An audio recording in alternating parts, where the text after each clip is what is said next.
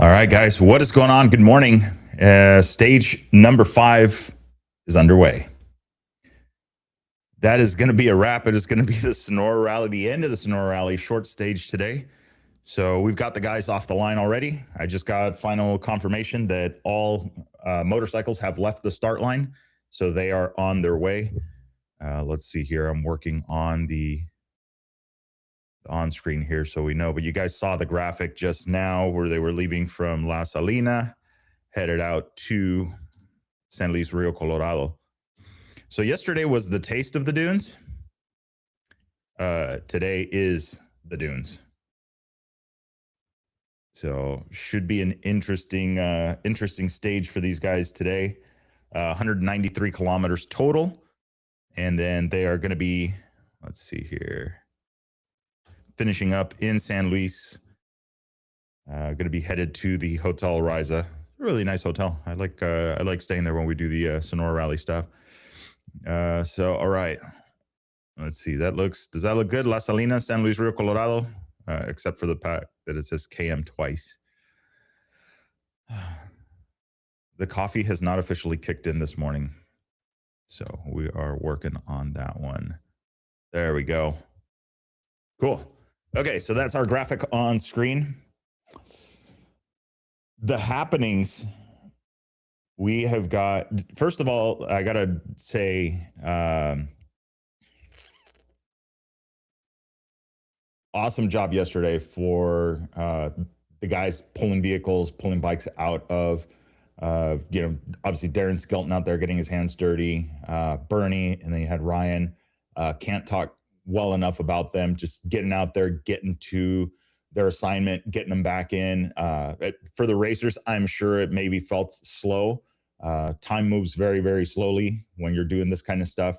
But it's a methodical thing. Everybody just did what they needed to do, and it was just awesome. Everybody was good. Everybody's back. They're enjoying the warmer weather, which today is going to be no exception. We are once again 90 minutes early today because of that heat. So we've been having this heat wave come through. Even here in San Diego, we're going to be expected in the 90s again today, and we're not even in the desert. We're on the quote unquote coastal side of things. So these guys are going to have a little bit more work. So let's hide the track. I don't want to mistakenly click on something over here. So today is definitely going to be a little more dunes as they approach and head into San Luis Rio Colorado. We heard, and you guys saw yesterday on the feed, we had Scott in there. He has worked on designing these stages for Sonora Rally. So he is very familiar with the terrain and has done a lot of recon in that area. And yeah, they are no joke. And so he knew, and he picked us out yesterday. He goes, "Hey, look at this note and see what we're seeing here." And it was absolutely wild. So give me just a second. Apparently somebody wants outside. I'm just going to knock the door down.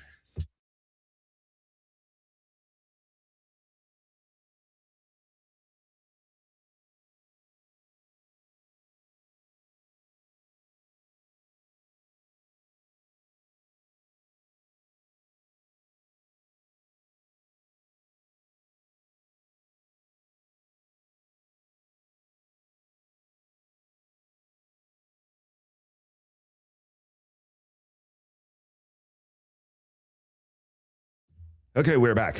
All right, so 193 kilometers for these guys today. Let's see if it will show the graphic. So 193 kilometers for them total today. You've got a liaison special of, let me see if we can get away with this. Yes. All right. Still getting used to this. We're definitely going to be more than likely changing streaming platforms for the next event. This was awesome. Thank you for all of the positive feedback. I've got on a lot of DMs. Hey, this is great. We actually get to see something throughout and during the rally that's a little bit more up to date, right off. And I do have to say though, Sonora Rally partnering with West by 1000, and then you have DBL Film House. that's down there as well, doing some films. The social media content coming out, if you guys haven't followed them already on Sonora Rally, you need to be doing so. They are killing it. They've got a really, really good content. One of my favorite photographers is down there is Justin Coffey. He's making things happen. We featured some of the pictures from Matthew McNulty as well. Really good eye on the camera. The videos, I saw a couple of the videos yesterday from DVL Film House. Awesome stuff. So got to check it out. But let's talk about the stage today. So La Salina to San Luis Rio Colorado is going to be 193 kilometers, roughly 120 miles.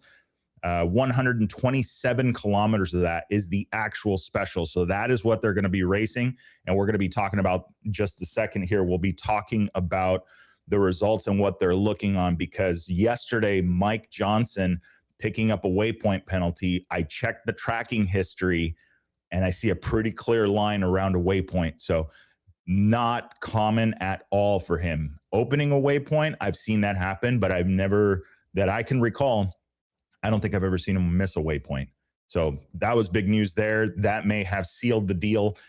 They were thinking about it in the dunes that was going to be the deciding day, but it really did not end up being that or on the longer stage was what they were hoping for. So stage 3 is what they were expecting that to be, was the deciding factor for the rally. It almost was until stage 4 happened and that waypoint was missed. And then that pretty much may have taken Mike out of the running. Kieran Naran, very efficient in the dunes, very effective in the dunes. He made up a ton of time and was able to capitalize on that mistake. So we'll see how today shakes down.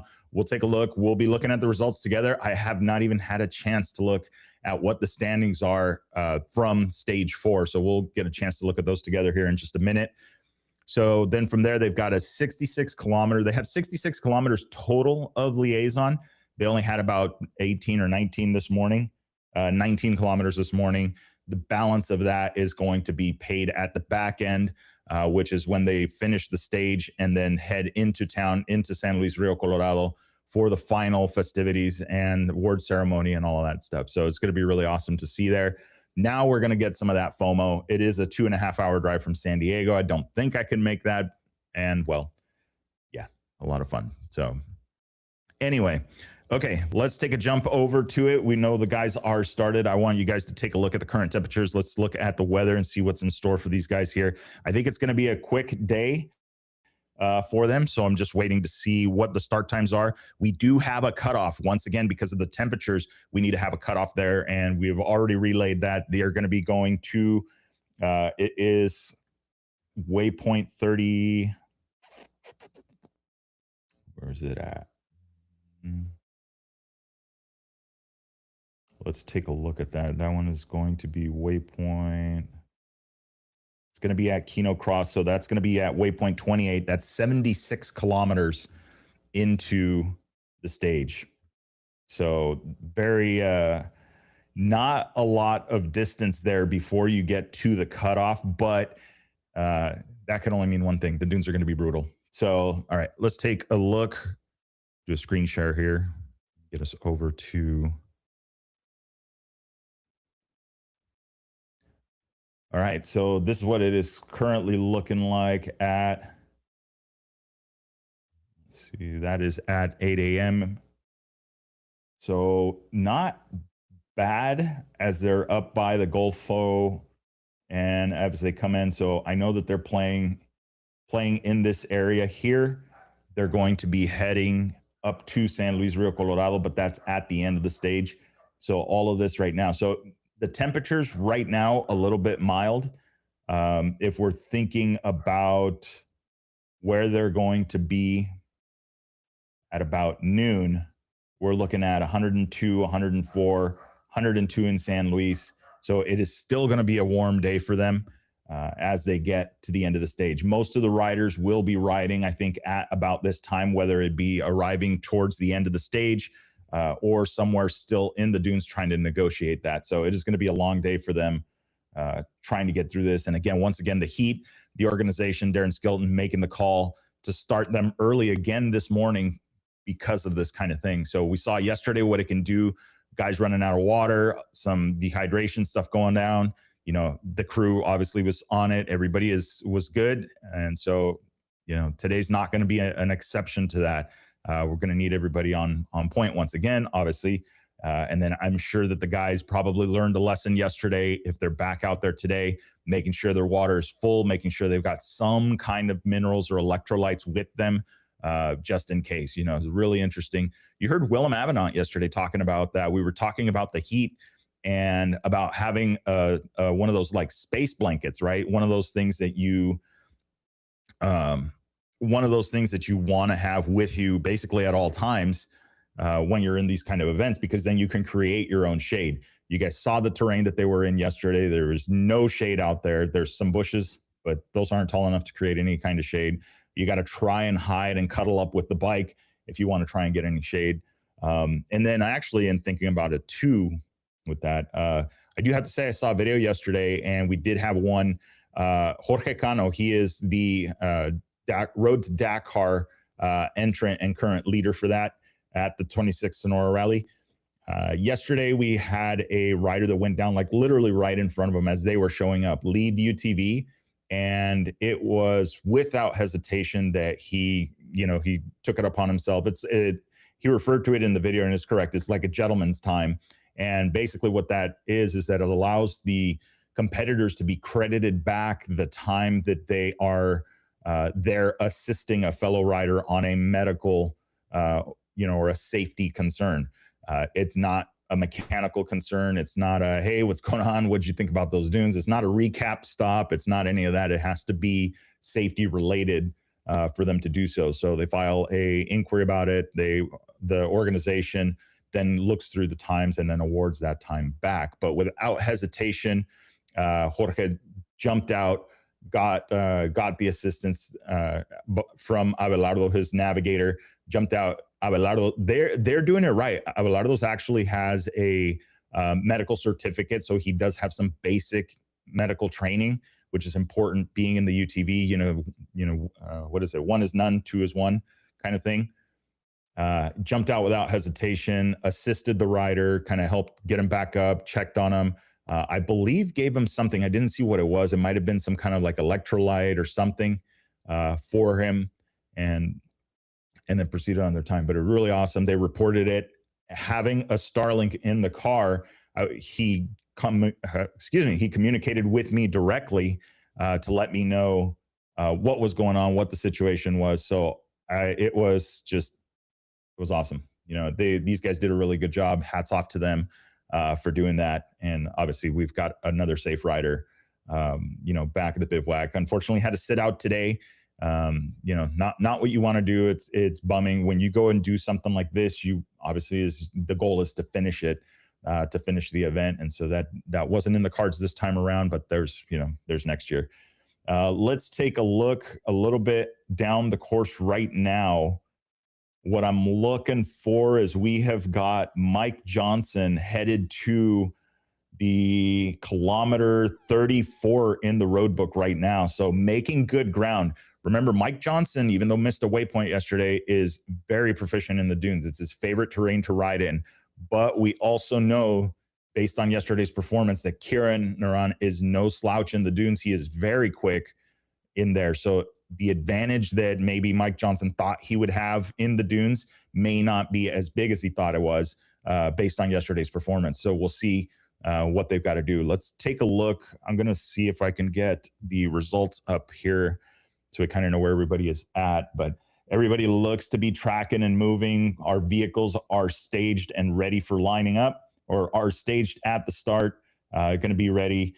Our first off for that one is going to be Mike Shirley, followed by Daniel Gonzalez, then Jorge Cano, Gary Payne, and then Kirk Contless. Kirk Contless, I believe, is going to be a DNS. They had some mechanical issues yesterday pertaining to the power steering. And unfortunately, I was told that they were on a trailer. They were headed home. Brutal day yesterday, having to drive a UTV out of the sand dunes, and they were buried in the sand dunes, way deep away from the highway. And the team Kirk drove that thing all the way back out without power steering. And that is brutal in the dunes because you have to constantly be turning. There is no straight line in there. So not an easy day for them. He made it happen, though. got thing back to the bivouac and onto the trailer. So we'll see smaller field, obviously, again, than today for the UTVs. All right, let's see if we can see what our results are. I want to look really quick. See, we've got 3 checkpoints along the stage today. They are going to be approaching the first one here in a little bit. So we'll have some splits. That'll keep it interesting. I don't see a... Looks like they've got, probably they're going to have fuel. See, there will be no fuel during the stage. So this is all business to make it happen. Very, very interesting. Fuel at kilometer 151. So kilometer 151 is going to be out of the stage at that time. So, oh man, this is going to be fun. We'll see how that shapes out as they get to it. Let's see here. I need to mark. I'm doing some housekeeping here on the timing stuff before we jump over to what I believe are the current provisional results.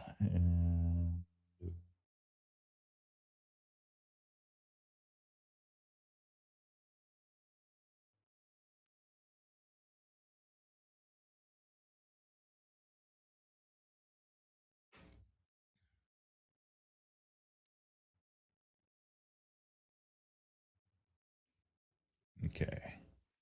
So that...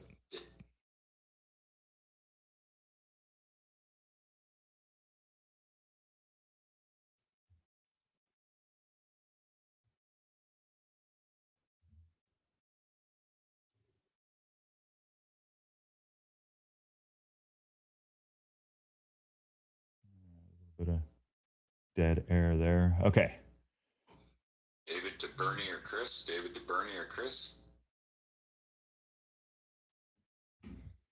Okay. Let's take a look. Go ahead.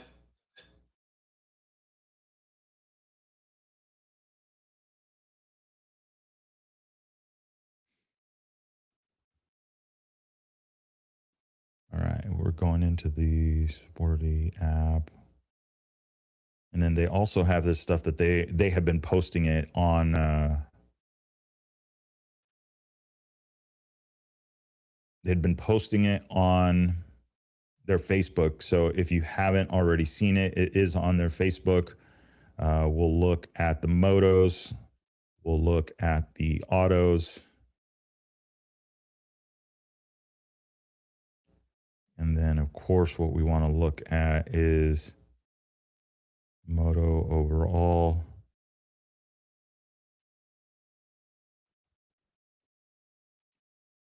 Let's jump into that one first, because that is the one that I think okay.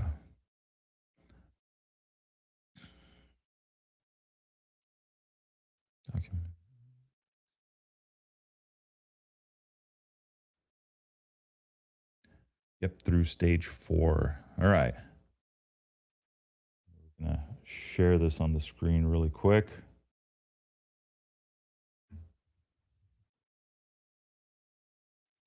So I think this is what we were looking for. See where the battles are at. Okay, so you see it up on the screen now. That is the current overall positioning. Kieran Naran going to be leading the way. Looks like with plenty of room to breathe. So 15:51 so far for Kieran, and then you've got Kyle McCoy currently second overall with a 16:31.50. Mike Johnson 16:39. So there's a battle right there, is between Kyle McCoy and Mike Johnson, which is going to be the battle for today. Both of those guys are good with running in the dunes. They enjoy it. From what I'm seeing and tracking, they are not that far apart from each other. So we'll see how that shakes out. Then you've got Ryan Norino currently sitting 4th overall, 17:27. He is the highest placed for the Dakar Dreams prize, and he is poised to, I mean, he's basically I talked to Antonio Nariño yesterday afternoon, and it was just brief conversation. But I told him, for Ryan today, it's basically you're out sightseeing, doing a tour, just making it happen. Just go out and have fun, ride the bike, and do it. And so hopefully that's what we're going to see out of Ryan. He's got no pressure. He's got room to breathe on that one. You've got Matt Lube. He's going to be 17:36 back. And then Armando Alonso Morales is 19 hours. So let me look really quick at that sheet. Dakar Dreams. So you have Armando Alonso. I don't see Matt Lube on there. So the closest competitor for that is going to be Armando. He is currently sitting 6th, but he is going to be 2 hours and change back. So really all Ryan needs to do is just bring it home to the finish line.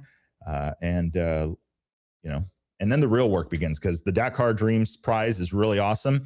But you still got to earn the entry into the Dakar Rally. It's not a guaranteed entry into the Dakar Rally, but it does help with the price of admission. So we'll see how that one goes. All right, we'll keep going down. Josiah Skagen currently sits 7th overall. Micah Smith, 8th. Alex Rouse, 9. Michael Burns, 10. Paul Mumford, 11. Awesome video yesterday on the Sonora Rally Instagram. If you haven't already seen it, you want to check it out, of Paul Mumford. Just sitting there having fun. Scott Thornton currently sitting 12th.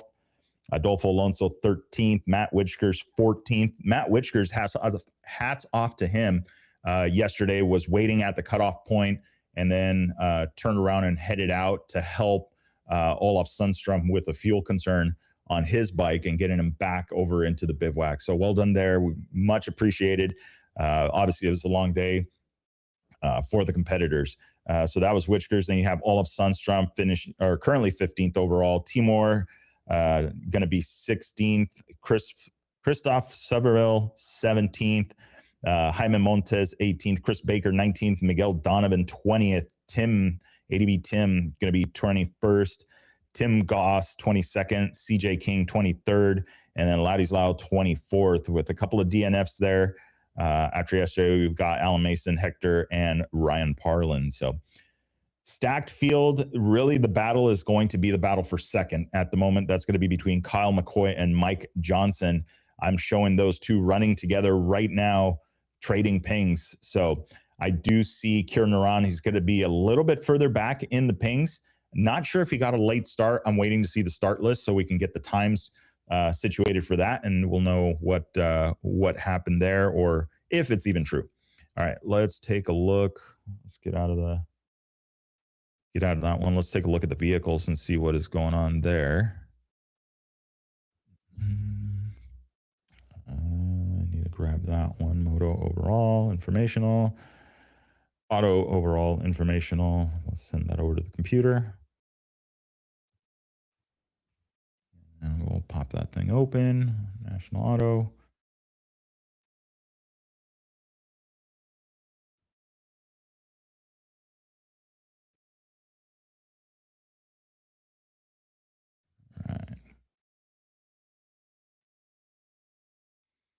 All right, there we go. Up on screen, Mike Shirley leading the way.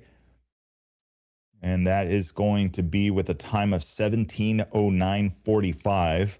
And then you've got Jorge Cano in the number 2 spot, currently 18:05:58. So he's going to be about an hour, a little less than an hour back.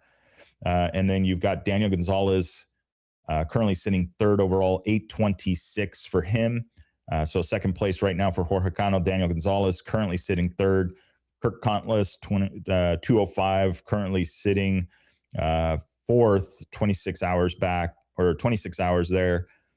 You do have a couple DNFs now. You have Stephen Brink, 2:03, Gary Payne, 2:01. Those guys are hanging out back. And then you have Jorge Lamont and Larry Trim as withdrawals. So short field for these guys, but still a competitive field. I mean, even though they're in different classes, this is still the overall. So really good to see it. There's going to be pretty much everybody's just cruising back to San Luis. I don't see any real battles that might shape up other than between Jorge Cano and Daniel Gonzalez, but you're looking at 21 minutes. Jorge Cano is no slouch in that car. He is quick, but so is Daniel. So I don't know if he's 21 minutes difference quick, but we'll see. It could be some downtime getting stuck in a dune. It is hard to bury these things. They are all-wheel drive or four-wheel drive. So we'll see how how they get on. But yeah, I think pretty much I don't know. Maybe there is some strategy to this, because if you have, I'm still seeing Kyle McCoy and Mike Johnson pretty much pinging together on the tracking. So Mike doesn't necessarily need to beat. I mean, he may. Let's see. Mike does not need to be in front of Kyle by. That was stage 4. Let me go back to this. I literally just talked about it and I already forgot about it. Okay, yeah. So, yeah, Mike Johnson needs to pull just under 8 minutes off of Kyle McCoy's time. So if they're riding together, Mike Johnson has made up 2 minutes, and then he's going to have to find an additional 6 minutes ahead of him, which could be totally possible. He could be waiting for that opportunity a little bit deeper into the stage. But yeah, they are making their way. So it's time to call out. Let's see where they are at.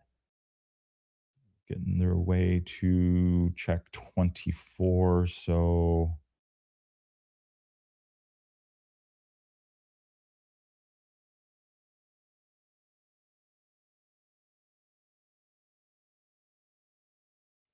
all right.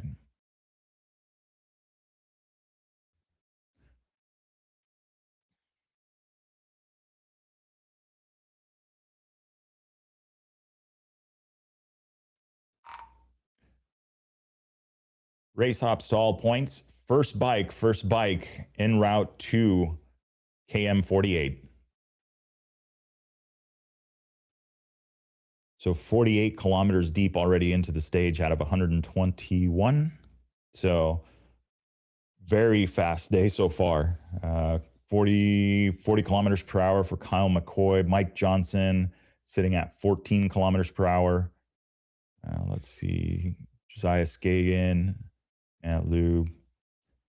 Yeah. These guys are running around. It is going to be a short day. We do have a cutoff time. I do actually need to get the start times for the bikes.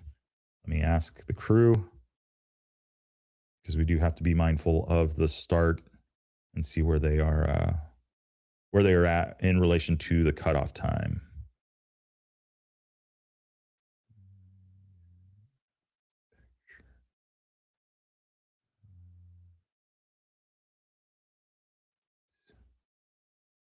Okay, so while we're waiting for that, so they do have basically 3 hours to get to Kino Cross, which is going to be 76 kilometers in. So they're going to have to stay with the program. Right now, everybody seems to be moving pretty quickly through the dunes. So I don't foresee that being an issue. 3 hours to get to the 76 kilometer mark. But, sometimes that's only a few dunes away, and then you start slowing your pace down pretty good. So we'll wait to see more here in just a second. Waiting on, once we get the vehicles off the line, which is going to be happening here in about 3 minutes, the first vehicle will leave. Then we've got a 2-minute interval for each vehicle. And then that'll be a wrap, and then we can start. We'll start on the map. So these guys so we can all see what is going on there.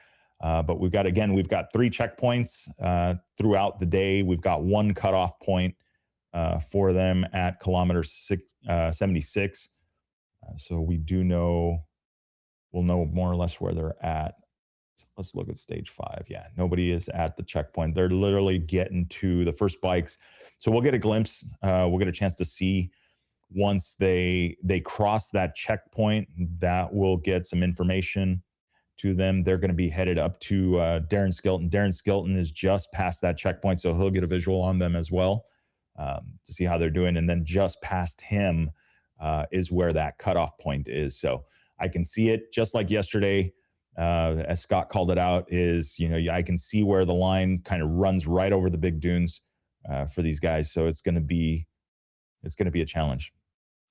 it's always interesting to see the lines on this and how they choose it, because it's almost like you pick, or they pick an area that seems like the dunes are a little smaller, and then it just like sends them right to the big ones right when they thought they were going to get a break. They get sent into the or not probably, the biggest dunes on the satellite image. I mean, you zoom out and you can still see them, so I'm pretty sure that's a gnarly dune. And even now, where they're headed into, they are going to be cresting what I think is the actual biggest part of this stage. So I'll show you guys here in a little bit once we get the vehicles off the line.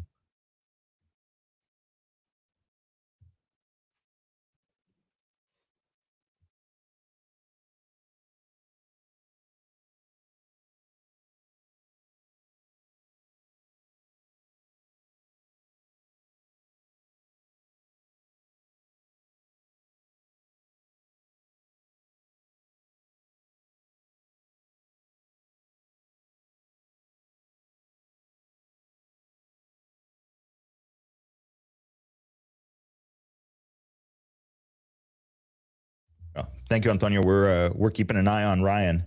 He's out for his Friday afternoon ride. So really good there so far. Can we give a recap of the stage yesterday? Yeah, let's take a look at that. We talked about it right at the top of the show. Is the big news yesterday was a missed waypoint by Mike Johnson, and I think the beginnings of this was stage 3, the longest stage, was going to be a deciding factor. It did, in a way, with, I believe it was Kieran once again picking up a speeding penalty. However, it didn't put him that far behind Mike Johnson.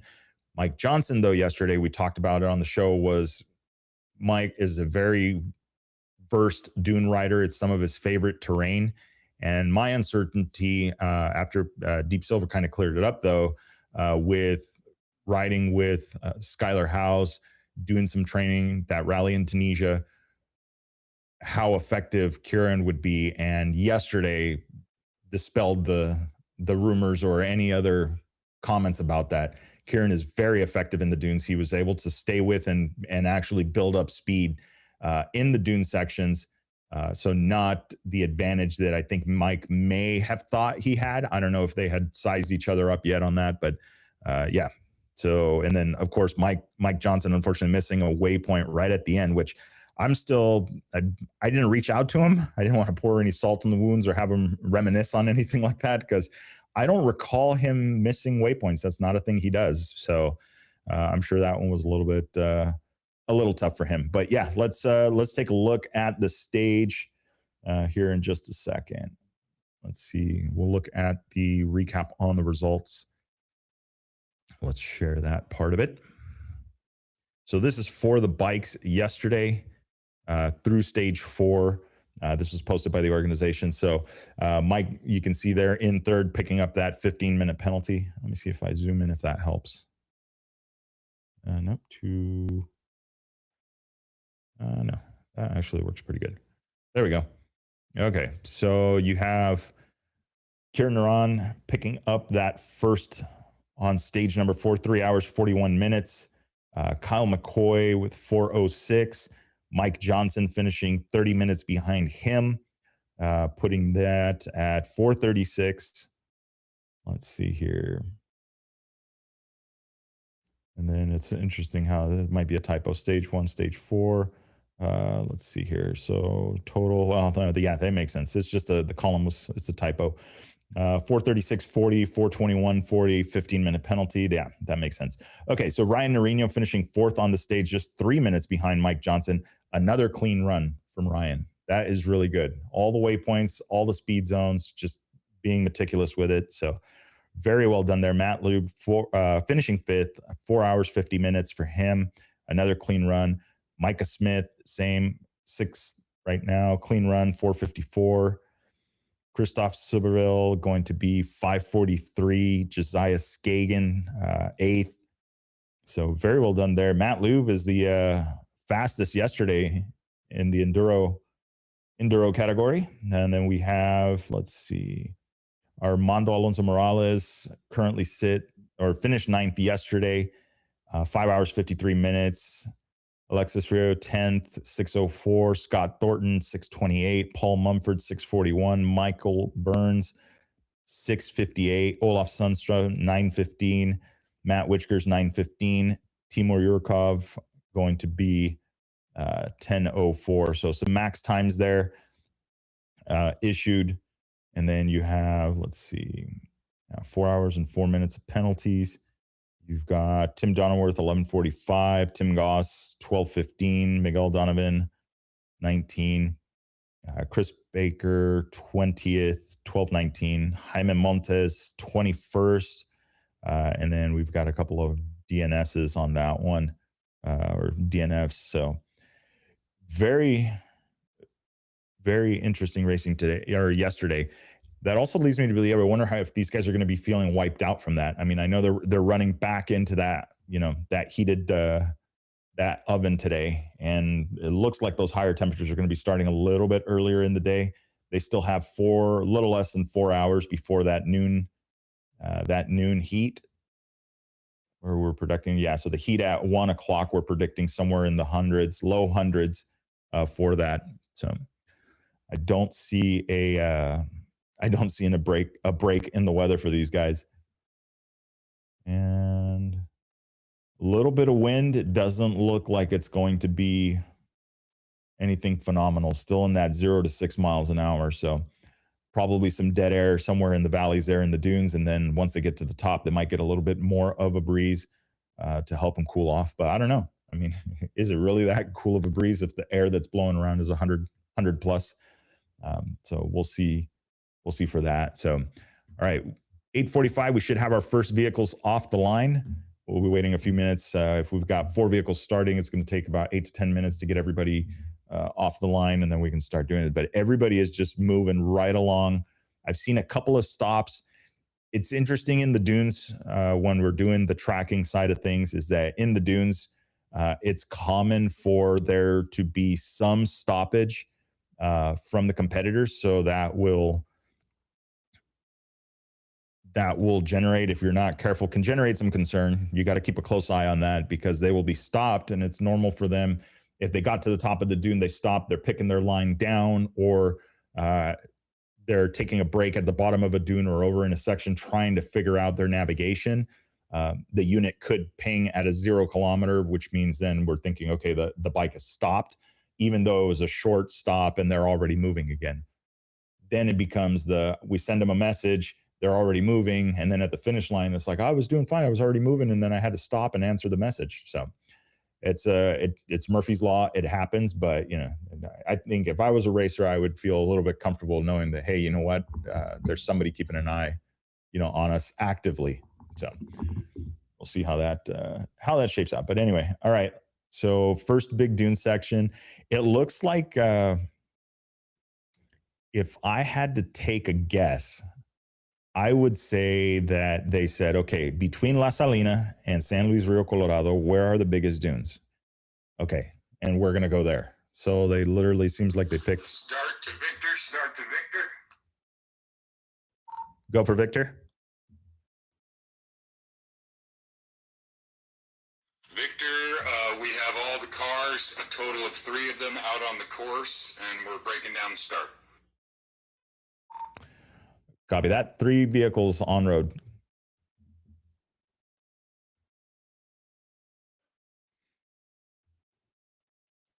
All right, so we'll let them do their thing. Don't think, let's see, if the first bike is at 7:20, 7:35. And Victor, Stretch, and Russell have reached the finish line and will begin setup shortly. Copy that. Finish line being set up.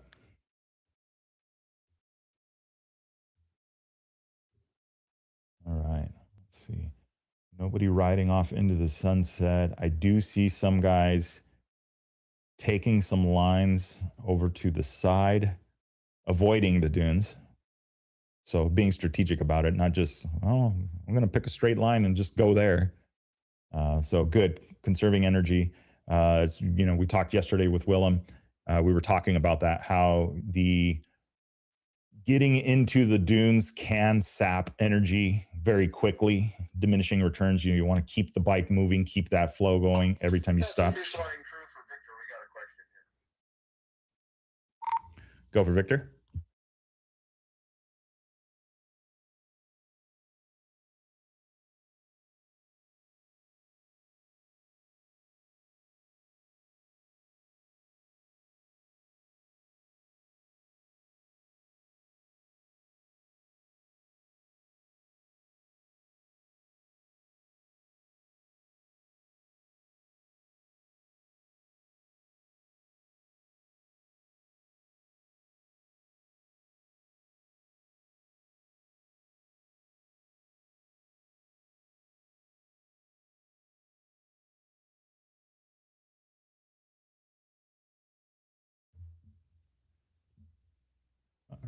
All right.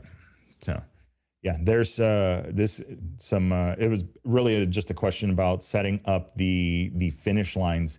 Uh, Start lines and finish lines are very very critical on this. You have uh, on the, for instance, for the rally comp, typically in rallies you do a flying start, so you will have a waypoint where you do your staging. It's usually, I mean, I've seen it really, really close, and I don't necessarily like that, but you'll have like 100 meters, 120 meters. I think anywhere between 100 and 150 meters, I think is a sweet spot. And that allows the rider to leave the start line where the official is and doing their countdown. And then it gives them 100 to 150 meters to pick up speed before they reach the timing mark. And that in at the beginning of the stage is the depart selective section. That is where the timing starts on the rally comps. And then as you get to the finish line, it's the opposite. So you'll get to the finish, you'll have that warning, or you'll have that light up on the rally comp.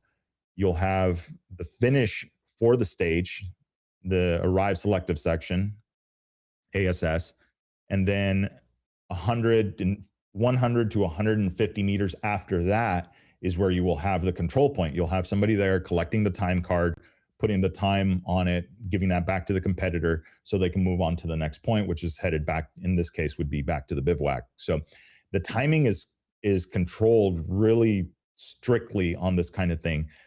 And then you add a whole nother level of it. This was something experienced, a few years ago when it was the W2RC round, is the timing controls set by the ASO and then to the FIA, FIM spec. These guys are down to like the millimeters with it. I mean, they had a guy that was going around to every start and finish, and he was like an auditor for the event. And that's somebody that they bring, and all that person does is basically audit the start line and the finish line to make sure that it is spot on.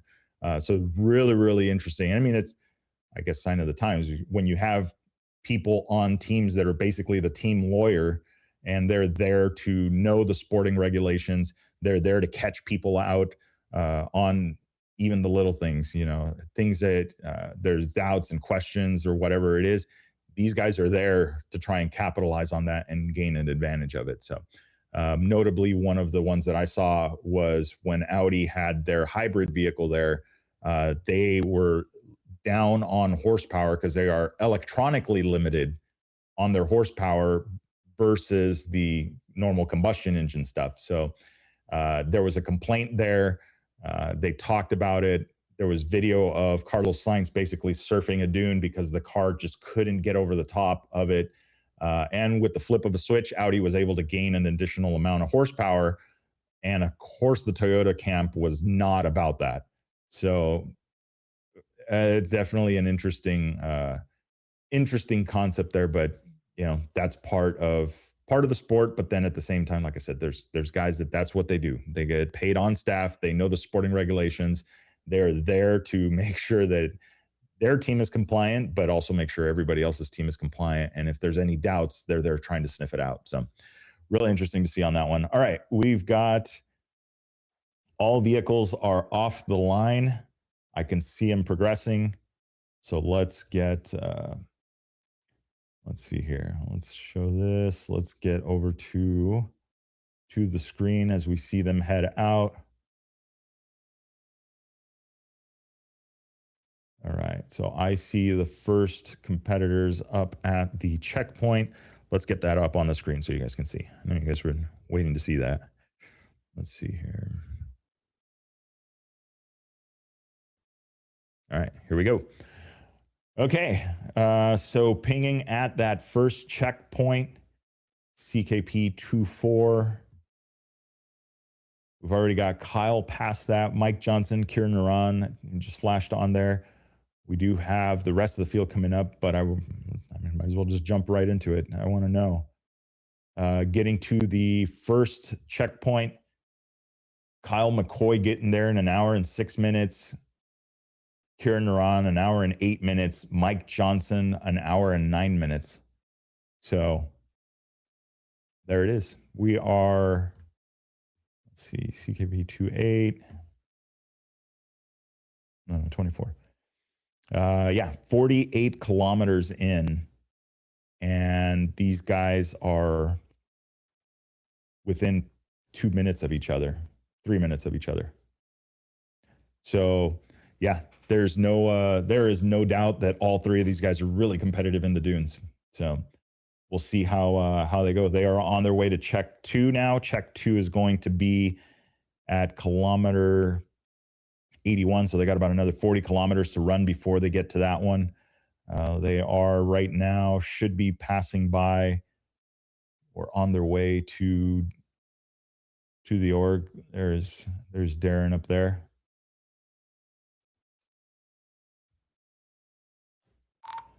Darren, go for race hops.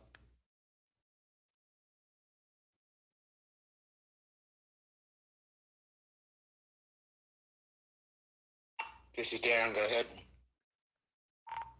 Just a heads up, you've got rider 21, rider 8, and rider 1 headed to you right now. Copy that. Right. So they are, let's see, as the crow flies, how far are they from him? Yeah, 6 kilometers. So they'll be there in no time. All right. So here's our checkpoint. And then here are the guys here. So we've got Alex. It is 8:55. So we'll give him 5 minutes here.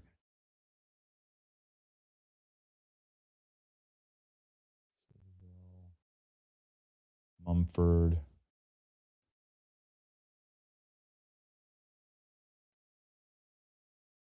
Which group's riding together? Let's see who's the guys. Then is with Armando, Timur, Michael Burns.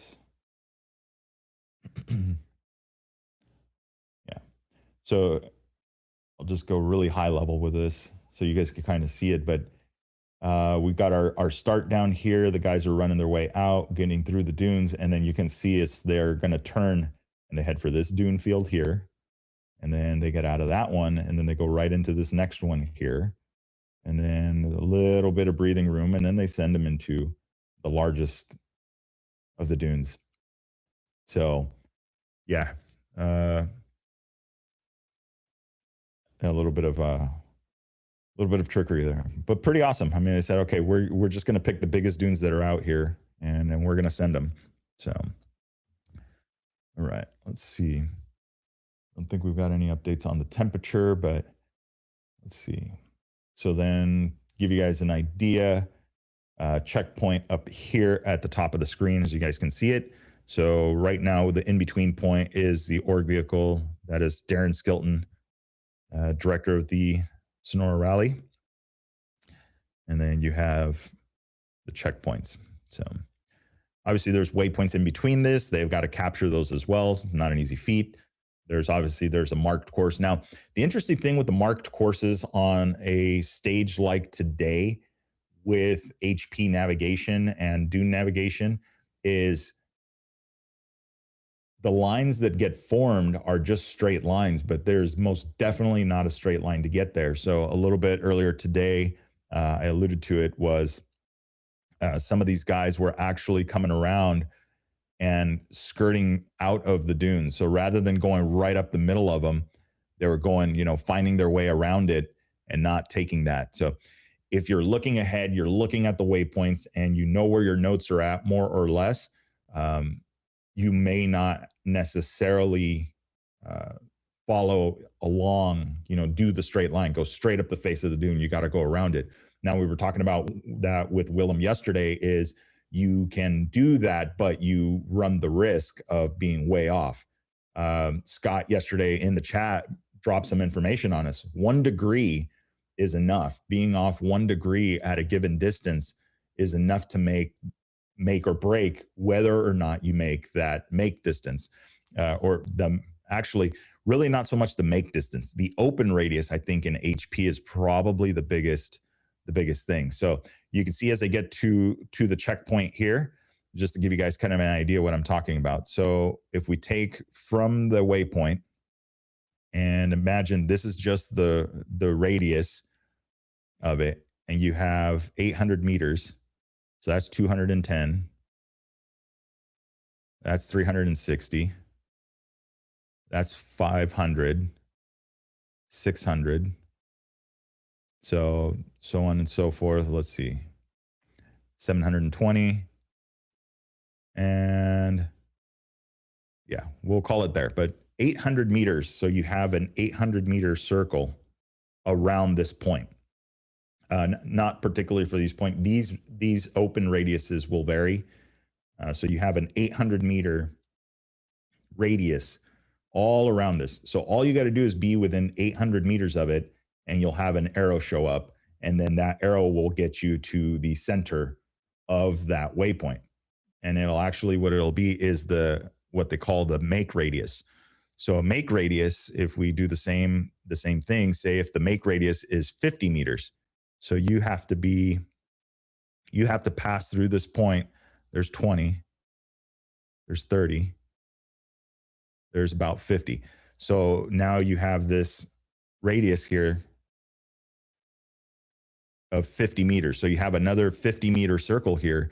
Now you have to get within that 50 meters to make it. Now this can also change as well. Could be 10, could be 20, could be 30, could be 40. The organization can control that side of it. Now, there are standards when you go to the Dakar. This type of waypoint has this kind of open and this kind of make radius.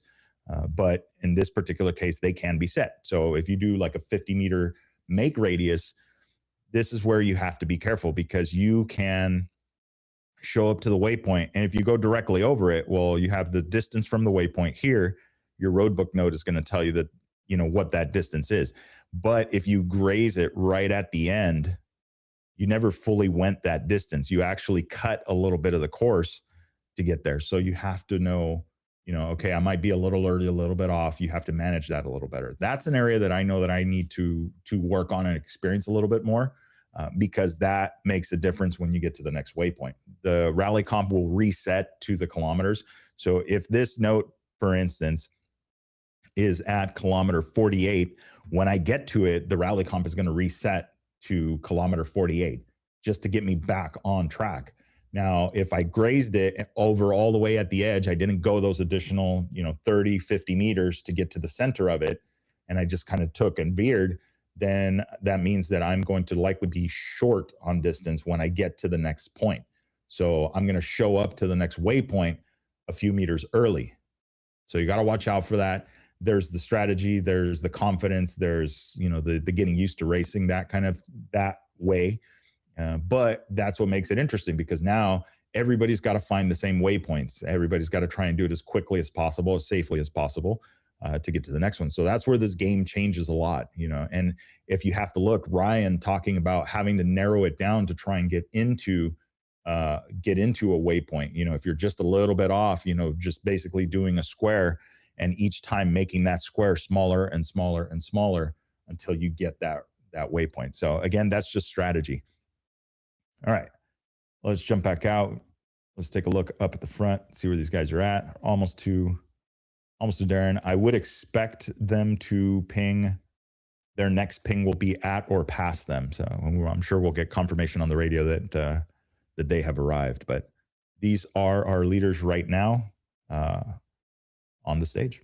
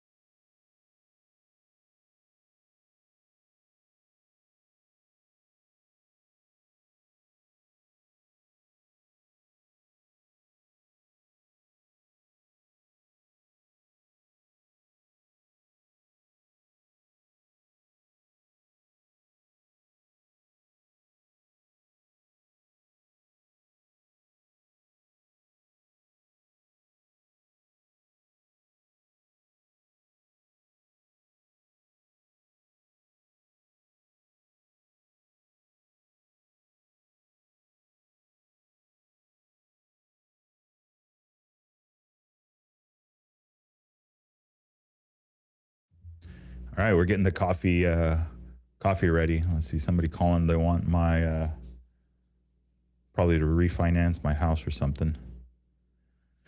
Oh, the spam callers. All right, first riders you see there, McCoy, Johnson, Naran, all through that first checkpoint on their way to the second checkpoint, just getting past Darren Skilton. Then it looks like we've got these guys coming up. Alex moving. Uh-oh. Okay, so this is where we talk about sometimes people riding off into the sunset. Everybody kind of heading out this way. Oh, there we go. I kind of figured it out. So it might be the easy way. You know, we're looking at the dunes. A little bit of an easier way, maybe this way. Sometimes probably something in here. Yeah, still very, very, very big dunes. So obviously we're going to keep an eye on this because we don't want a continued path this way. However, this could just simply be they've found their way and then they're going to turn in through here. So if there are any waypoints in this area, they're going to get to a point in the road book where it's like, well, I should have gotten to this waypoint. So we'll be keeping an eye on that one in particular. Christoph Suberville. Let's see where we got going on here. We got everybody else. I mean, these guys are, you know, the bikes are moving. They're making their way. But here comes the vehicles. So we'll keep an eye on these guys. These guys are going to have a time limit, and we got to kind of worry about that because that, again, is at kilometer 76 for these guys. So they've got 3 hours from the time that they start, where they take their start time, to get to kilometer 76. So we'll see how they're doing here in just a little bit, but working on going to work on getting those start times. I need to get those. Let's see.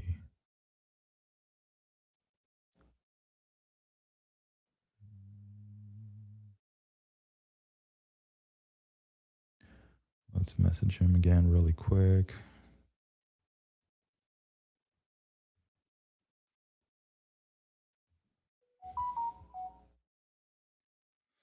Oh man, the phone alerts you get on. How do Android people do this? The amount of alerts that I've been getting is wild. Very wild. So, all right, I'm gonna grab coffee is gonna be ready here momentarily. So get that going here. We will leave it this way as we can watch people head out and about. Be right back.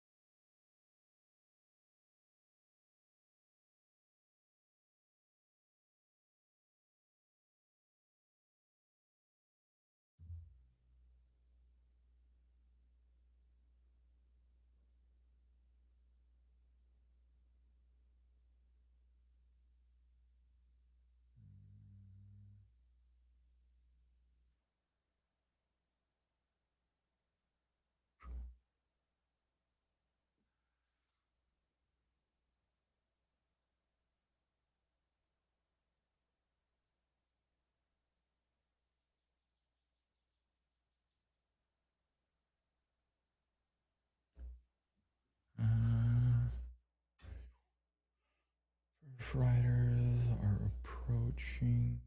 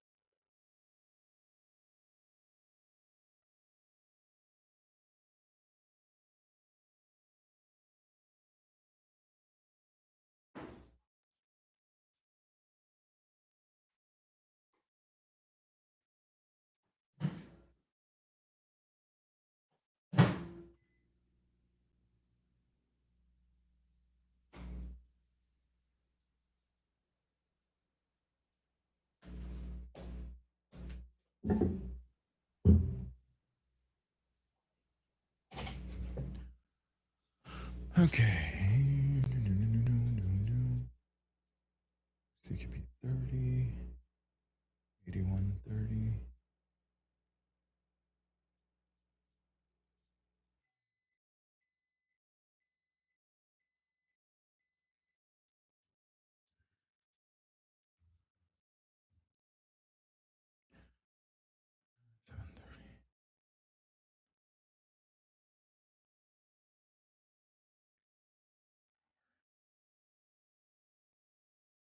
Roughly about 40K.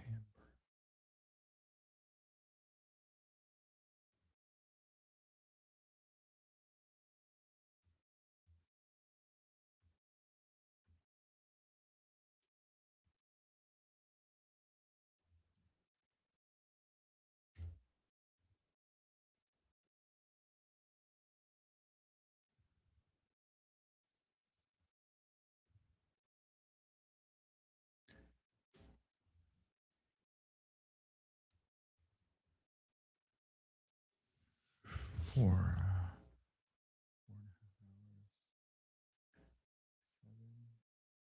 30, 30, 9:30, 10:30.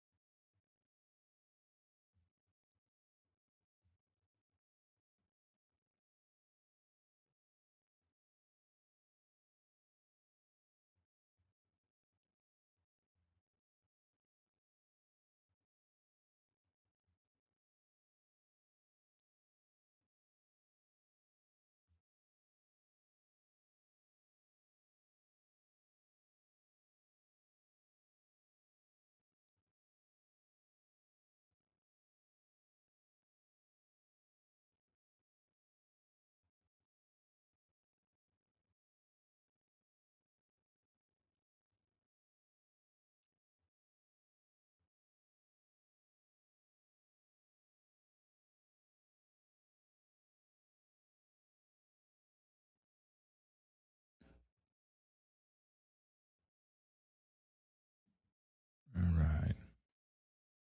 Okay, just working on ETAs. We're thinking our first bike is going to be back at the hotel. If math holds true, and loosely speaking, we're at about a 40-ish kilometer per hour average right now. So these guys are moving. So I'm expecting them to they're getting to the halfway point. As it works out, that second checkpoint is about the halfway. And that's including a liaison at the end of the stage. So total distance, that's about the halfway point. So these guys are flying. That's going to be almost 80-ish kilometers that they've done. The lead rider would have done in just a tick over 2 hours. So very, very quick. So we'll see how that progresses. But we're looking for the start times. We got to make sure we keep track of these guys down here and make sure that everybody's going to be crossing. We have now Christophe Souville going back to a known location, probably going to turn back around and try and catch the tracks again. The one thing about being here in the pack is that you do have more tracks to follow. It takes a little bit of pressure off of the navigation. You still got to ride your own book. Everybody that I've heard that teaches rally classes, they always say the same thing. You know, it's one thing, yeah, you can follow, but it's dangerous when you start following and you stopped following on the road book. So now you get lost, but you don't know which note technically you were at anymore. So then it forces the situation of having to open a waypoint or hope that another rider comes up.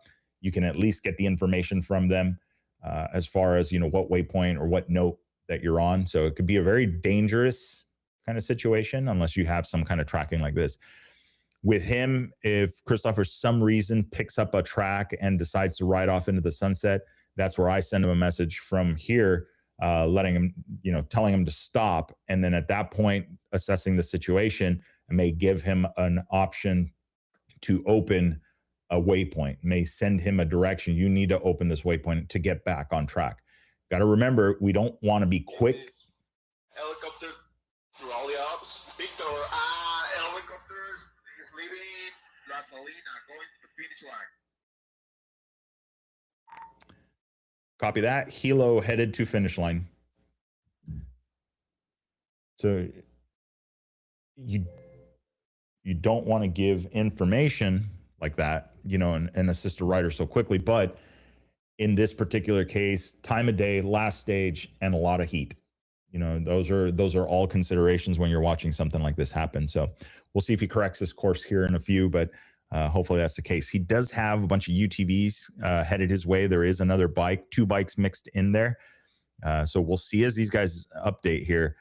You've got Donovan, Tim Donnerworth, and then I believe it's Timur. No, Timur. You'd think I'd have everybody's names memorized by now.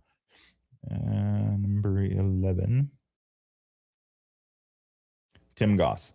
We've got Tim Goss, Tim Donnerworth, Miguel Donovan, all back in this area here, mixed in with the UTVs.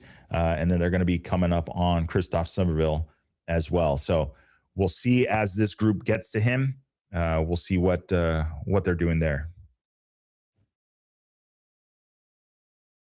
Everybody's kind of following a line. You got a little bit of a train going here, so that's good. There's Timur. Finish line to the world. We are set up and ready for our first customer. Over and out. Copy that. Finish line set up and ready.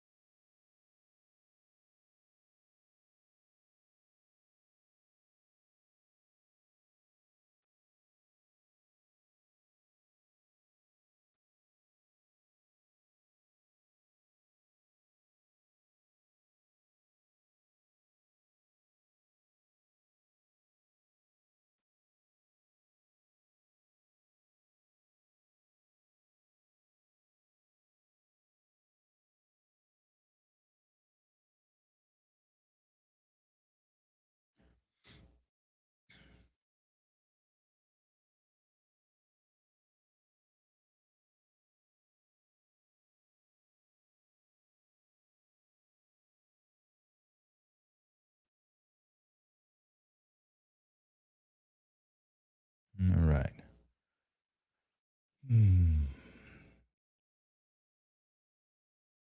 There we go. So that's what we're talking about. So it looks like Christoph finding his way, probably went back to a point where he knew exactly where he was and then got back on track. By then, probably had some additional tracks to follow. He may have veered a little bit more over here and then started running by himself. So good. It's good to see that. He is figuring it out. Now we just got to keep an eye on these guys back here.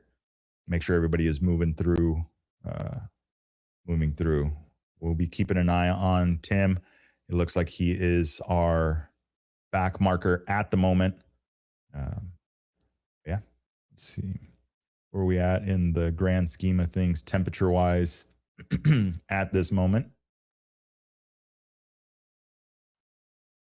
Not bad. We are still high 70s, getting into the low 80s as they work their way. So even 79 is not bad in San Luis, especially if they've got a good breeze going. And so once they get up out of the desert, there is, you know, it is pretty flat out in this area, obviously. So we'll see, you know, hopefully the temperatures are a little bit cooler for them, but they still have to make it through and get out of this region. So maybe not bad.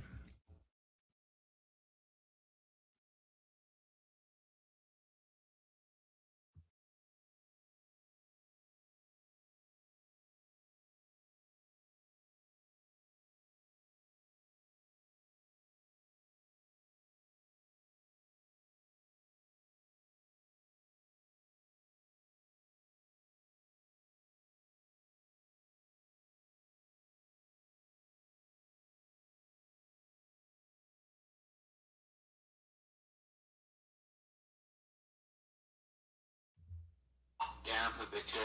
Oh, what does it mean when you can't see through this?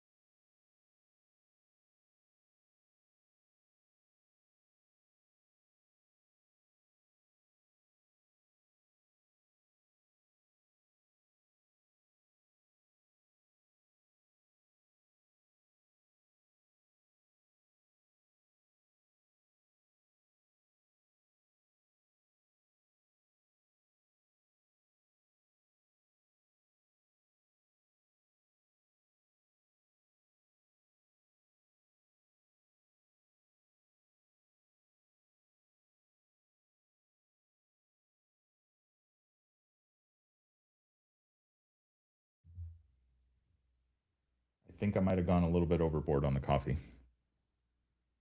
It's going to come out pretty dark.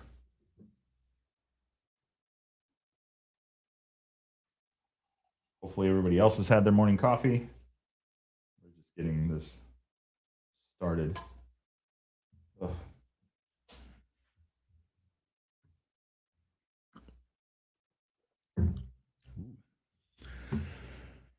That's pretty good. Okay. Let's see here. All right. We got some guys stopped in the dunes.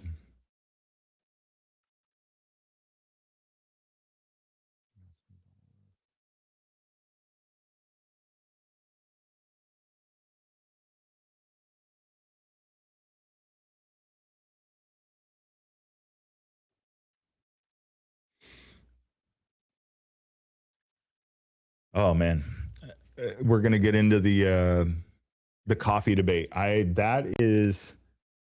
had some Bustelo, and then I ran out of that, and then I found a bag of this Starbucks stuff that I bought at Target for those,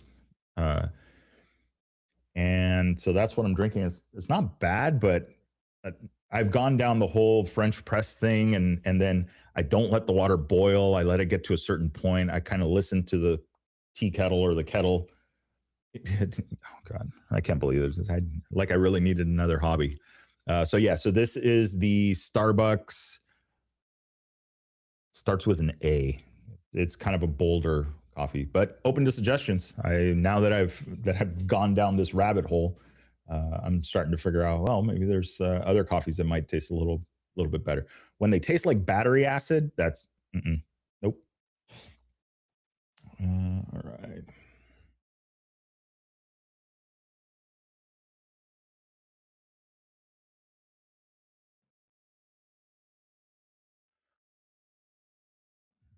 Not bad.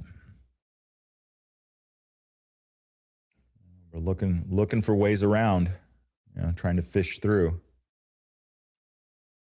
This is sometimes difficult to look at. You got to remember, shadows, what those kind of look like. For me, I sometimes it gets difficult to tell, like, are they in the valley or are they on the peak? So let's see what's going on here. We got notifications.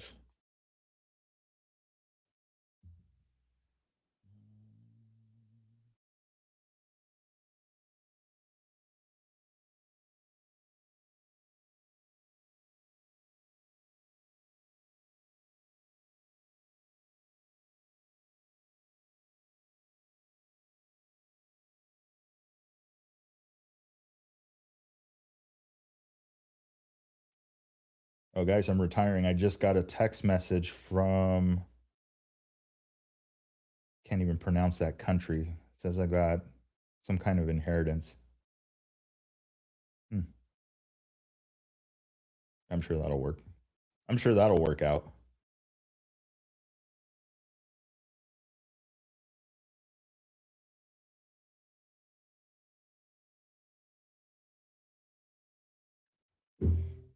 All right, let's see.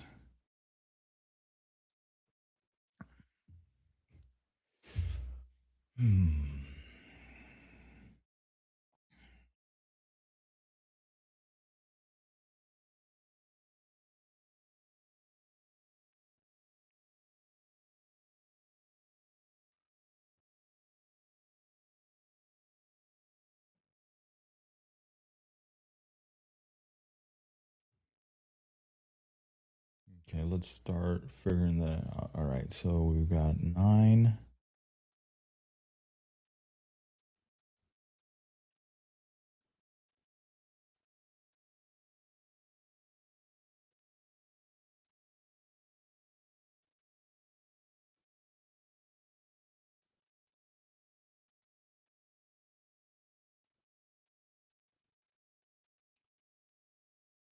Uh,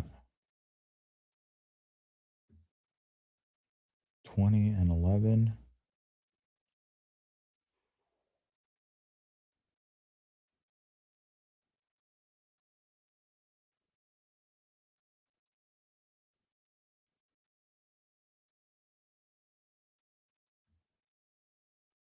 there we go. 27 and 19.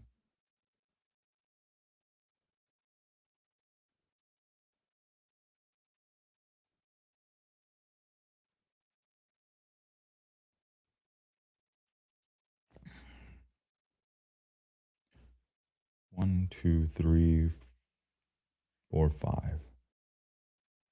Okay. All right. So yeah, this is the stuff we got to keep an eye out. Now we've got 5 bikes that are behind all of the vehicles, so they're kind of out on their own.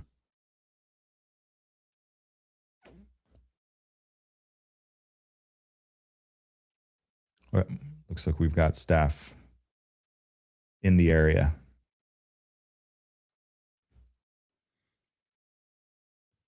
All right, let's see what's going on up here. All right, looks like we've got our first guys out at that checkpoint. So let's jump over and hit that refresh.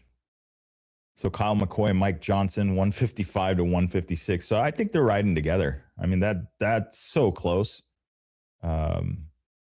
You know, Mike Johnson departing a little bit, or right behind. So Mike Johnson would have been 2 minutes behind Kyle McCoy at the start, and it looks like they're within a minute of each other. So yeah, they're riding with each other on the way back up. Kieran should be coming through here momentarily. We'll see where he's at time wise, but my guess is he's going to jump to the top once he crosses that. So again, you can see it. It literally says provisional at the top. This is just raw data type stuff. So, all right.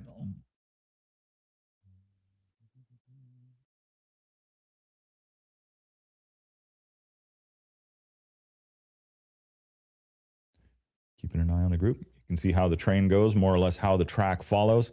Obviously, there are waypoints that they got to get through in between all of this, but I'm going to zoom it on in there so you guys can see as they arrive at that checkpoint.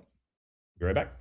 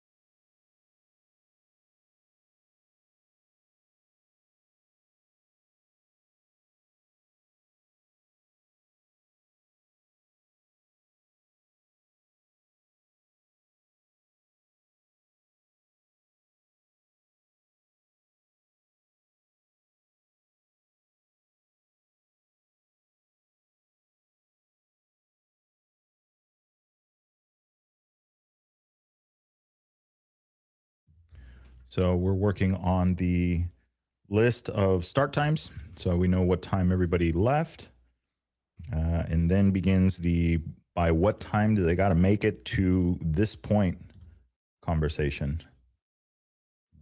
Again, don't want to shoulder tap anybody, but yesterday I believe doing this is what effectively kept people safe, kept people moving. Even though it was still a challenging day, I can only imagine it probably would have been a little bit more had it not been done. So let's see here, 8.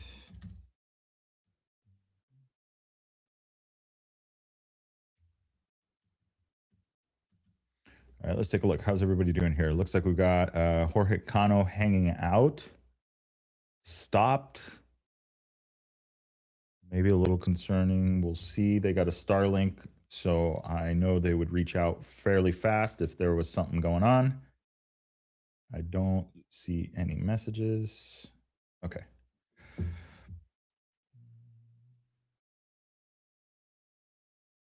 And Tim Goss.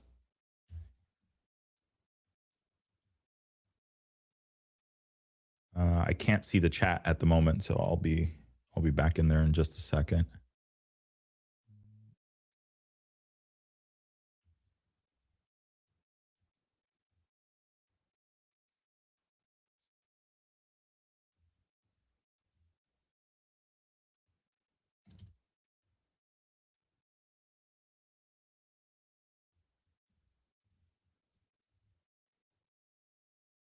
Okay.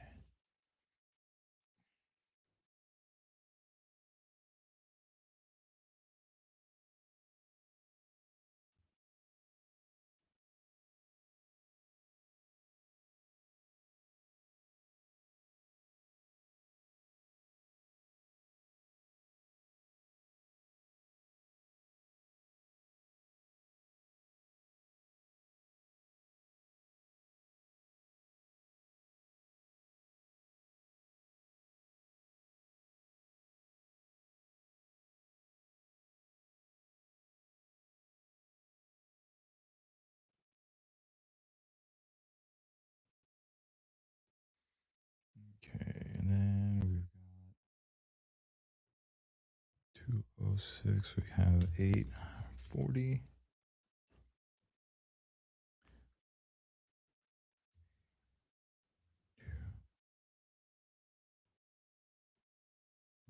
Kano.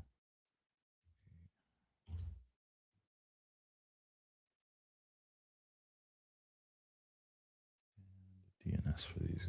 All right.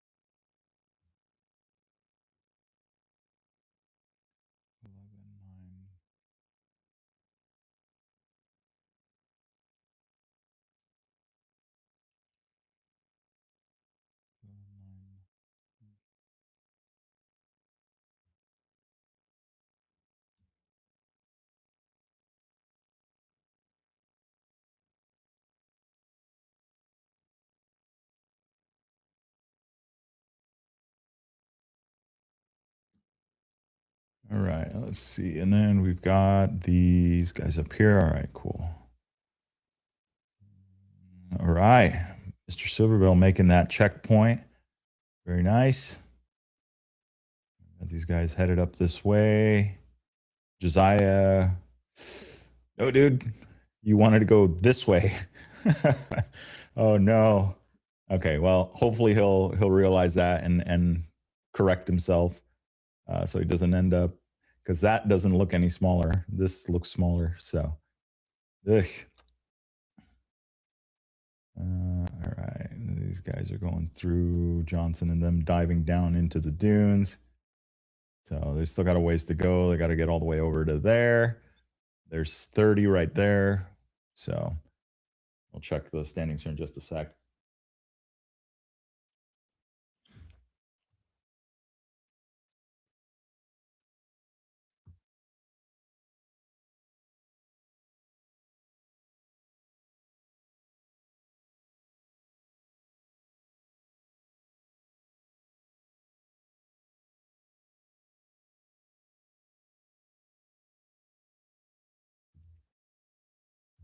Yeah, Danny, I told you they're the team they have for social media is doing a really good job. That's for sure. Okay, let's take a look at the leaders. Leaders have all cleared the second checkpoint. They're on their way to the third checkpoint. It looks like they're playing down in the dunes over here, working their way. Kyle McCoy says, "Nah, you guys go do that. I'm going to go this way." But let's take a look what it looked like through that second checkpoint. Wait for it to refresh here. Let's see. All right, we've got through Superville 156. I don't see any tight battles. It's only going to be the top three. So waiting on a refresh there. We'll probably get Kieran's time here in a little bit. It looks like he's already been through there, though. Yeah, looks like he's already been through there. Let me check another. There's another area I can check. It is not a. We talked about this yesterday, day before, is that Mike Johnson is always developing something. He's always working on something. So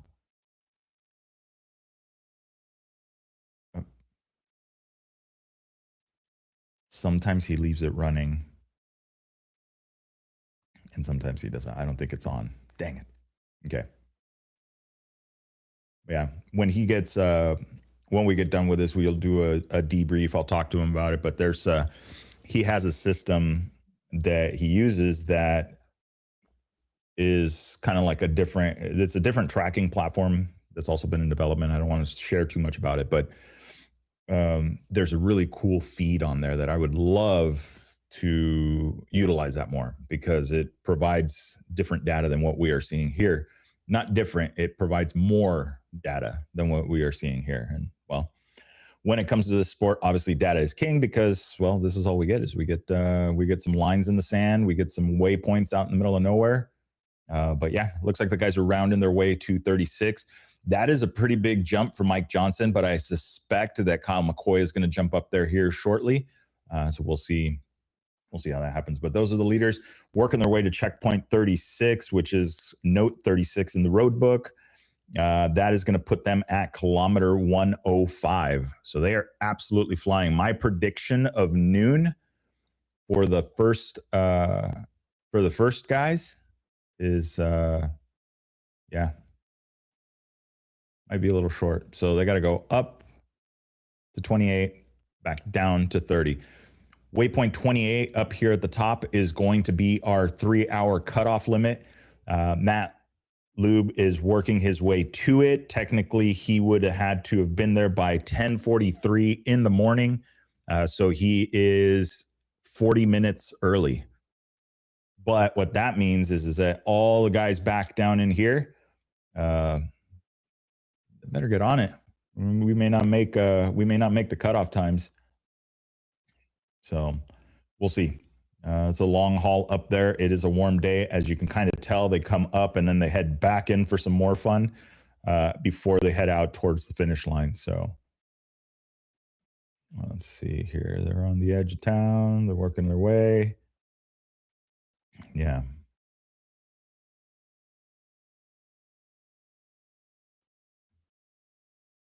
Let's see.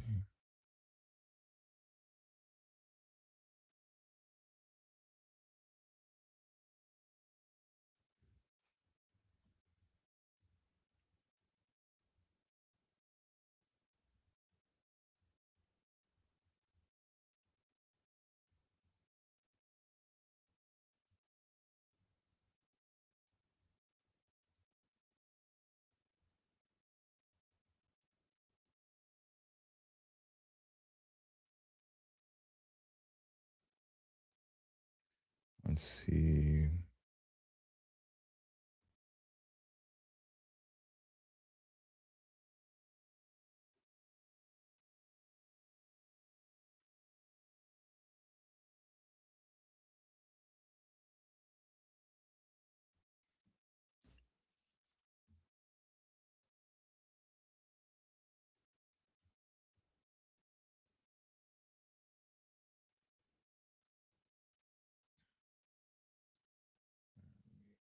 I'm going to check something here really quick. You guys keep an eye on the weather here for a second.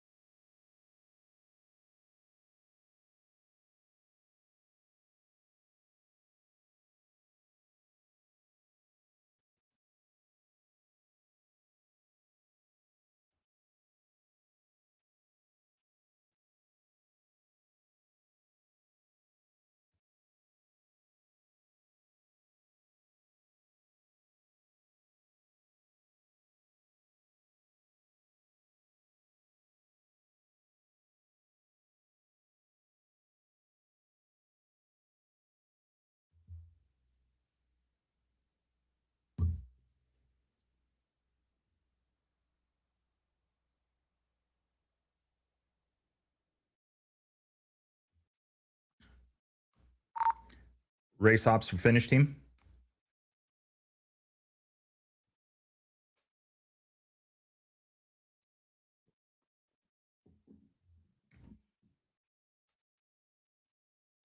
Kilometers.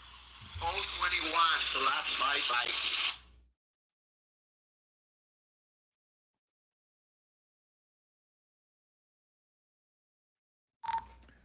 Copy. Thank you, Eric. Yes, we are keeping an eye on them.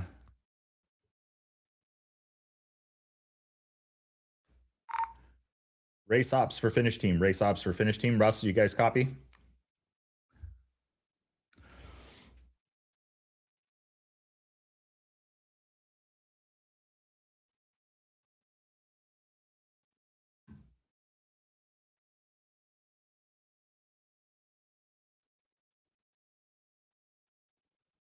Now, here's an interesting one. Now, did Josiah maybe see some people out here? I mean, those are pretty big fields. I don't think he would have seen somebody there, but a little bit off the beaten path. Definitely keeping an eye on that.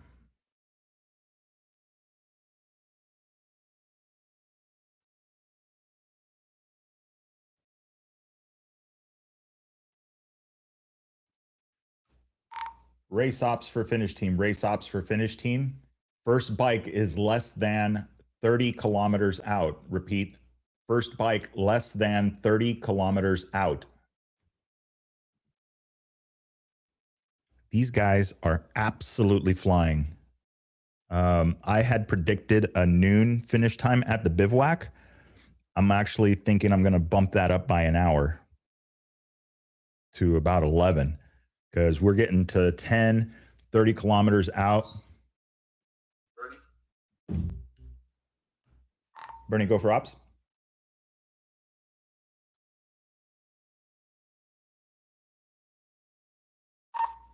Is there any vehicles south of my location?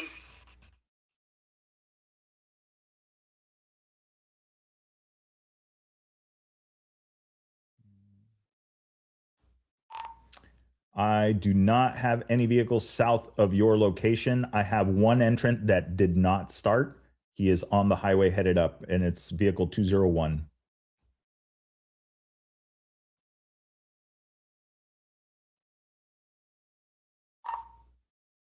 Jennifer, we'll keep going north here on the side of the dunes.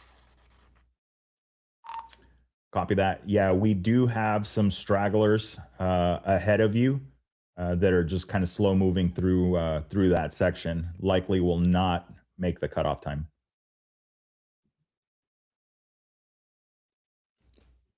Jennifer, we'll go a couple miles up north and I'll hang out. Copy that.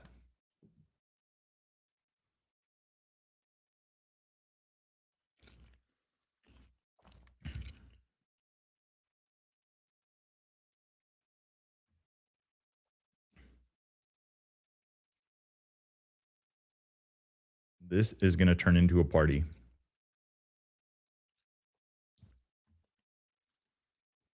All right.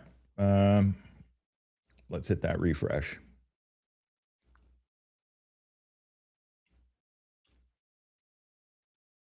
All right.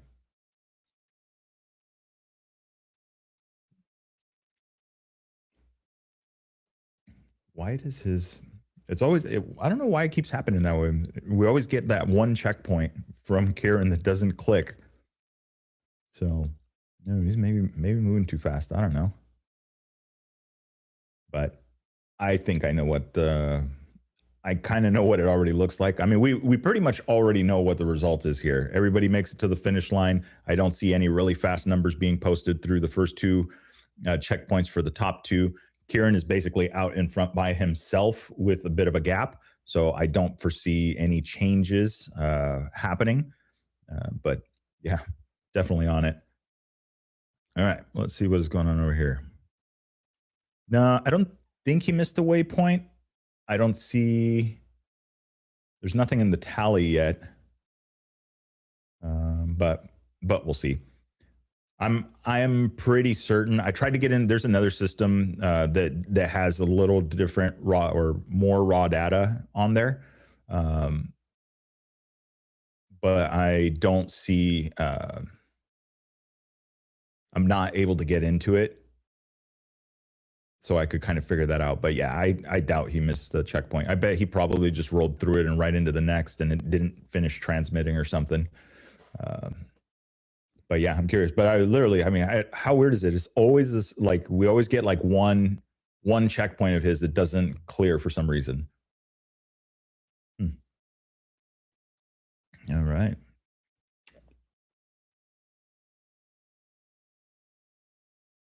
He is moving though. I do expect this to jump pretty far. Let's get a message over to Mr. Skagen, see what is going on with him.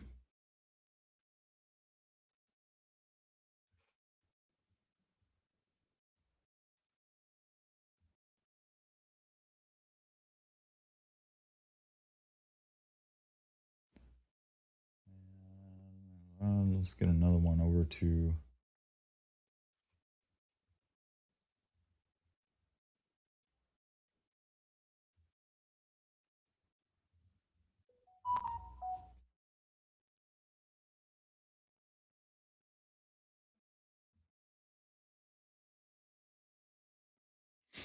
Okay, let's see here. 22. What time did you start? 22. Michael Burns, 10:56. You have an hour to make it up there. A bit of a ways. There's Darren camped out, hanging out at the dunes.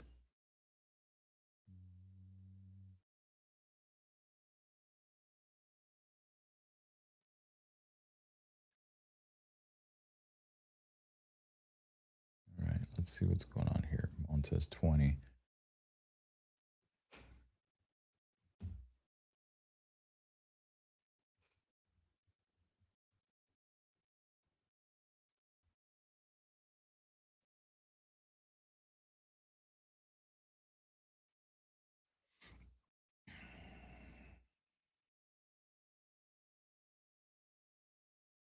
There we go. See what I mean about Murphy's Law? I literally just sent him a message to see if he's okay. And he literally just updated, he cleared some ground. Looks like he probably drove or rode about a kilometer and change.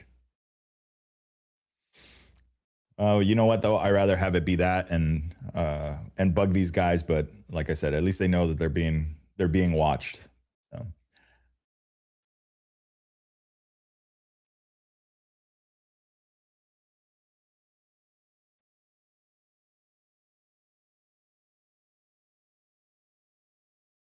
Yeah, these guys. They're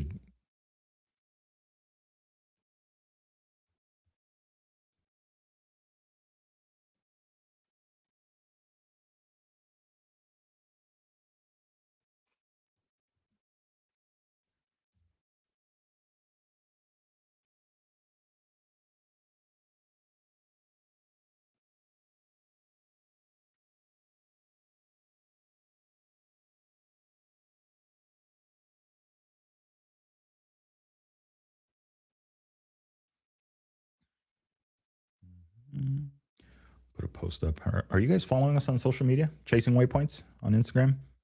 Should be following us. Sonora Rally, West by 1000. Just saying.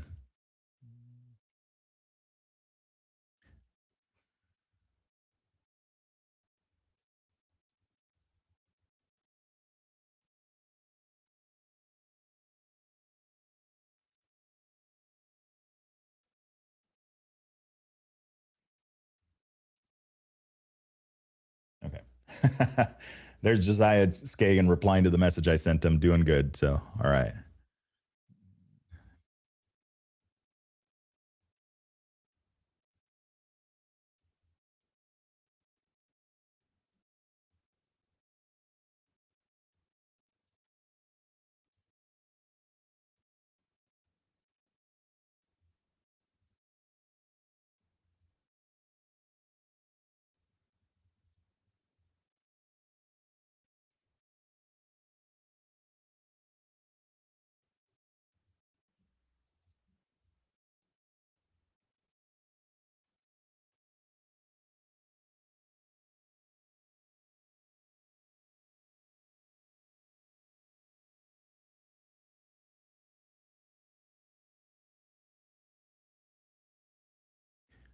I just shared that screen grab of that. I should have put like a little tricycle or something like that for their icons instead of the arrows, just to mess with them. Damn for Victor. Go for Victor. I think for me, I need to know when people are clear at 24 on their way to us. If they're not getting to 24, then we got a problem down south. Copy that. Yeah, let me get a outstanding number to 24 for you.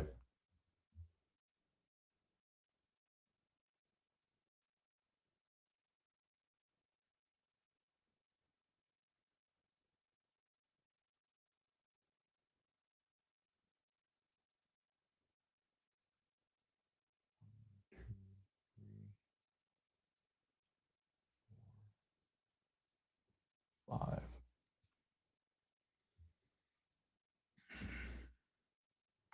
Race ups, Darren.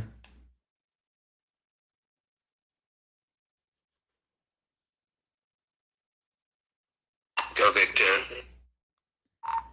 So I have one on the bubble to get through there, and then four that may be problem children.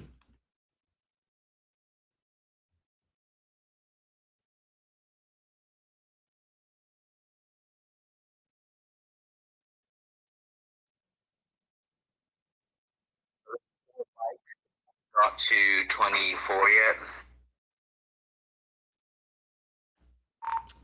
That is correct. There is one bike that is within striking distance of 24, but the other ones still have a way.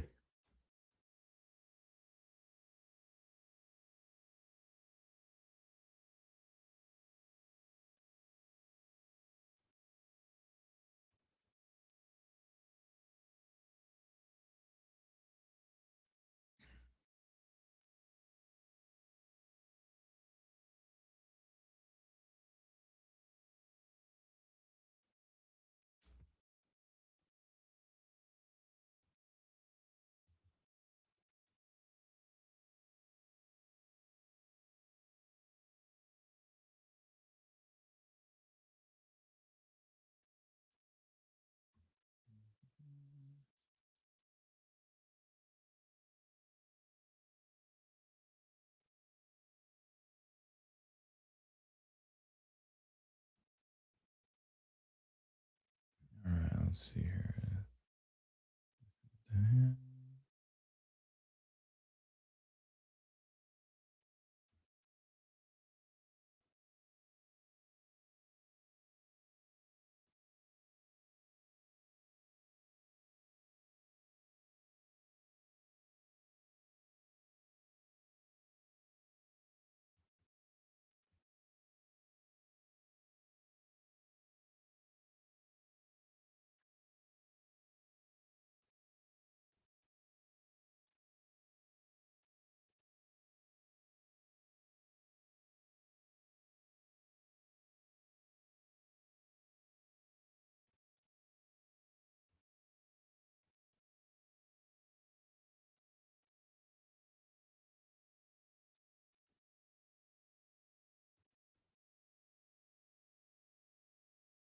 Right. What I like to see. Everybody checking in.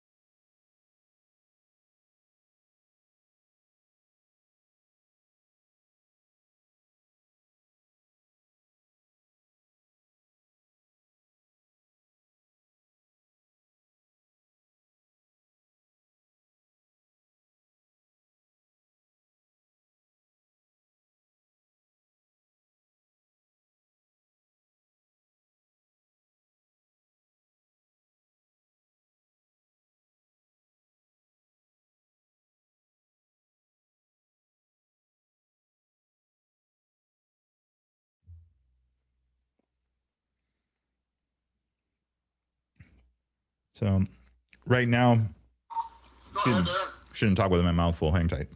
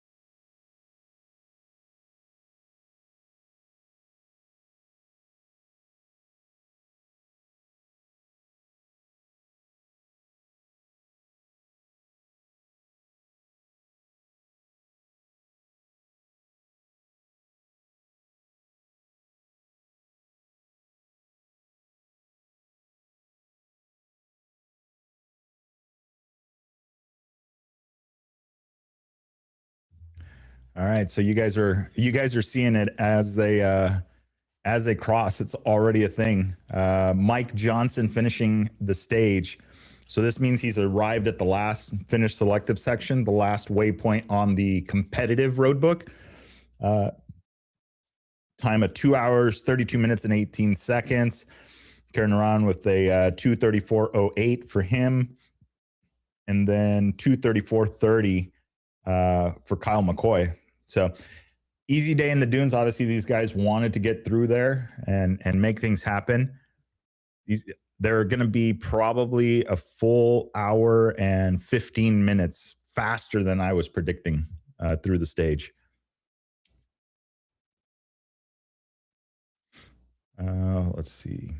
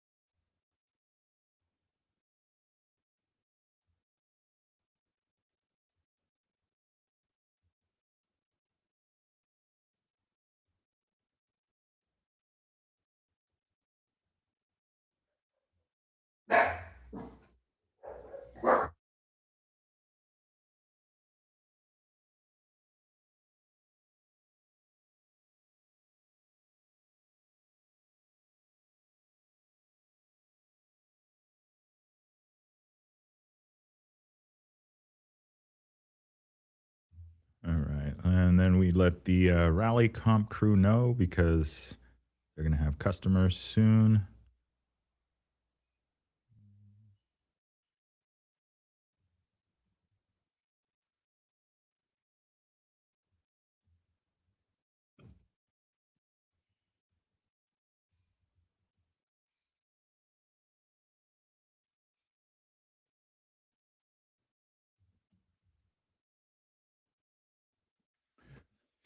All right. Again, provisional data. Got guys finishing up, making their way through the checkpoints. Ryan Norino, 236. Scanner for ops for Victor, copy.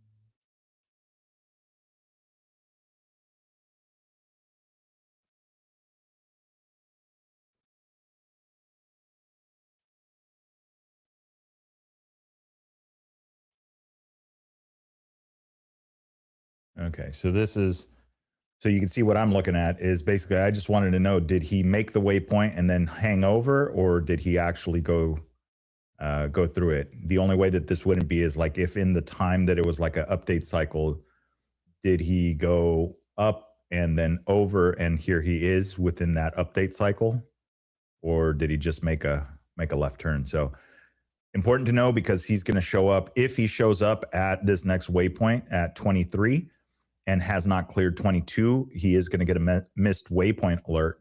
And then we'll either have to skip it or continue on. I don't think he's going to go back to it. If I saw him going back to it, that might be a question mark because it is getting later on in the morning.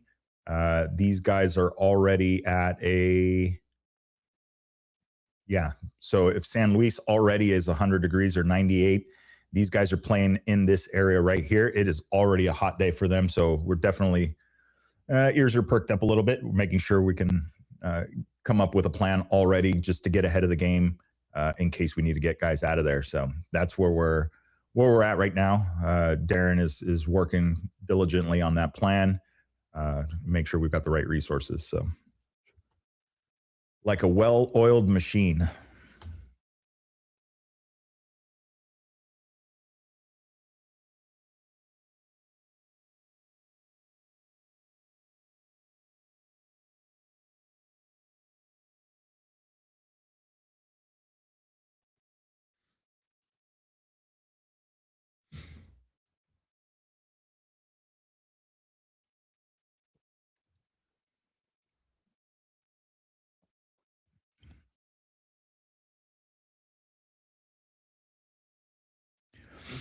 Yeah, Deep Seller, I'm pretty sure this is his rally. I don't foresee anything going differently. I mean, he had the lead. So very well done. Winning streak. BR, Mint, Sonora. Not bad.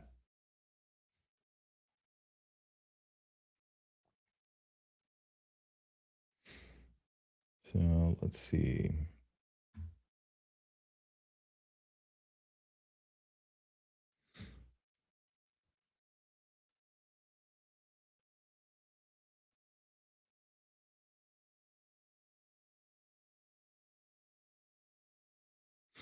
Okay, there we go. So probably see what happened here. Moving his way around and then jumped back in this direction. More than likely, depending on the open radius of that, which was 22. So 22 has an 800 meter open radius. So that means that it would have opened for him. No, see, that was too far. So where he was at over here, If this is 1 kilometer, it would have opened for him at 800 meters from this location. So we'll walk it into that. So roughly about here is where the arrow would have opened up for him, but he was sitting over here. So more than likely he figured out that he was lost. My guess is that the odometers did not line up.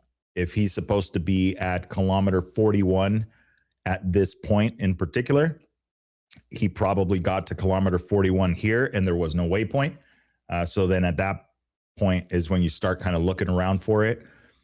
It's possible that he opened the waypoint on the rally comp, took the 30-minute penalty, but then got that arrow, and now he's basically making a straight line for it. So a little bit of strategy there. If you get really lost, all hope is not lost. If you're out, for the sake of navigation and just having fun and riding it, and you don't really care about the times, or you're not there really to race it, but you're there for the adventure side of it, that's totally fair play. Yeah, you're going to take on a 30-minute penalty, but it'll get you to the waypoint. It'll get you straightened out on the road book, and then you can just move on to the next one. So we're looking for an update here on that. He is now the back marker currently as these guys head to, this is going to be our 23rd waypoint or 23rd note in the book. So these guys are moving along, making things happen.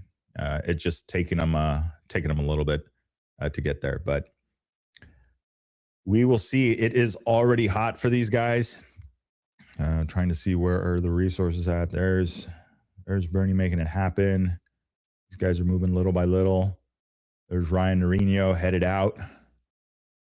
Matt Lube just getting to that checkpoint. So the guys are moving little by little. This is where Darren Skilton's camped out. If you want to see what this looks like, jump over. If you're watching this on your TV, move over to your phone, check out the Instagram on Sonora Rally.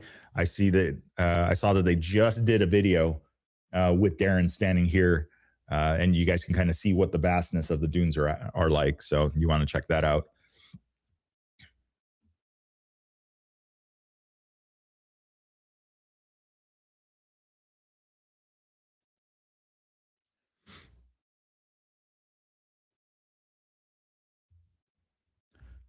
See what we got going on here.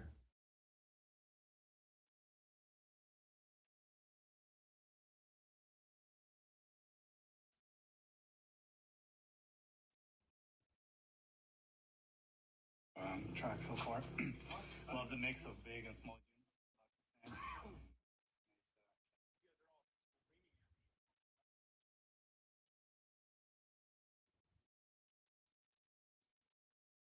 And a lot going on in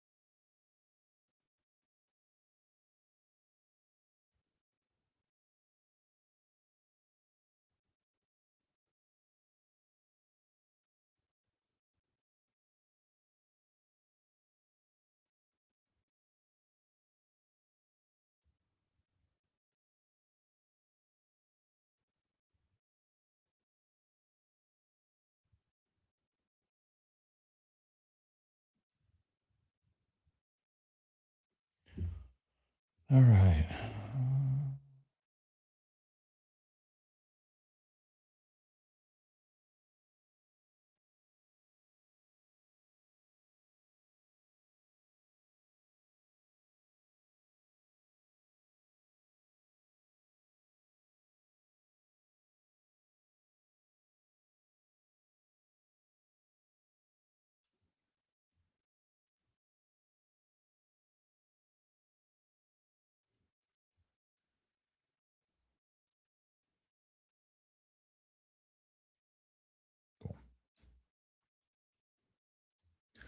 All right, so our two bike recoveries from yesterday, they're all hanging out there with Darren.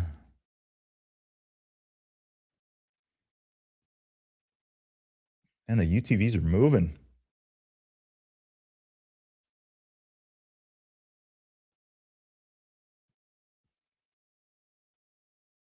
Uh-oh. Okay. This is, we're going to wait for one update on this one.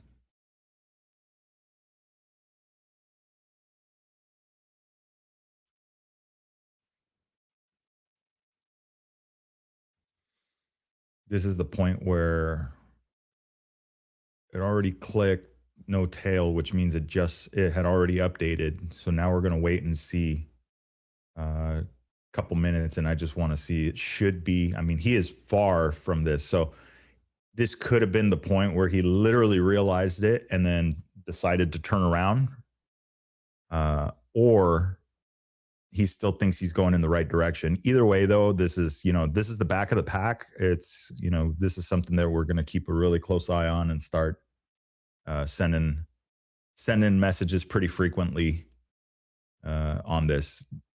Darren already aware of this situation and is working on a plan we hope we don't need to extract or get people back to the highway. Really, that's the, so let's get them out while there's still energy on board. Let's get them out of the desert because it is, the heat's building up. It's not getting any cooler. It's noon. Let's see, as they get into that 4:00 in the afternoon, 106, that is a hot day. So we want to get these guys out of the desert, as quickly as possible. Let's see. We're gonna make need to reveal the course. Yeah, see, he's really far off here at this time. Yeah, 3 kilometers in the wrong direction. Just one more ping.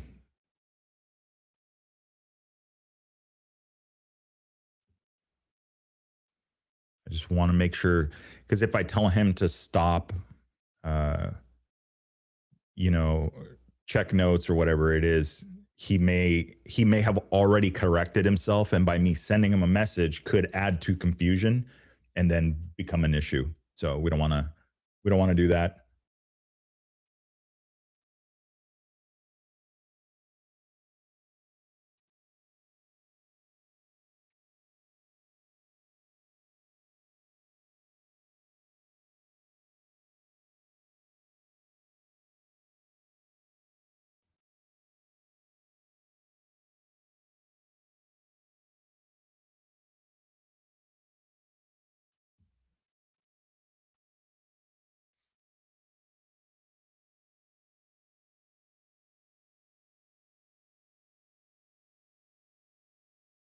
Okay, this should be updating any second now.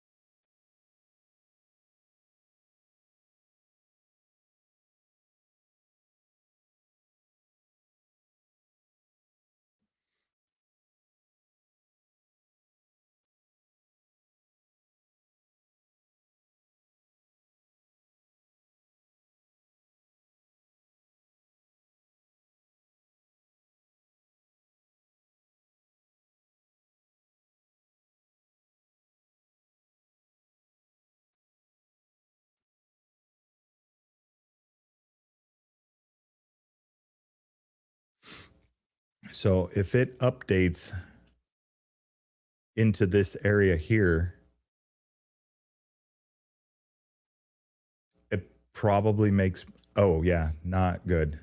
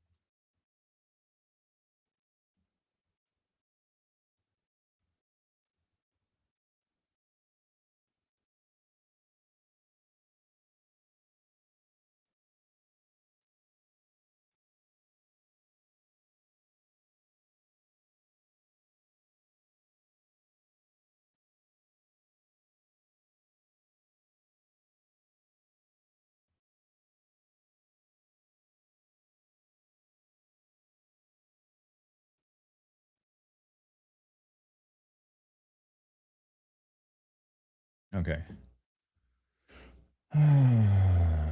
He's going to get that message. They're going to, I mean, what's funny is he's going to show up faster than these guys did over here, but yeah. Come on, Tim. What are we doing here?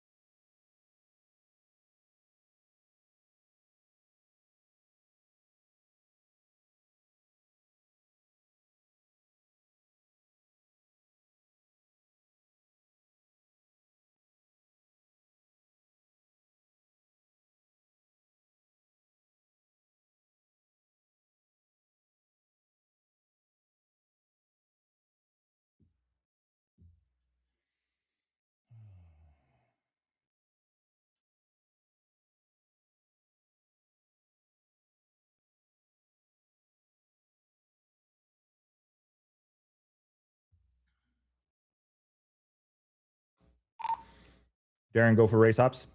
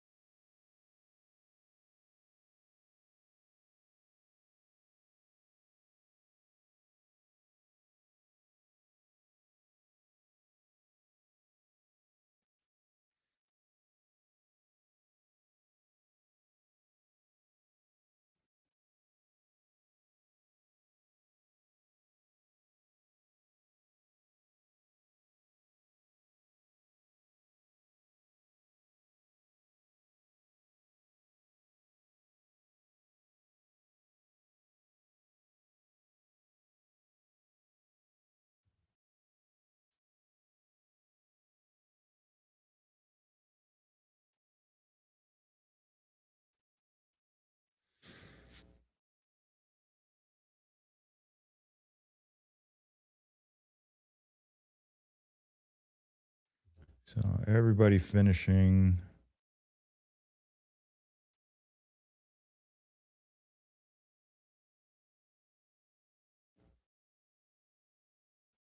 Okay, they should be getting an update here soon on these guys, but looks like the guys are making the corners,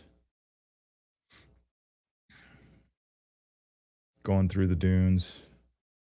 First UTV is already past Darren, so now we're getting ready. We got that waypoint way out here, way out in the bush. Nice. You just keep sending them back into the dunes. Okay, so we're keeping an eye on the back part of the pack here. Let's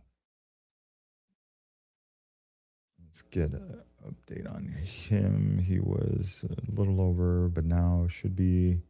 No, he's about the same distance still. So what we're looking for is progression to the checkpoint. And then that will feel a little better because then we have Darren is basically a straight shot back down if we need to.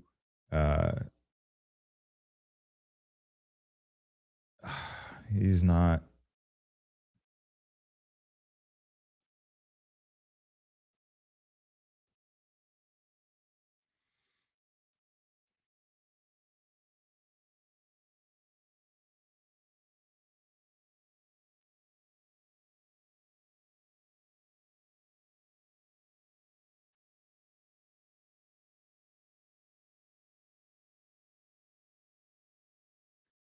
Okay, so we've got movement from Donworth. I'm expecting a message here any minute from him. I did send him a message.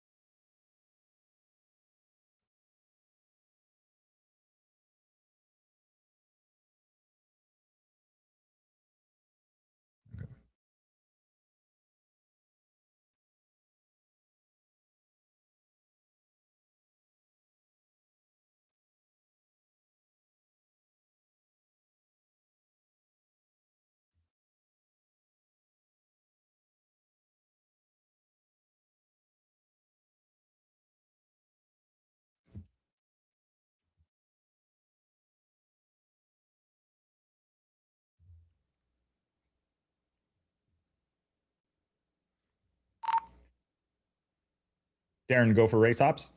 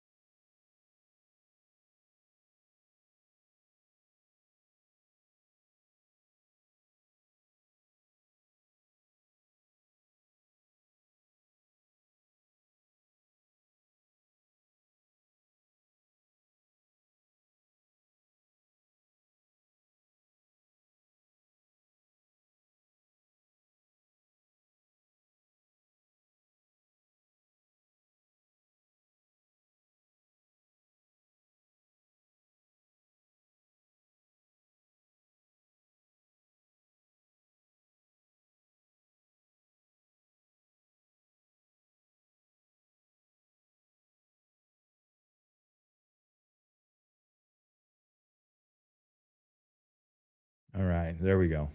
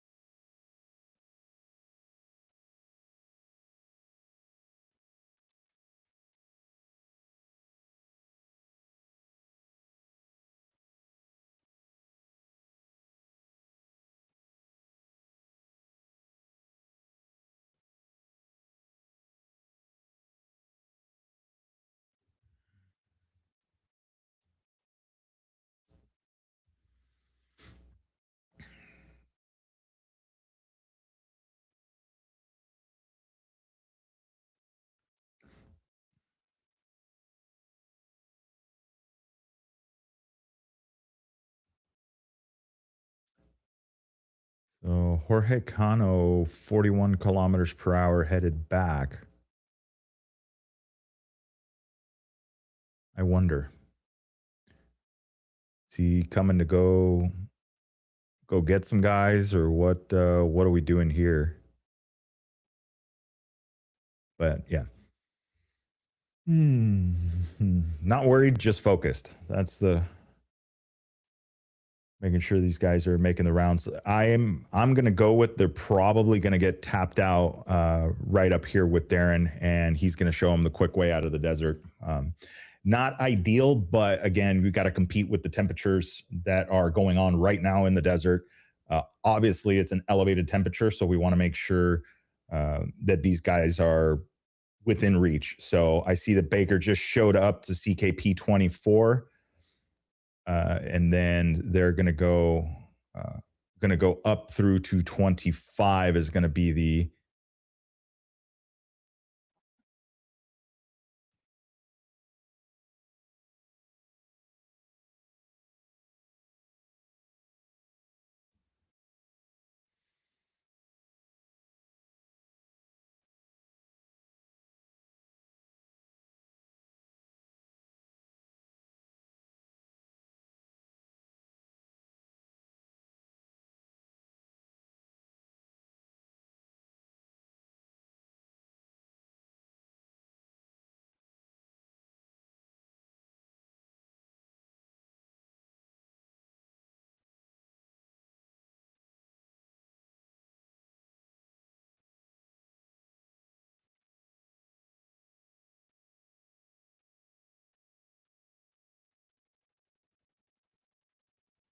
okay.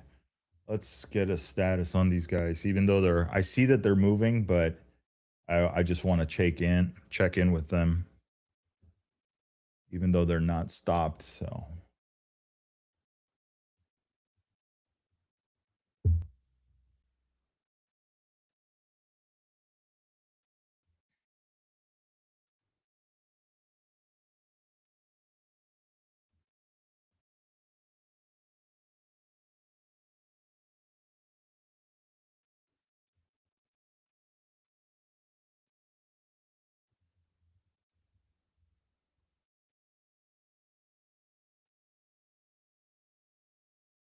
all three of these guys probably sitting there together, but we're gonna get them. We're gonna get them messages. I want them to report back.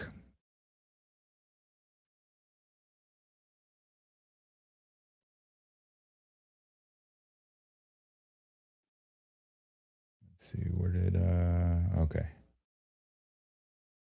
2.25.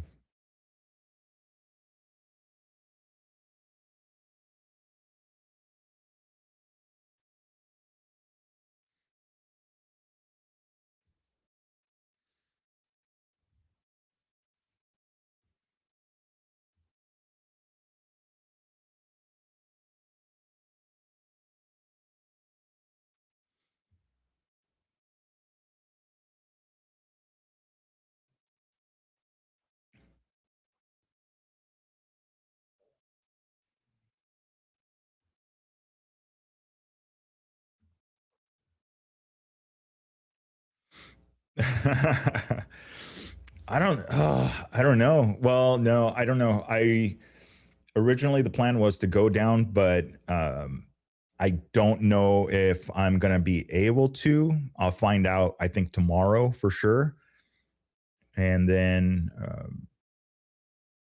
But I mean, it would be cool. But yeah, power sports schedule. I work on Saturdays until YouTube, Spotify. I don't know who else does. Signs really big checks for media companies until they say, "Hey, you know what? Yeah, we want your show forever." How much did Joe Rogan get? Didn't it was like in the millions, wasn't it, or something like that? It was something ridiculous. All right, here comes the messages.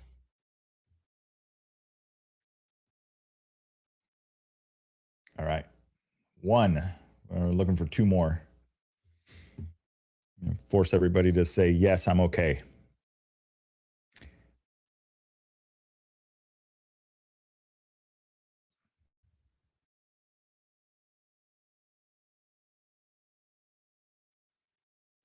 let's get.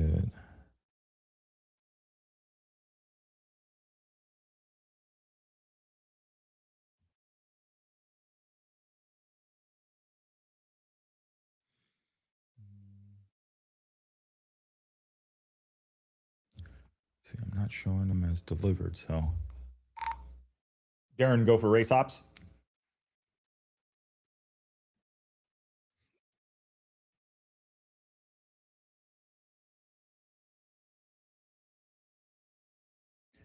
Usually Johnny on the spot on that one, so we go to backup comms.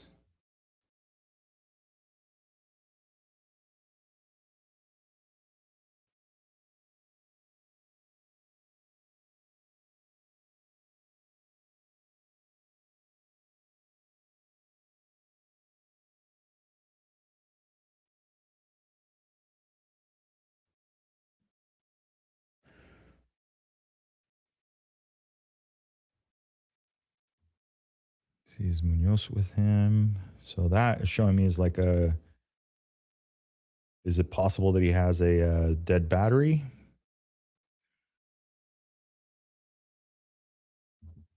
All right, there's Mr. Baker.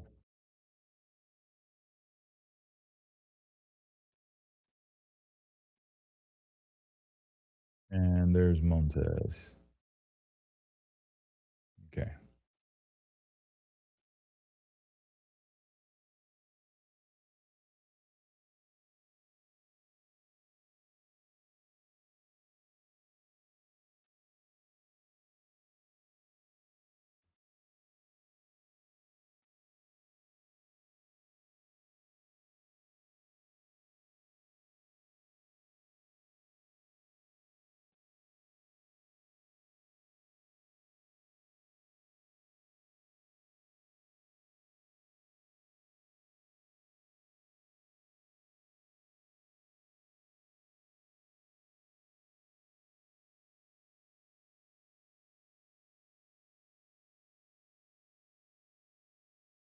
Darren for Victor. Go for Victor.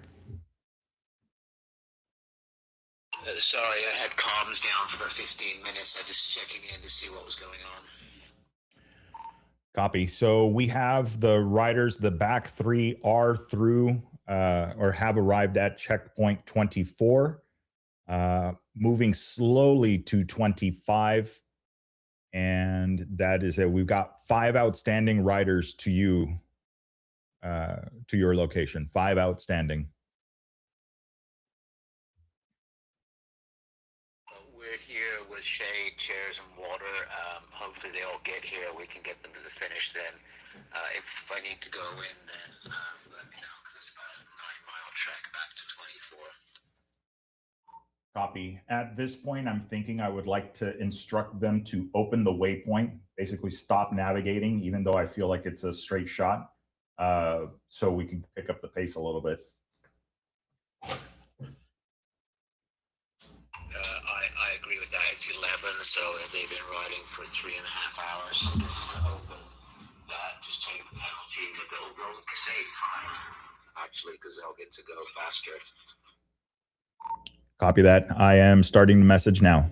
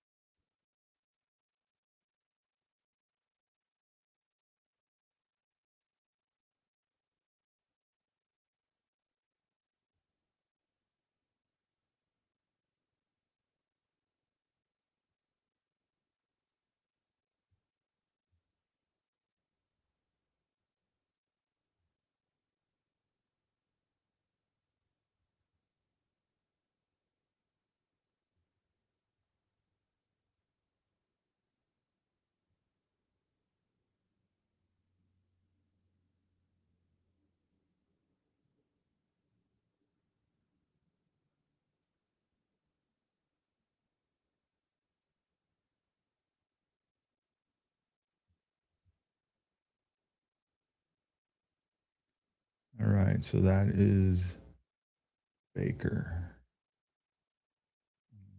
Donovan.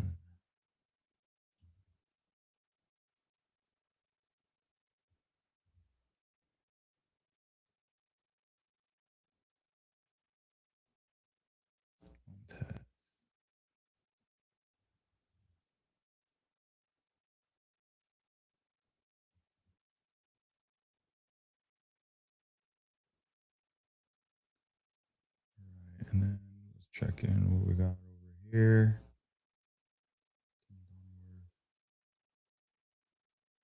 I think I already messaged him that.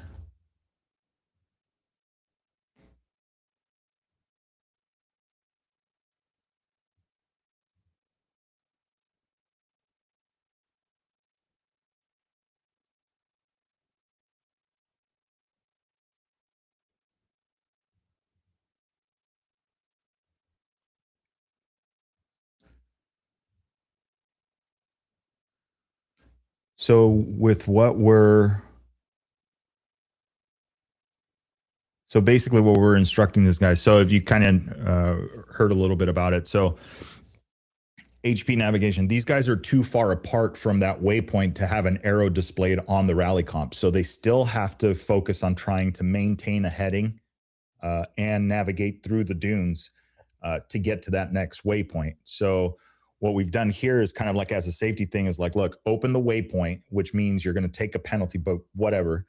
And at this point, when you open that waypoint, it's similar to like you made the open radius. So it's now giving you a arrow to the waypoint and it's giving you a distance to the waypoint as the crow flies. So straight line doesn't care what's in front of you. It's just looking, you're here, the point's there. This is the distance between the two. So what that does, if I don't know if you guys heard, is that's it. You don't have to really navigate anymore. You just have to follow the arrows. So if you see a really big dune, you don't have to worry about doing the math. Okay, I went out 1 kilometer this way. Now I got to go 1 kilometer this way. Doesn't work that way. Now it just, you could go out, you can come back around. You're going to have that arrow constantly showing you. So it's really cool. Go for Victor.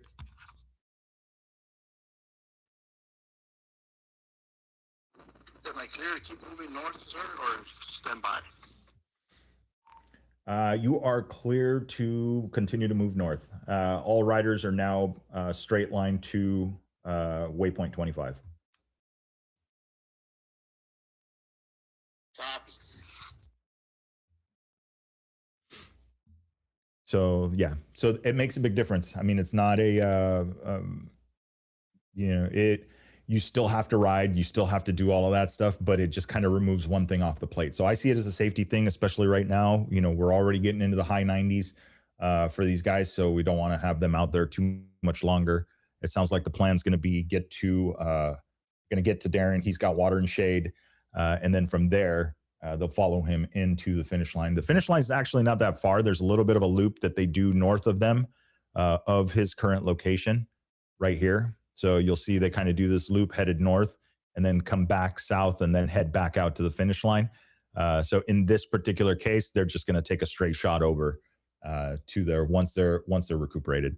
So it's the right thing to do. You know what? I'm sure the AC at Ariza is fully cranked. I'm sure a good shower after 2 nights at La Salina will be good for these guys. And then later on, let me take a minute to talk about the bivouac stuff. So in the background, the stuff that we haven't been seeing is Erin Lee and her team working on the bivouac stuff. I mean, there's a whole little army of stuff going on there, and food and bivouac accommodations, all of that stuff, making it happen. And so it's a big team effort, and it does an absolutely amazing job. The bivouacs are always really, really awesome. The food is always really, really awesome. They know all these little places, they're like that one friend that knows that one town, that knows all those little places to go and eat. That's them. So I think, I don't know if it's Darren or if it's Aaron that are the foodie. One of them is, because they know all of this stuff. And then I don't know where they always find the paellas, but they have some spots for, like, they're paella connoisseurs.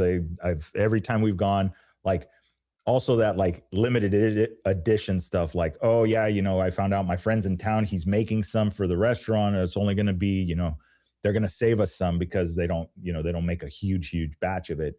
So really, really awesome to see that. Okay, back to work. Let's see.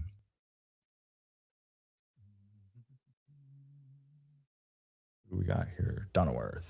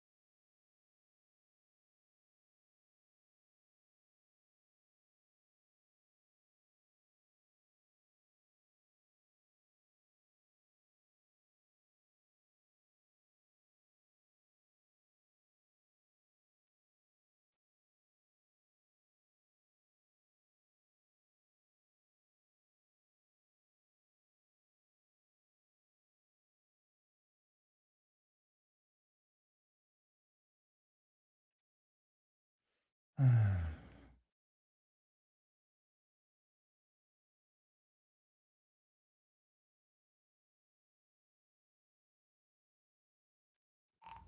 Darren, go for race ops.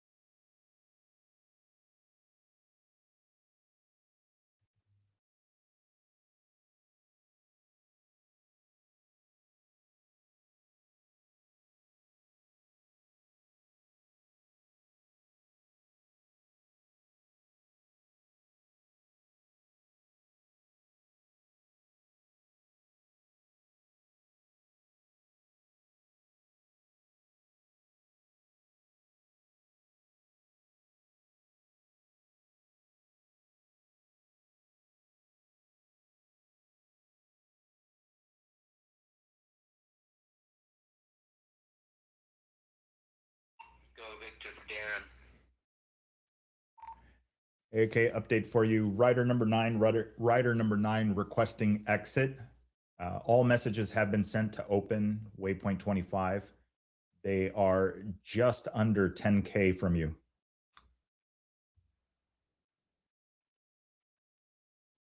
If they can get here, it's Dune Highway exit out for everybody. So there's time to come here. We've got water and shade. So just direct them to 25. That's the exit. Copy.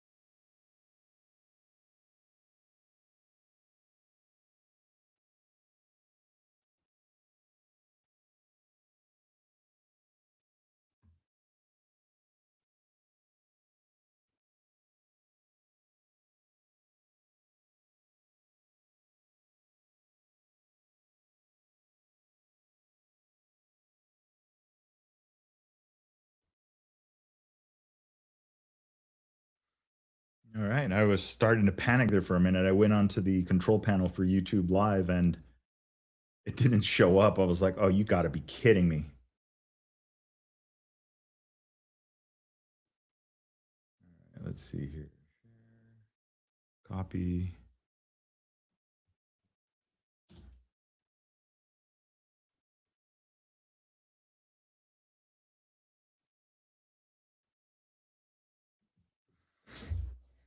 All right. Oh, Rally with Mason joining. I know, right? Yeah. Ryan is going to the Dakar.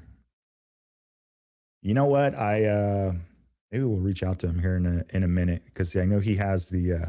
We can do an interview with him. I bet he's probably pretty emotional. I know he's been working hard to get to this, and it's a good showing, man. Finished a rally, put the bike together. You know, I think he took on a waypoint today, but you know, whatever. He was one of the last ones holding on to a clean run, but you know, made it all the way to stage 5, which is good. So yeah, we're excited to see that. Let's see where these guys are at. We'll get the field going again. So yeah, we've got if you guys here, let's turn off all the. So you can see our first UTV, or no, this was one of the UTVs that didn't start this morning, but we've got guys back already at the Ariza a full hour faster than I thought it was going to be. So let's see here. We go down. Armando Alonso. They finished at the drag strip. Nice.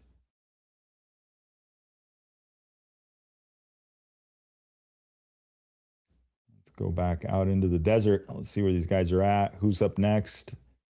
Timor are going to be headed to the finish line. Mike Smith, Josiah Skagen, Witchkers, Armando Alonso, Christoph, all due at the finish line. We got Mike Burns. There's Mike Shirley and Daniel Gonzalez making the rounds. Darren Skilton hanging out. Mumford. Okay, Tim Donworth. Let's see what we got going on here. All right, cool. Yeah, as we kind of suspected. I mean, it's where are we at temperature-wise right now? It is 11 a.m. and they're already in the mid to high 90s. So if San Luis Rio Colorado is here, these guys are playing in this area right around here. Let's see if I zoom in, if we get a Kino Cross out of this. Yeah. So still a really hot day for these guys. They're right in here. And then there is no breeze going on right here. So definitely a warm day for these guys. Let's take a look at some of the times that are populating here as they make their way through. Mike Johnson, stage winner, looks like, again, raw data. So Mike Johnson being stage winner. Then you've got Kieran, 2 minutes, less than 2 minutes back. Kyle McCoy, third. Looks like Matt Liu, 2:53. Ryan Norino finishing up fifth, 3:21. There it is. He skipped one waypoint. That's what that is. So not bad. Not bad at all. We'll find out. It was maybe one of the ones in the dunes. It just kind of got turned around. But yeah, more guys to come. We still got guys that are just barely clearing that first checkpoint, that just barely cleared that first checkpoint and are going to be heading that way, headed to the second checkpoint. However, it is going to be Darren Skilton right here, going to be showing them the fast way out of the desert, because that is enough for these guys. It's been a long day, so obviously you don't want to keep them out there that long. Let's get Mr. Mumford's attention here, make sure he is good.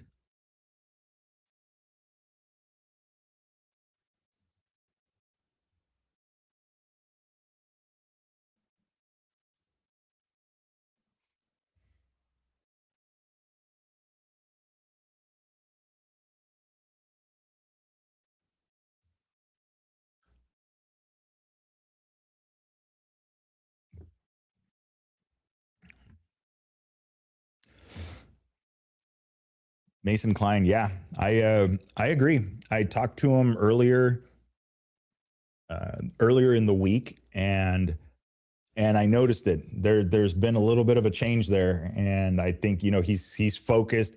He works on all of his own. He does all his, as we say at the shop, he does all his own stunts. Works on the suspension, works on the engine. The amount of miles he logs on these bikes is crazy, and so this is what happens with the effort. This is the payoff for it. So really well done on that. And yeah, well, I'm sure we'll get him on here in a little bit. He's probably back at the bivouac celebrating, doing his thing.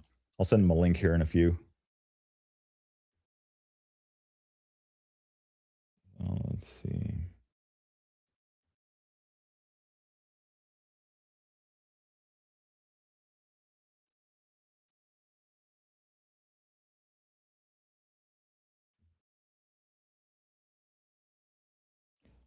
Patrick Reyes, what is going on?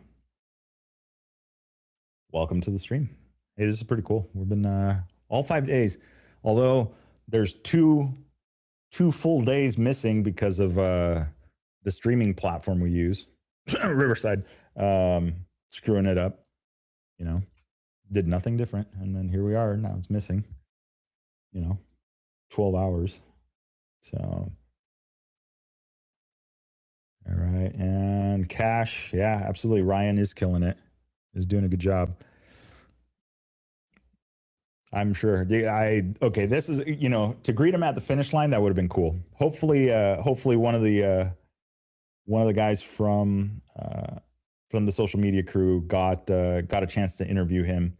I know his dad, Antonio Nariño, was probably there, ready to go, excited. So we'll see how that one goes. So cool. We've got some movement. These guys are headed there. Let me get a distance to the back marker. Yeah. Okay, cool.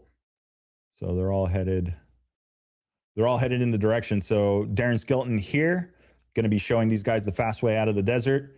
We'll call it a wrap there. We've got one just behind him up the course. Mumford. So we are going to take a look.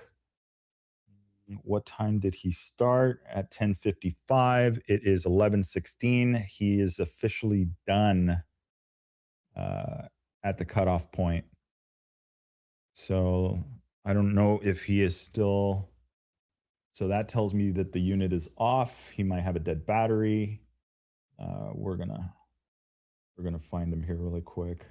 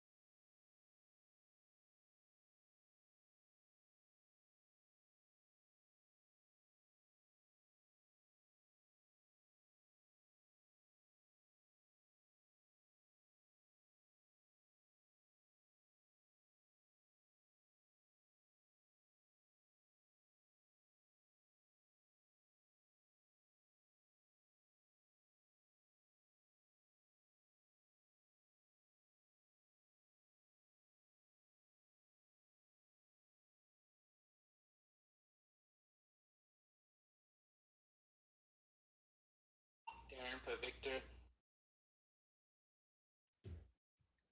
Go for Victor. How are our clients doing? Slowly but surely inching your way. 19 is going to be your first one there.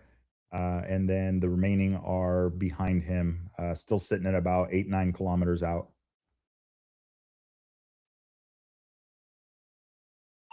Is it 3 or 4 outstanding from our location at this moment? At this moment, it is. There's going to be a head count of 5. 5 competitors outstanding.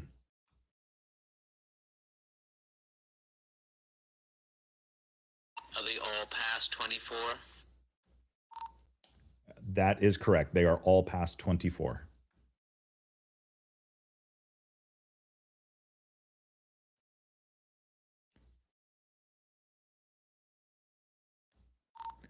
Back marker is roughly 3.5 kilometers past 24.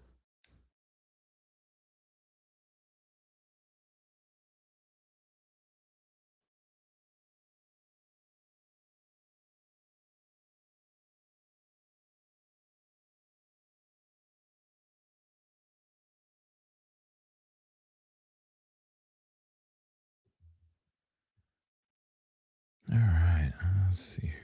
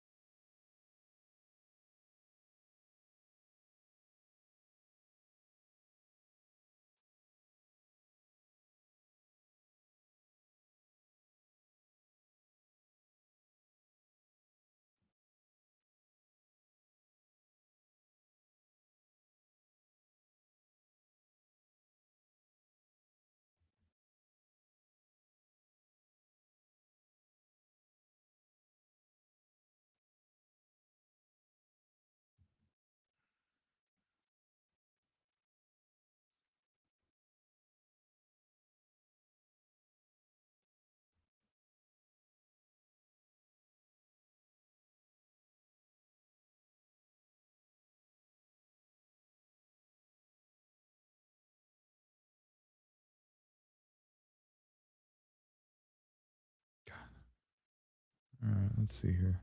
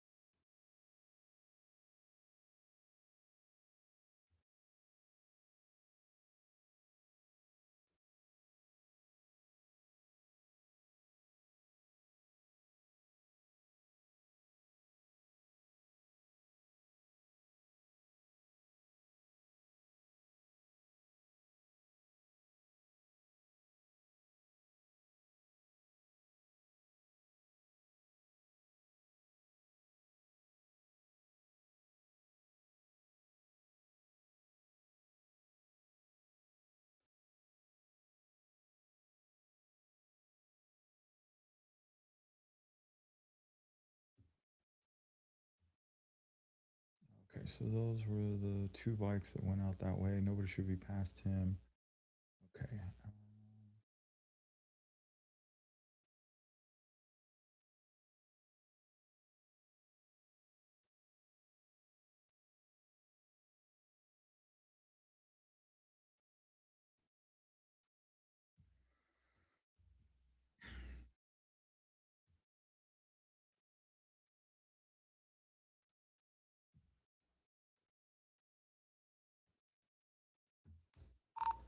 Ops for Ryan.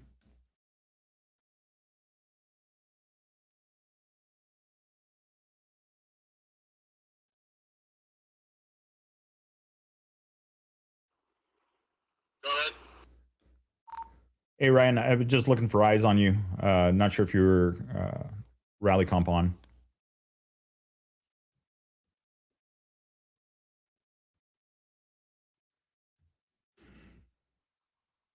Sorry, I should have checked in with you this morning. I left this morning. I gave my tractor to Darren last night. Copy that, 10-4. He got us scared and had to go home after last night.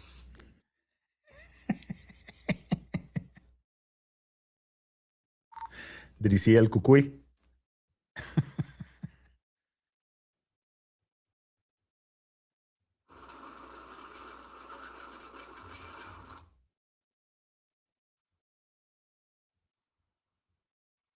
I hit my max rescue hours, and Darren said no overtime.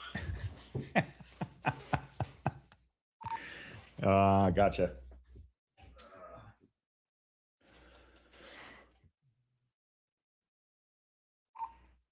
All volunteers are starting to a union here for a rally.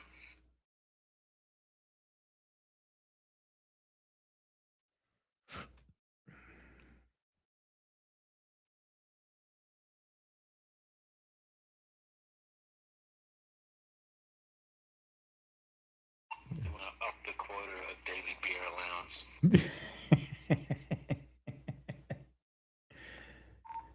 The negotiation begins.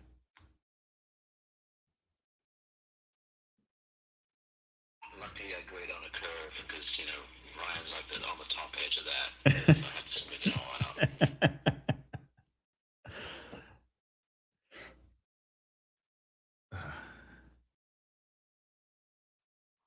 Now we're talking.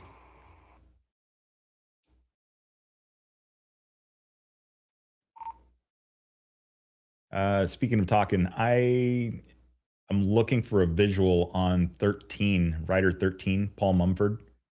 So either of you guys have seen Darren, he passed you just a little bit ago. He's about 2K was the last ping right behind you, headed to 26.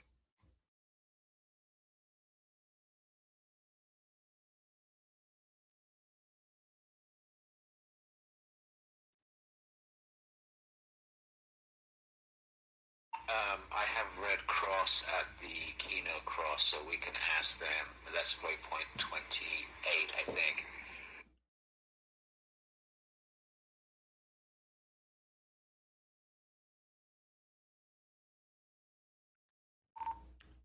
Copy that. Yeah, I see 17 and 31 have arrived or are pinging there.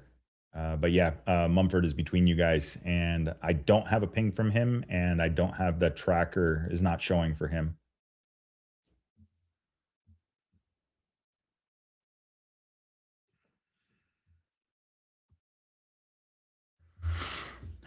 Right. Let's see.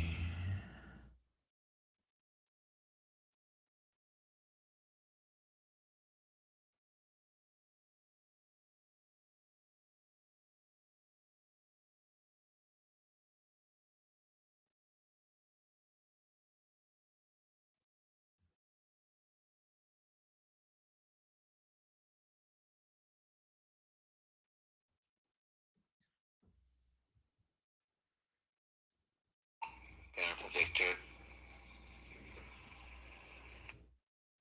Go for Victor. Okay, we're in contact with Kino Cross, Cruz Roja. They're going to look for 13 and give us an update when they see him. Copy. Thank you.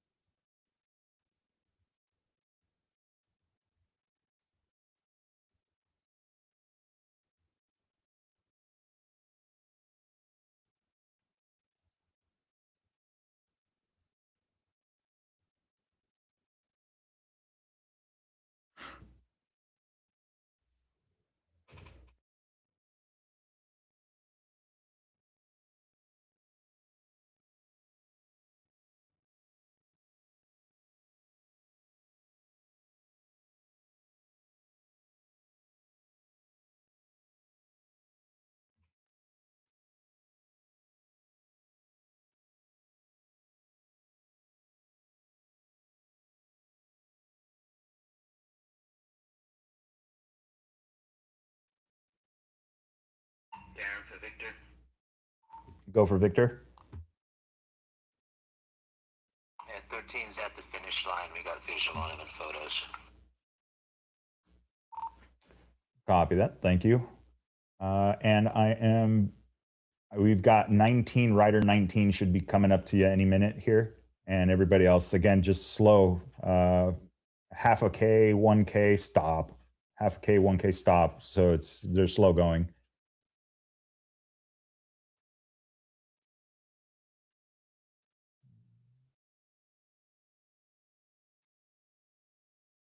Okay, we copy that. We're sitting tight. Hopefully they can make it here.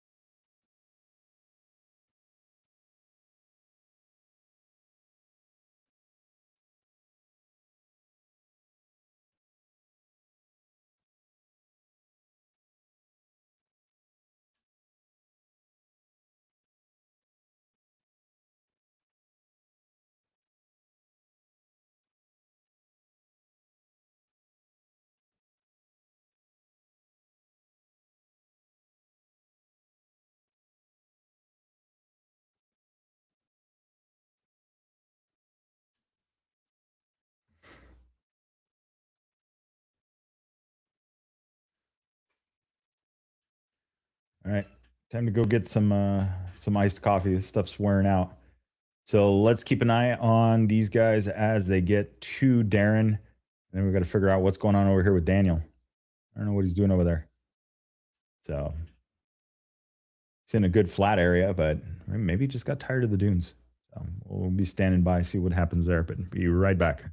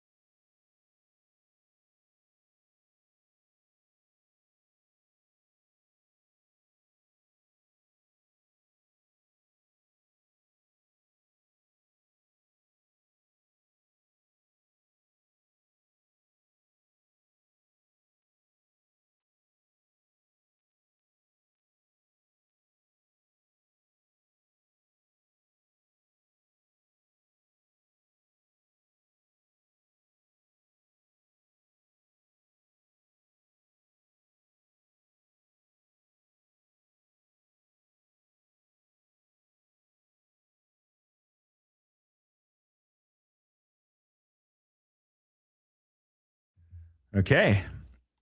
It was kind of enjoying the desert views out there. So pretty good. On the way back. Let's find out. They're working their way. That guy's there. Looks like Baker showed up with Darren now. So just a few more guys making that last push. ADV Tim has been a trooper on this one. I mean, a couple of days there. Just stay out of the sand dunes, dude. Don't go that way. Don't go. How gnarly must this be that it's all black like that? I wonder. It's really crazy. I mean, this feels like, doesn't that feel like the moon? Things must be huge. All right, let's take a measurement here and find out how far out we're at. Back marker is 7.3 kilometers out. Okay. Very much so, man.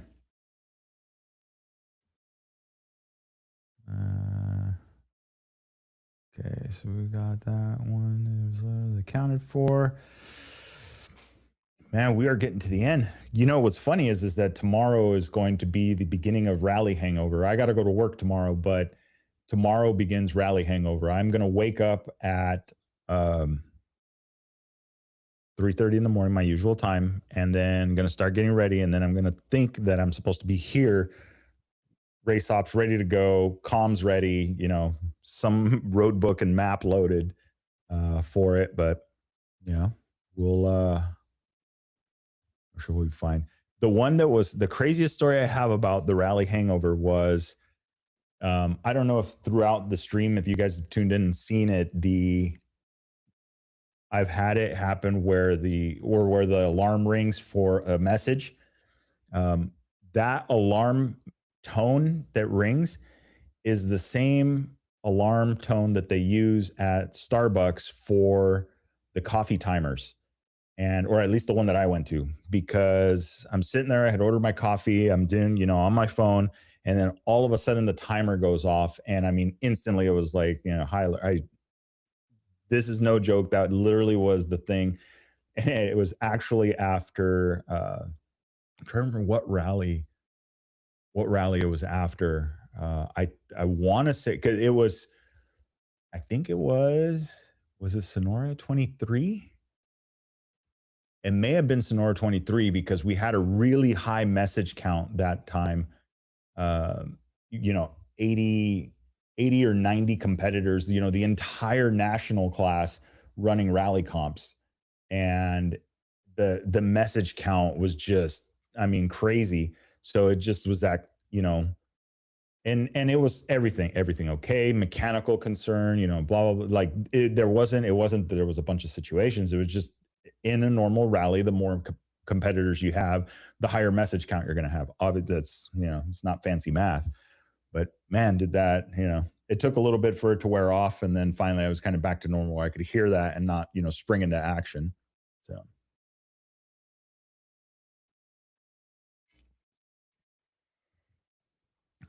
as they say in Spanish, cajas del oficio. So this is just part of the thing.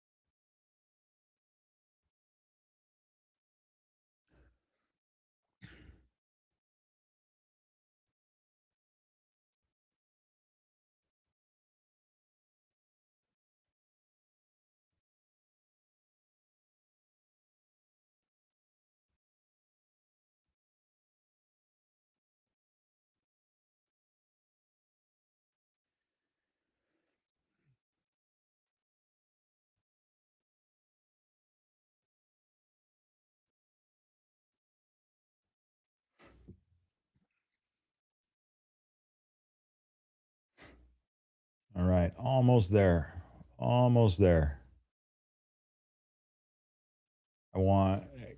I will feel better once we have eyes visual. Everybody is hanging out with Darren, which should be in less than 7 kilometers. He's going to update right now. They were all riding as a group. The last one of the last times it posted, everybody was on at the same time, or like they were all leaving in a group. So should be there soon. But man, what a day! Bummer to see. I don't know what happened with Daniel. If he something, he's local, he knows the area, so that's that's not a thing. But something must have thrown him for a loop, because he is way out of the, 18 kilometers out. part of me wonders if he went and grabbed a belt or something, or I don't know. That's kind of weird.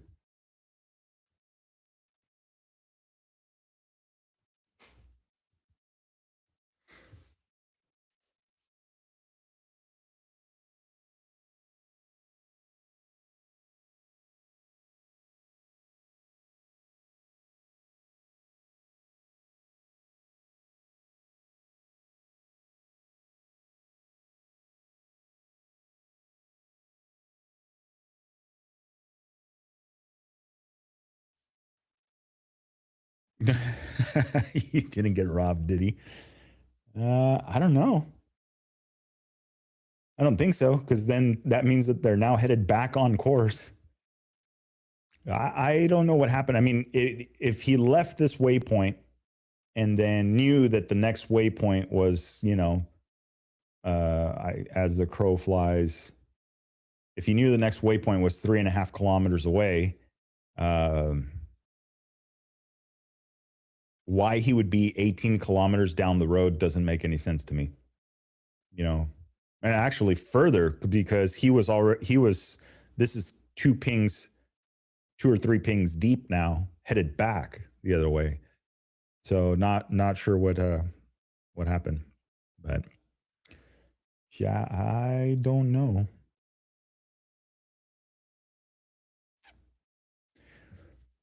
So yeah. So future plans, I think we're gonna get ready to do this again. I was gonna do it this morning. I got most of the studio done, or the studio setup done, using another application, the one that I originally did when we were doing Waypoint Wednesdays way back. The overlays and all the other stuff, and I got a lot of that done. It's a bummer because the platform we're using, Riverside, has a bunch of really cool tools, like AI tools that help me edit, stuff minimally and sound and blah, blah, blah. But it sucks that this is I literally have 12 hours worth of streaming that just vanished. And then when I asked them about it, and their chat support wasn't helpful, and then I haven't heard back from them. And so, yeah. So anyway, now the thing is we're going to try and switch the platform and then do this again. And we got other. No, he's in a UTV. So it's 2 of them. There's 2 guys in there. And then I believe Danny, Geek Racing, I know, is from that area. So I don't, he had to have known that road for some. There was some reason he went down that road. I'm certain of it. Yeah. So obviously he's back on track. I don't, unless his co-driver fell asleep, that would be bad. But even he probably would have known, what was going on there. Let's see how.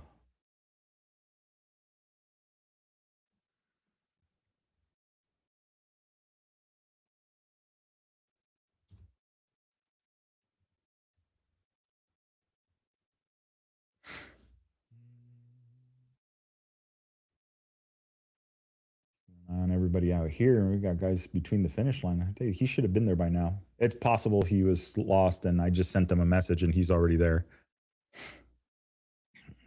As it happens. All right, we're almost to the end of this. So we got to get Daniel Gonzalez through a few more waypoints. And then we'll get these guys gathered up with Darren, and that is going to be a wrap for the 2026 Sonora Rally. But yeah, I think we're gonna do this again. I gotta see what the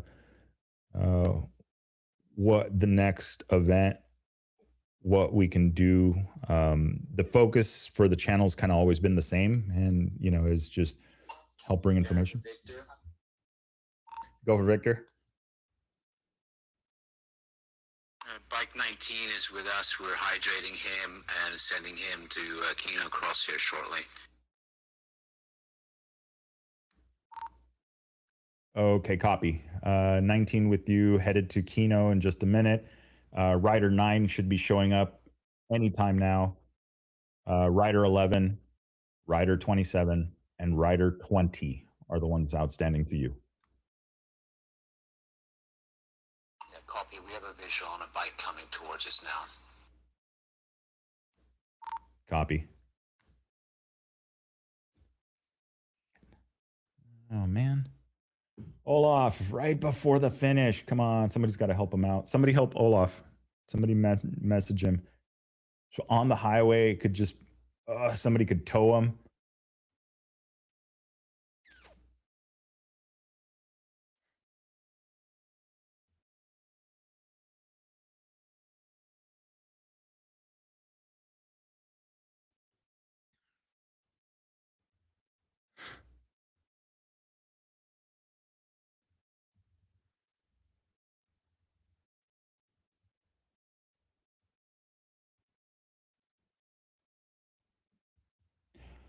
Oh, I feel bad sending that question sometimes, but we got to know, is this like an extraction plan or 4 kilometers before the finish? Oh, man.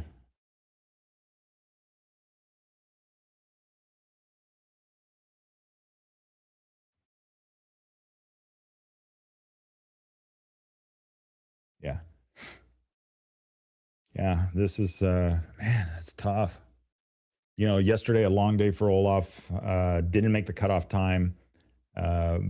Still made the rounds, got out of the desert after hanging out, ran out of fuel, and then came back in, went for fuel. They were already on the highway back. They missed those waypoints, went for fuel, but he still swung around and grabbed the finish line and then grabbed the waypoints that were between the finish line and the highway, getting back. I mean, it wasn't far off the highway, but he went in, did that, grabbed that, saved him a little bit of penalty time.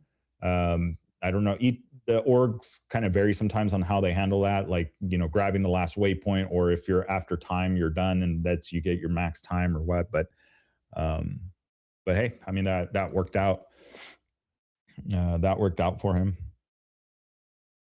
Let's see.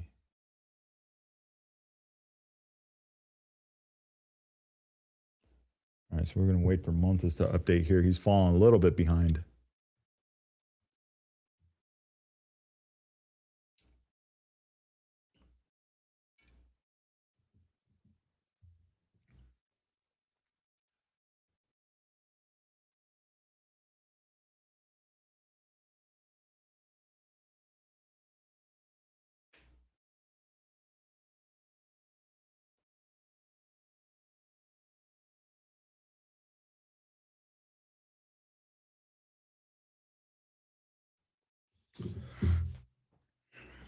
Yes. All right.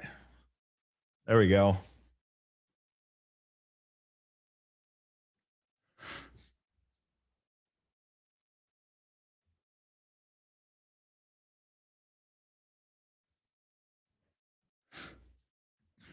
Look at some of these.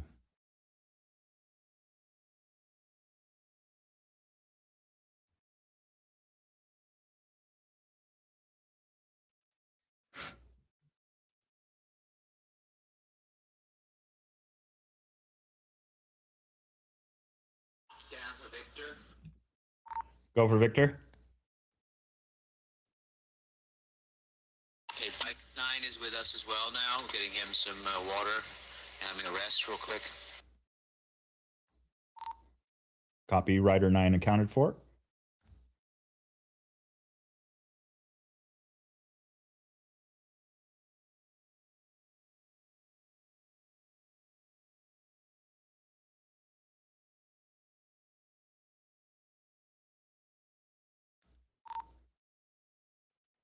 And Darren, so you know, the back marker, Rider 20, Rider 20 is about 4 kilometers from you now. 4 kilometers, copy that.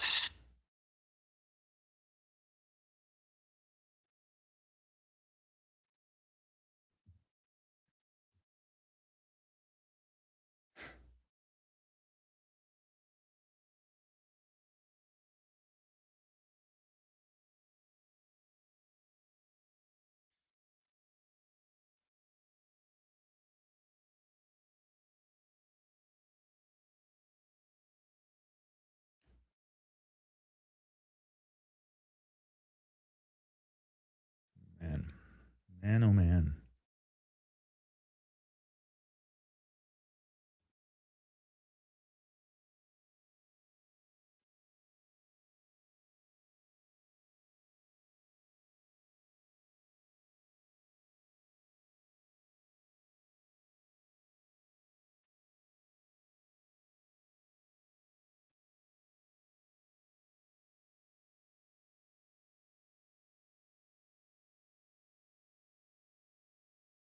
Miguel Rico para Víctor.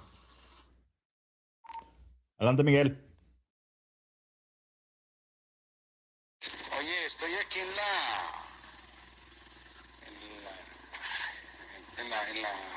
el final del stage. ¿No sabes dónde viene el 204 si se viene moviendo? Sí, 204 se viene moviendo, acaba de regresar a la pista, se puso una buena perdida, pero ahorita ya literalmente acaba de entrar otra vez de nuevo a la pista. Ahorita llega en un ratito. Enterado. Gracias.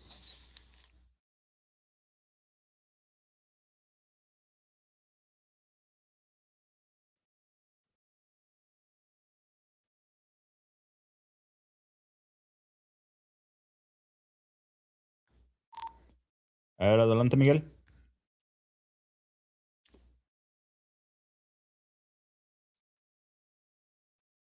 Adelante. Pregunta. Víctor, ¿cómo le anda yendo al Darren con las personas que tiene ahí en la milla 20?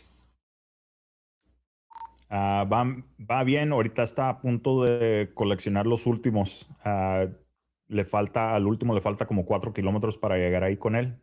Entonces ya menos llegan. El 204 viene a 25 kilómetros de la meta, pero ahorita ya va para allá. Pero sí, va todo bien, pero pues todo lento ahorita por lo pronto. Enterado. Aquí estoy con la unidad de Cruz Roja por si se ocupa asistencia con los que viene contra Darren, ¿no?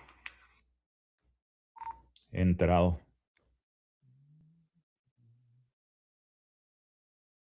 Just make Miguel Rico, so you know what we're going to do is we're going to take these guys to Kino Cross on the Dune Highway, and then we're going to direct them to the finish line so they can get a finish. So we don't want to close the finish line until we get everybody through there, okay? Okay.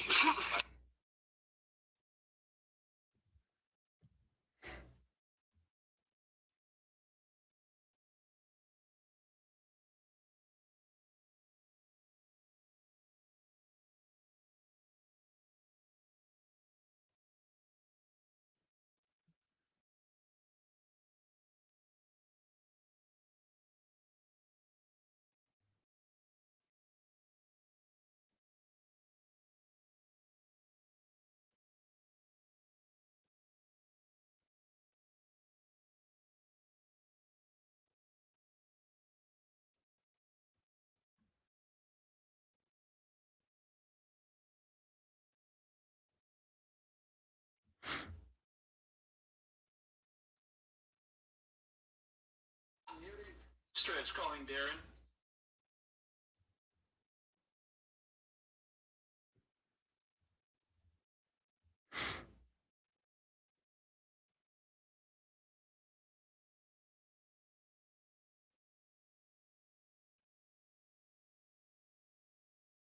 Go for Darren.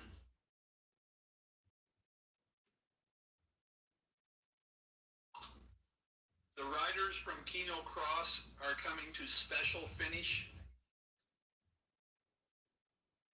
That is correct. In order for them to get a finish of the rally, they have to go through there. So we're going to have them skip a couple of waypoints and pick up the course. Probably, I'll get you the exact point, but it's not very far from you.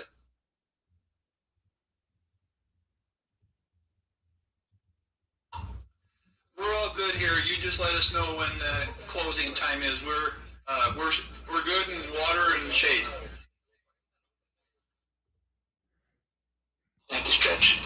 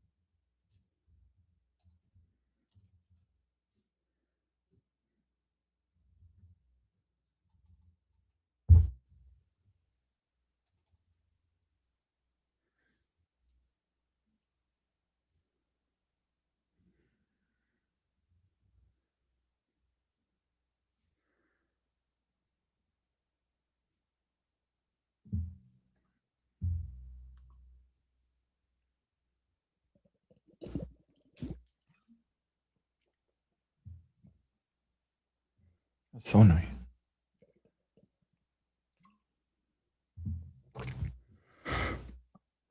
Ah, man.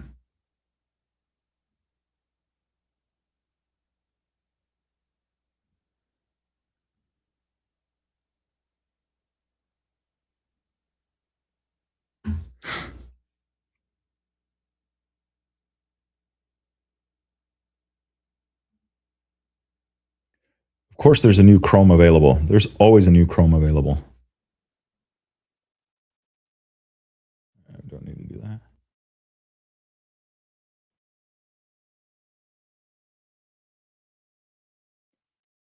This whole week, I haven't opened the feed or the live on a TV to see what it actually looks like. If it's because here it looks weird. Like I have these huge borders next to the screen that I can't see. I don't know how the background looks and all that stuff, but huh.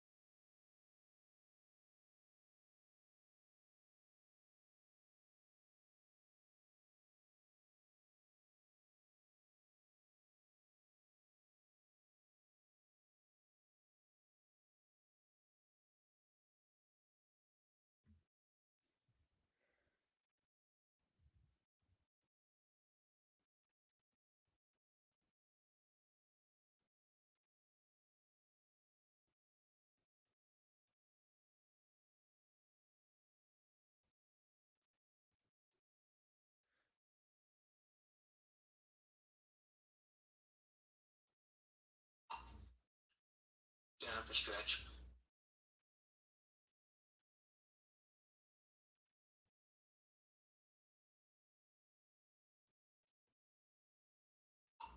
Go.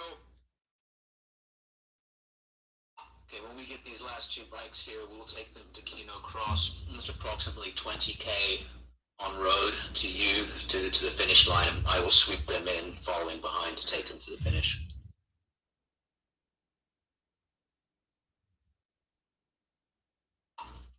Copy. And then I also believe we have some competitors still on course coming to us. That's correct. We had a report, Olaf, and I believe he's bike 14, may have been out of gas 1 or 2 kilometers before the stage finish.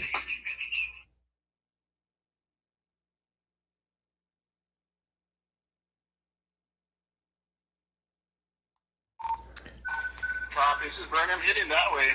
I'll stop by and check him out. Victor, buenas tardes. Oye, pregunta. Olaf is bike 3. Copy. Olaf is bike 3. Over. Pregunta. ¿A qué hora yo me puedo ir de aquí de finish line?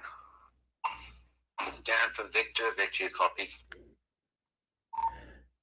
Go for Victor, Darren. Could you confirm there's a stopped bike before the end of the special so we can dispatch Bernie with gas? Copy. Been monitoring.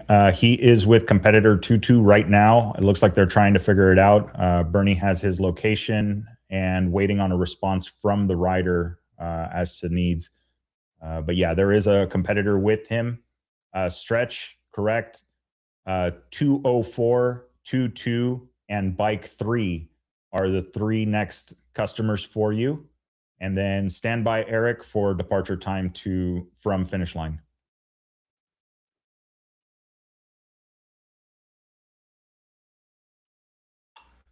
Copy.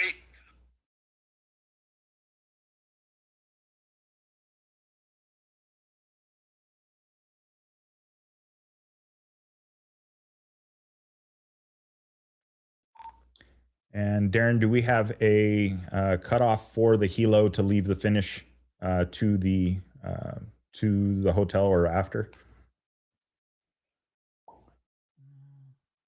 Yeah, once I get these visual on these 2 bikes and I'm with them, and I've got Carlos with me, then we'll be good to go. Then Eric can depart for Ensenada. Copy 10-4. Eric, ¿sí escuchaste?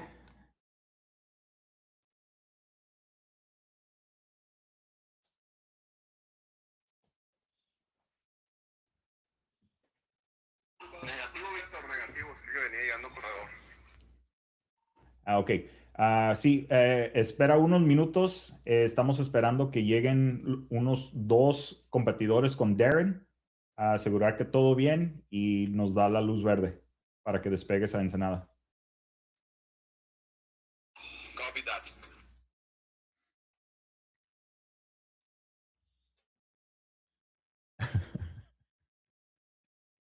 So now you guys know what happens with rush hour, right? Did you see literally one call after the other on that one? So, okay. So Burns is there. I wonder if we'll see if we get an update from Olaf, but I wonder if he towed him in, or maybe, how much gas you got, is it enough to just dump a little bit in there?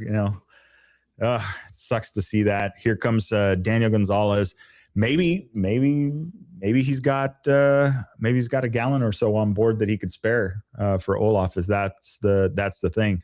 It's been a hot day already. It is noon right now as it stands. Let's take a look at the stuff we are in. So we know we are now all playing more or less in this area here of San Luis. Temperatures. Let's see here. Zoom it out just a click here. Yeah, still in the 93s. I want to say not bad, because considering that I think later on today, 2 p.m. we're in the 104s. 4 p.m. or 7 p.m. it should still start cooling off. But yeah, once we get to 4 p.m. today, going to be 106. I know later on tonight, as the closing festivities, we're looking at the 90s. But not in the sun, so I guess it's better. Go for Victor. Do you have a ping on the last guy, how far out he is? I think we've got visual on the 3rd bike coming into us.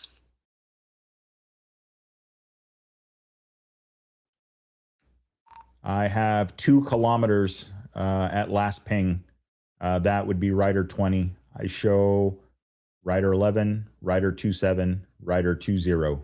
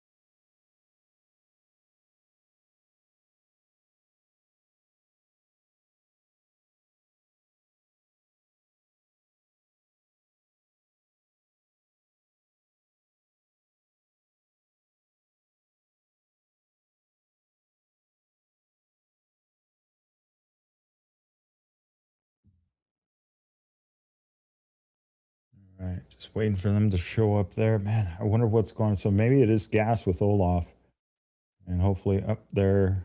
Oh, Danny just clicked by them. Okay, let's see what the message is. Okay.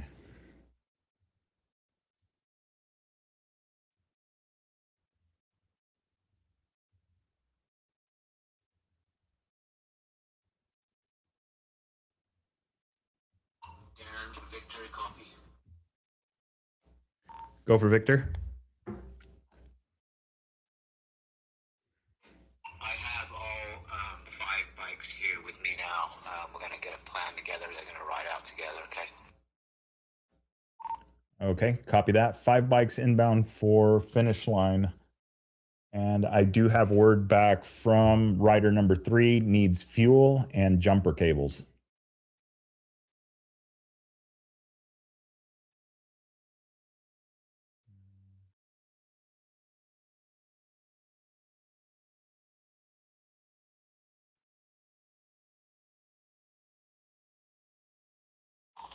Copy that, Birdie's inbound.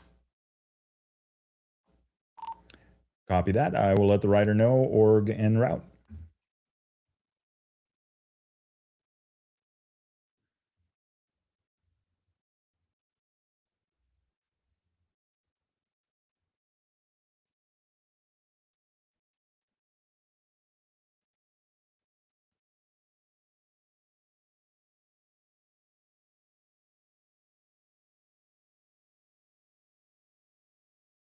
Wait, where are you going?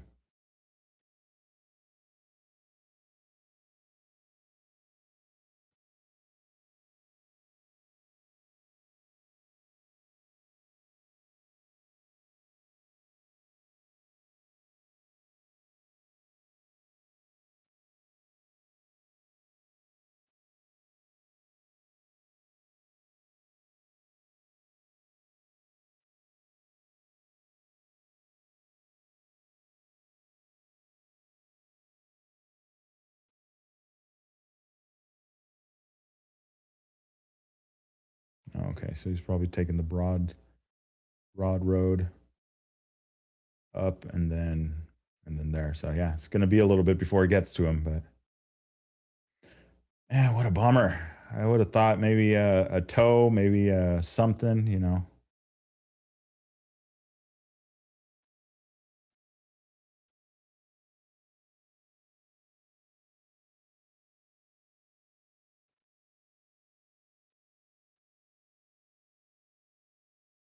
Currently 43K out. Oof. That's going to take a little bit to get there, but I got this. And so these guys are going to go out through Kino Cross, which I believe is up in here. Yeah, that is 28. Yeah. And then I know from here there's a really fast highway, dune, they call it the Dune Highway. It's here. Just trying to find it.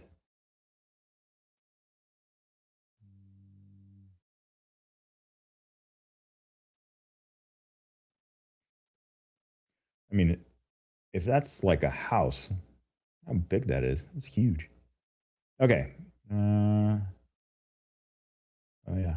There's roads around this. I know that. And they get through. And I think if you go out this way, and then yeah, probably something like this to get there.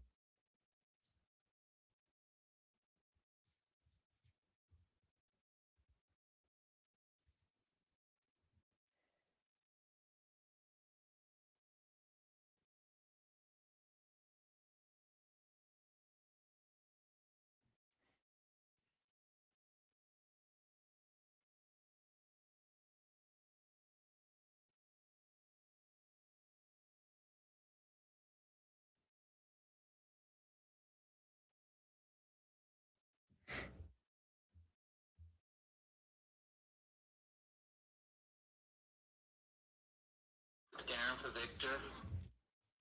Go for Victor. Everybody seems to be okay, so we're going to ship out the helicopter. We're good. We got control of everybody. Copy that. Riders accounted for and moving. And Eric Aranmula.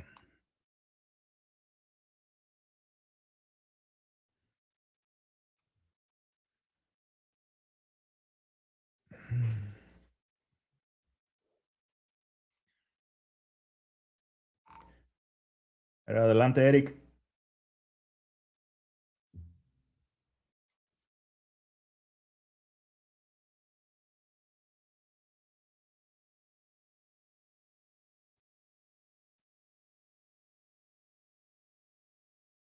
Adelante, Víctor. Tal, Eric. Ok, todos listos, ya todos contados. Están con Darren. Muchas gracias una vez más por acompañar. Perfecto, muchas gracias. Thanks, everyone. Thanks, Aaron. Keep in touch. Thank you so much. Buen día, Felipe.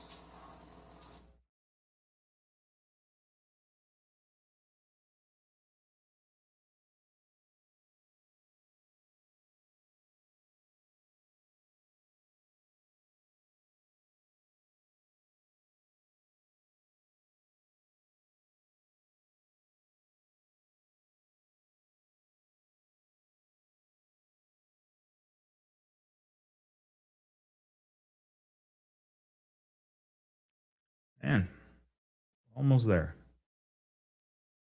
So if we've got the riders accounted for, they're headed out with Darren.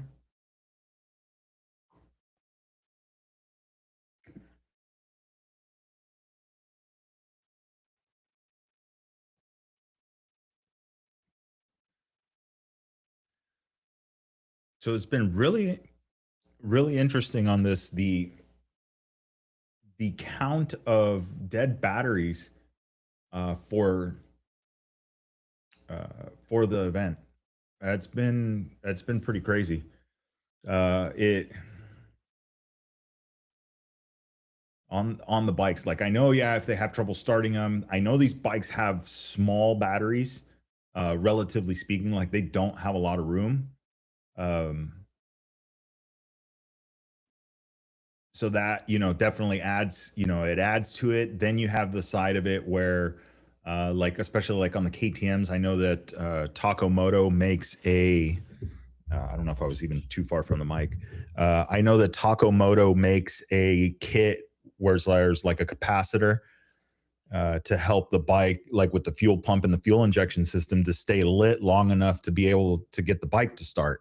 Because that's the other thing, is now with all these electronics, you have to get them to wake up and hang on even for just a few seconds so that the bike can actually start, and then the charging system can take over. But if you don't have that, then it's almost next to impossible, I think, to pop start the bikes, especially in the sandy area. I mean, there's no way you're going to get it to happen. Now, on something like this, maybe a toe strap might have made the difference. If he had that, I don't know. Yeah, it's kind of an interesting challenge. It's definitely one of those questions like, well, if you're going to do this, do you just send it and just get a fresh battery in the bike before you go down to the event? Because obviously Murphy's Law is if the battery is a year old, if it was going to fail, it's not going to fail on your weekend ride. It's going to fail when you're down here. And if you're stalling and you're dumping the bike a lot, I think that might be an issue, which may make the case for something like a Recluse, where if the bike was to fall over, tip over, or whatever, you still have, the bike will still run. It won't stall. So you don't have to start it all over again. So there's that side of it. The only thing I don't like about the Recluses is that, and maybe this is just me, is the cable on them. They put the clutch cable under a constant tension when the bike's not running. Once it's moving, it's fine, or when it's at idle, but even if it's sitting in the garage off, it's still stretching the cable, still pulling on the cable. Eventually, that cable is going to give out, or it's going to stretch, or you're going to have to chase the adjustment on it. So I don't know. I don't think the hydraulic version. So if you're on any of the Austrian bikes with a Recluse, I don't think you have that issue. Could be wrong, and maybe it's not even an issue. I don't know. At least that's how I see it on that. But yeah, it's been dead batteries and gas. That's been the subject for a few of these guys running in the dunes, but that's to be expected. Obviously, the bike uses a lot more fuel doing that. The rally bikes up front, the guys that ride in dunes really, really proficiently, they've got that pace where they're not slowing down. They're not eating up as much gas as the next guy. So there's that side of it too. So I don't know. We'll see. We're basically getting ready to wrap up the 26th Sonora Rally. Looks like we've got 5 outstanding competitors. They're currently with Darren Skilton of the organization, and then you have one more rider, Olaf Sundstrom, going to be 4 kilometers from the finish. We've got a crew member headed out to him to try and get him some fuel. So they should be there relatively soon. They're working their way to it. So let's see what's going on over here.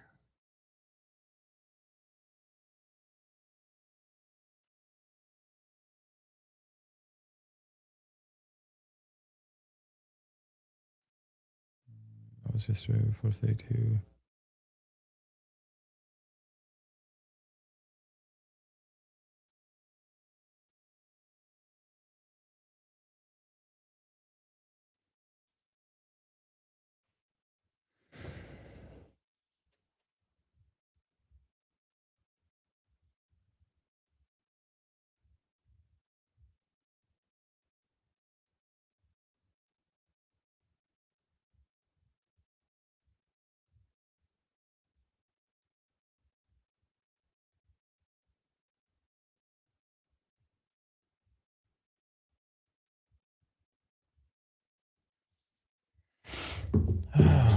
All right.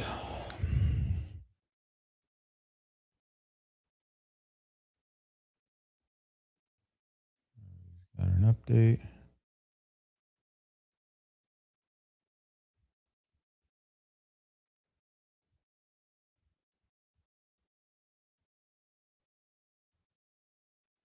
All right, 32 kilometers out, so almost there.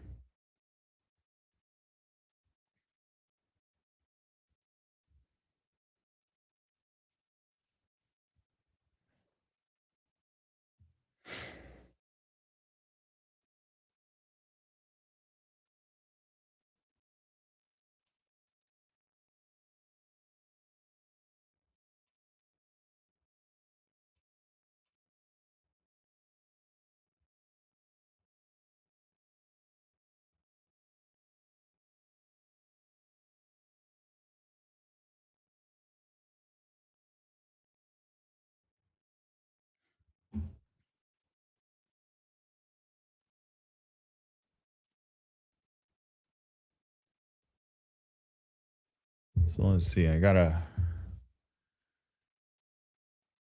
an alert as they are doing this stuff.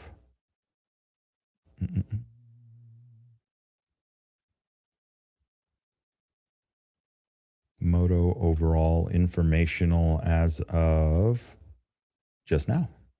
Let's take a look. It's these are going to be the overall results as they are calculating them. I will get them up on the screen. Just a sec.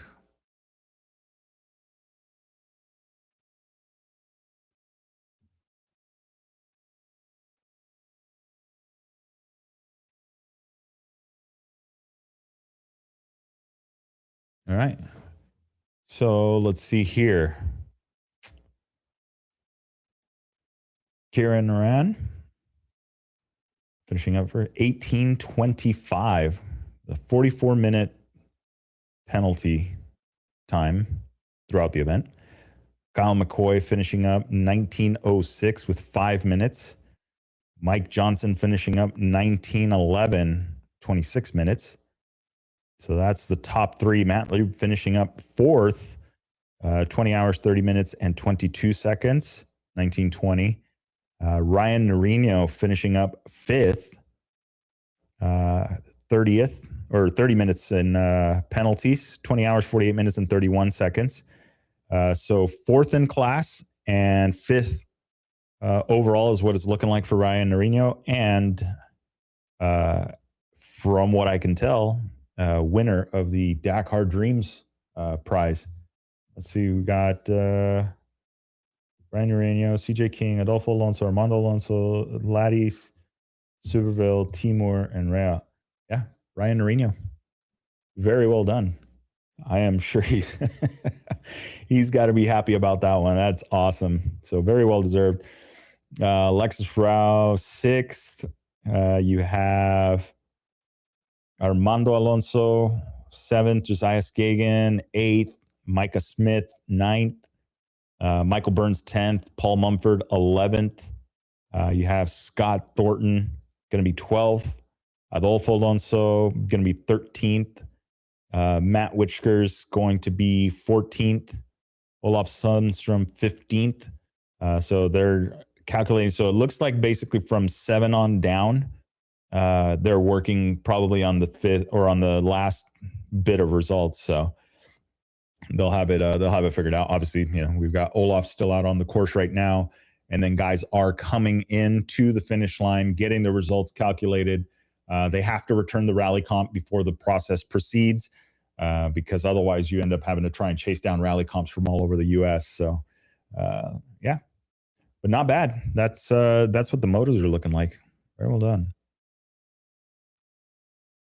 Let's go back to the tracking page. Let's see what's going on over here.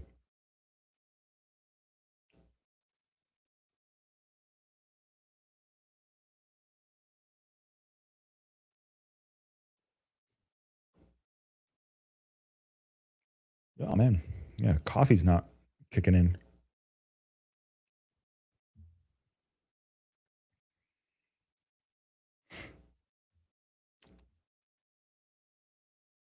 So almost there. So you guys are just joining in. I see viewer count went up a little bit. Kieran Naran looks like the overall winner in 2026 Sonora Rally. Kyle McCoy 2nd, Mike Johnson 3rd. So we're holding in there. I think it's going to be Mike Shirley on the top spot for the vehicles. So we'll find out in a little bit as they're calculating those results out.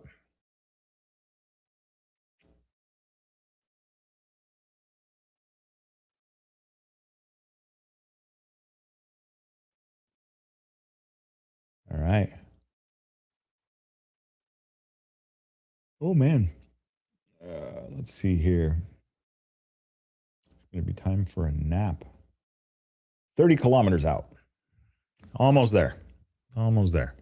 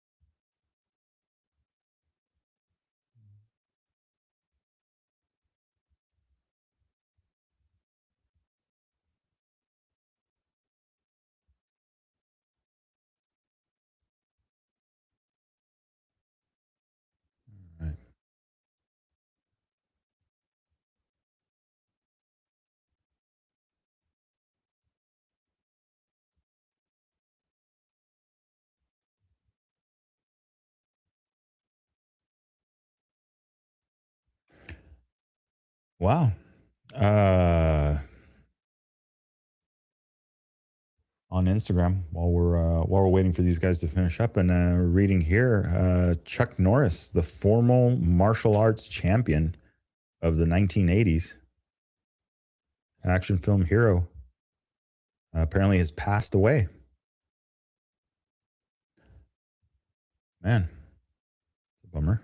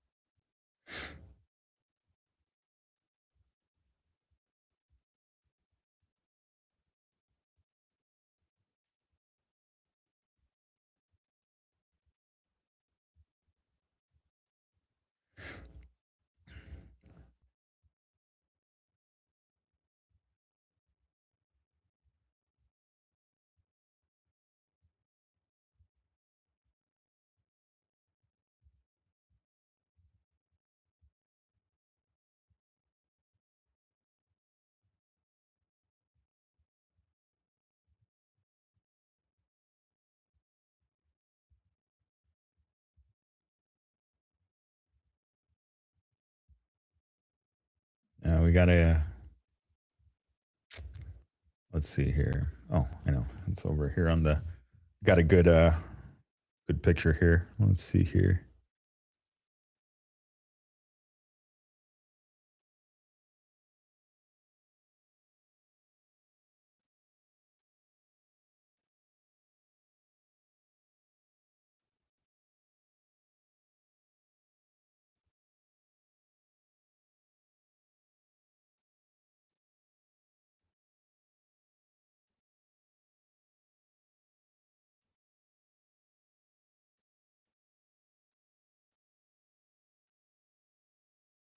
There it is. Fresh from the finish line.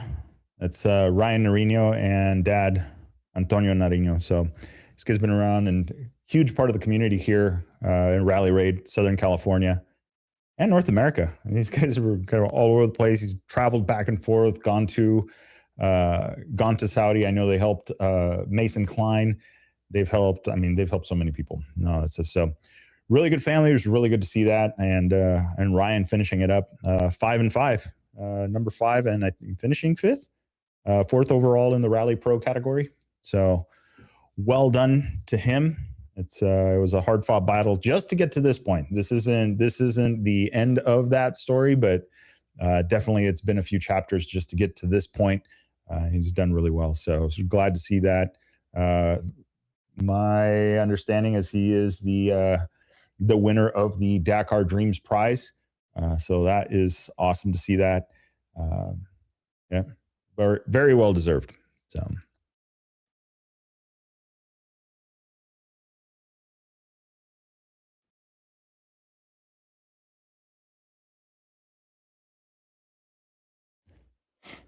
We wait for some movement here. All right, Bernie is almost to him. I'm sure Olaf will be happy to see somebody there here in a minute.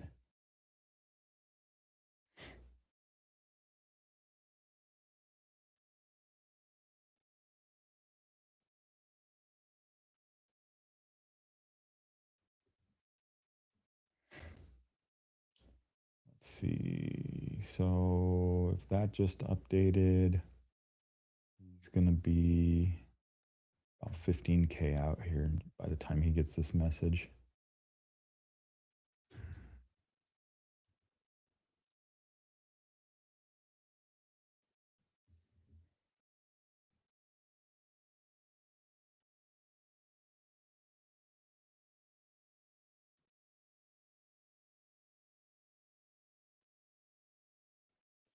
Start seeing these guys ping through here.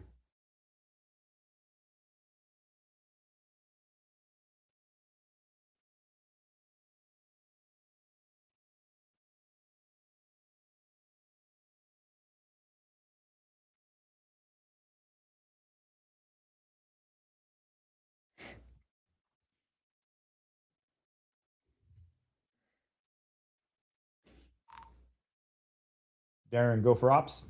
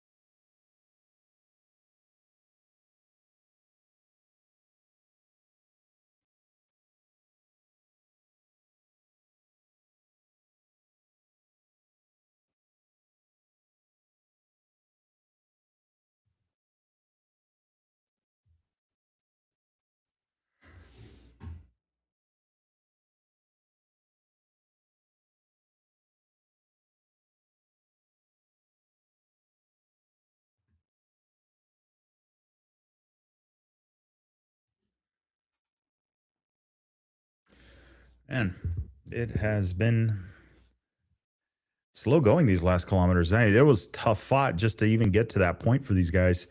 They're all basically at road book note 25, which is only 60 kilometers in on 127. So about the halfway point on just the special stage part of it, or the selective section. So tough day for these guys for sure. I'm just to get to that point, and then plus the heat that they're in. I mean, we're already in the 90s. We're going on 1 o'clock in the afternoon, so we know it's a little bit warmer. So yeah, I'm surprised. I'm not surprised. I'm not shocked that it's that they're probably topping out. I mean, this is yeah. So I don't know. When I see this and I think about the pace in the dunes, it makes me wonder like what is because you see how quickly Kieran, Mike, Kyle, how quick they are in the dunes and getting through it. So I don't know what that is. Is it I've seen, when riding and driving is that some people can make a decision and quickly go for it. They make the decision and then they go rather than overthink it and get to the point of no return where then they have to end up stopping or whatever it is. So I don't know I don't know what that mix is. I think that it's, I guess it's a combination. I definitely know that in sand, it's all about carrying speed, whether it's in a car or on a bike, but it's like, how much do you carve? Is it, not so much on the bikes, but I know the vehicles, tire pressure dependent. I haven't asked, I keep forgetting to ask him, but I'm pretty sure the truck that Darren uses for all of this is actually only 2-wheel drive. I know he airs it, way down to go out in the dunes, but I thought it's only actually 2-wheel drive. But yeah, he runs around the dunes. I mean, yesterday he was like a typewriter in there, just coming back and forth, just into this one section of the course. It just seemed like people were doing good, and then all of a sudden they weren't, and had to stop, and then we got to go back in that place. And each time it almost seemed like it was a little bit further. So it was definitely a challenge for these guys. There was no two ways about it to do this. So yeah, very very challenging. But I'm glad to see everybody is now looks like they're moving. Looks like they're on.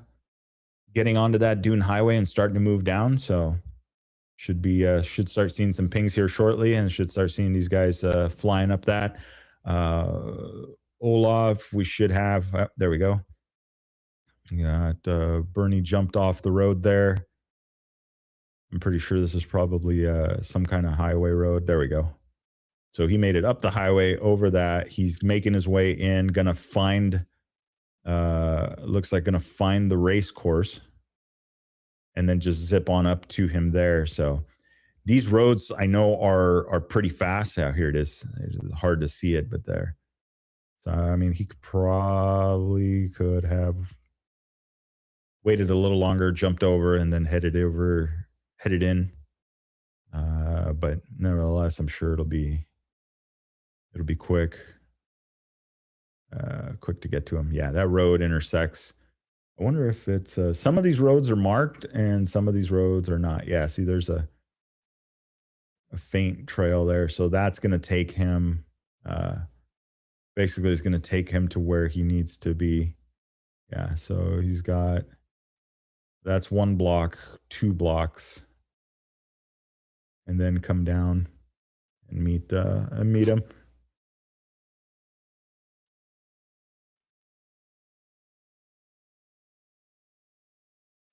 There we go. Now we're seeing some movement here.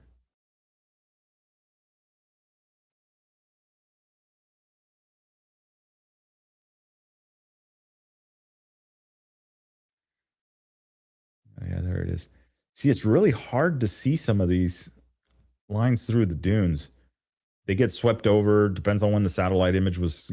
If it was like a spring break weekend, or I don't know, sometime in the like Thanksgiving or something, where there's going to be a lot of people traveling on that road, and then all of a sudden the satellite comes over and gets that image, then yeah, you're probably going to see a more defined road. But given the randomness of when, I don't know if there's an app out there where you could see like, oh, the satellite is going to take images, is going to fly over and take images at this time. Let's see what we got here. Somebody's trying to check in.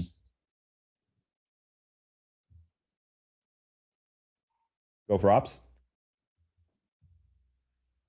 Okay, I dispatched 3 riders. One of the bikes had a technical problem we just fixed with the fuel.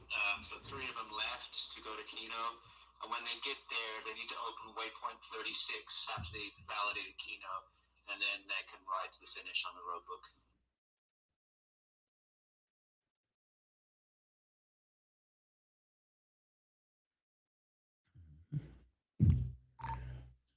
Copy that. I have movement already from Rider 27, already pinging out Rider 19 as well. And question on Rider 20, Rider 20, just to confirm he's with you. I have Rider 9 and Rider 11 with us.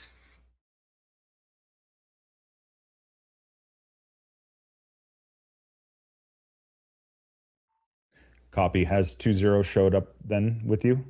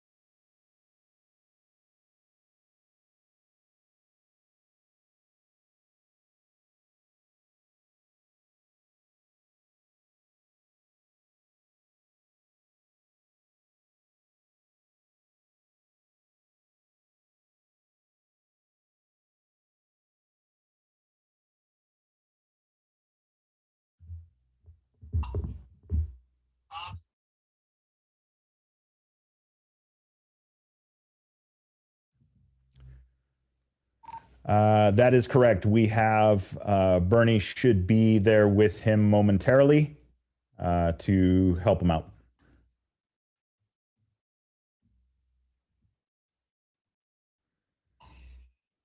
Copy.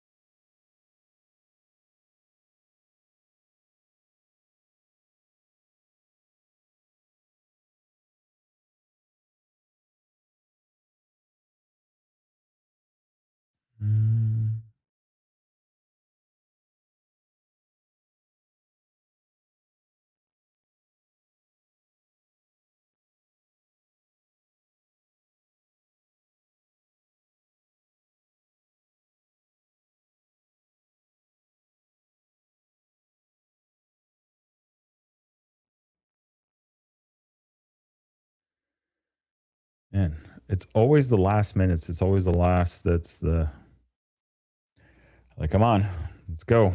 Let's make it happen.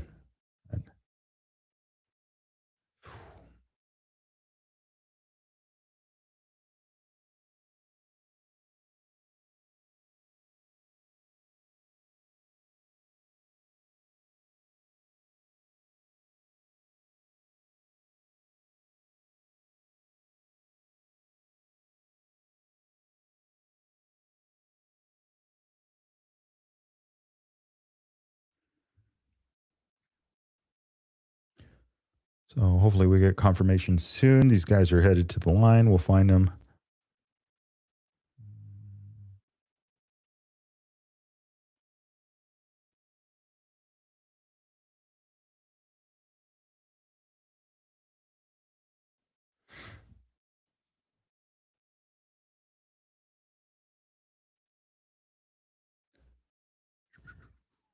And that is going to be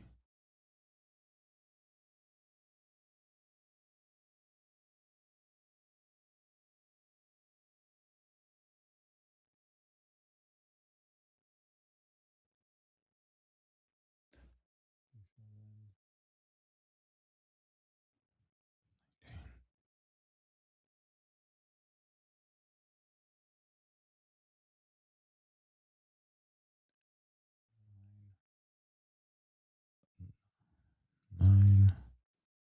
Oops.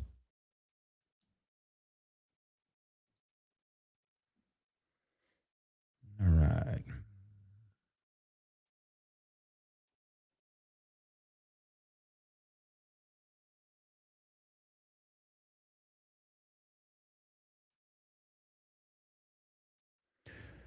These guys are updating, making it happen. There are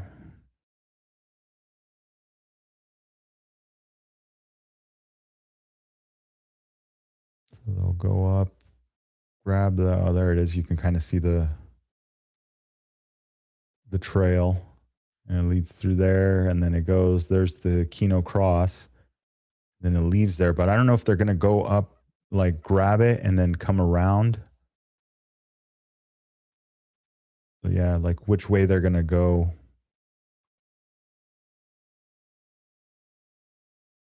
I think the instruction was to open the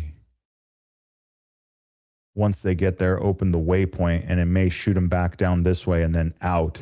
And that might be, for guidance, might be the easiest, because you don't want to try and travel through dunes if there's no, I mean, at this point in the day, right, with the heat and all of that, you don't want to travel through the dunes, you know, basically cutting new trail if you don't have to. So cool. I'm going to step away for just a sec, use the restroom. I'll be right back.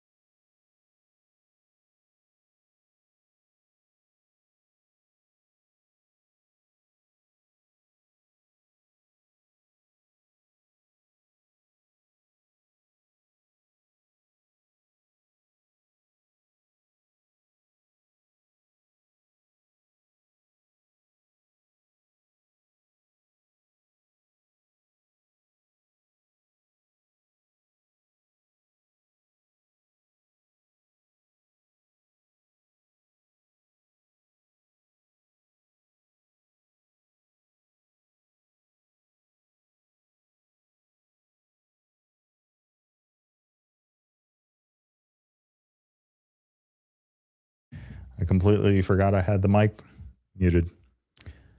So I was just looking, kind of find out the way. Like I knew there's a way out of that area, taking all dune highways. It's just trying to find that line. That's what we were talking about a minute ago. It's like it's difficult to see that line through the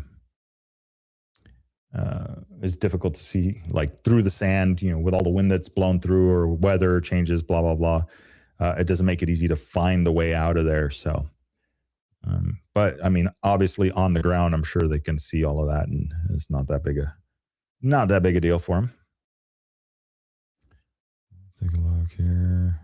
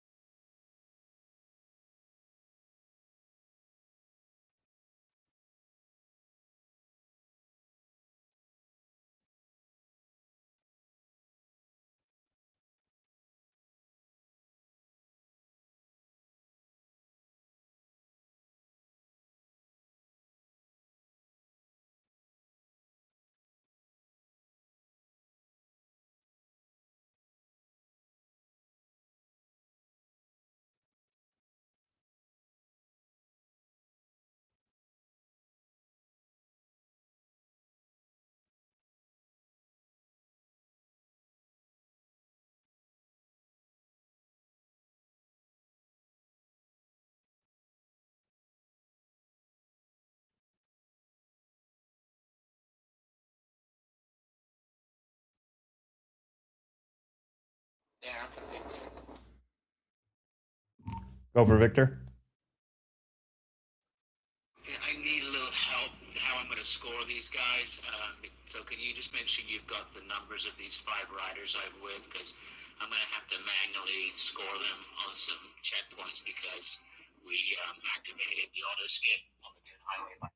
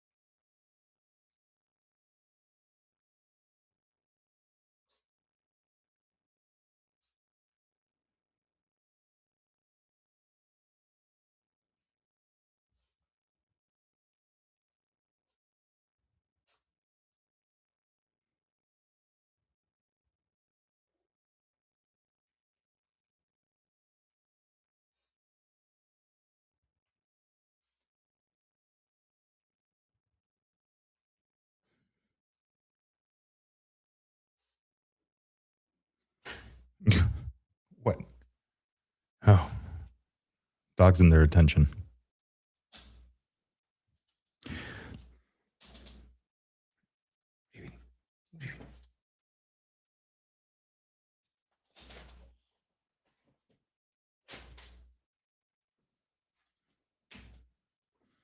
All right.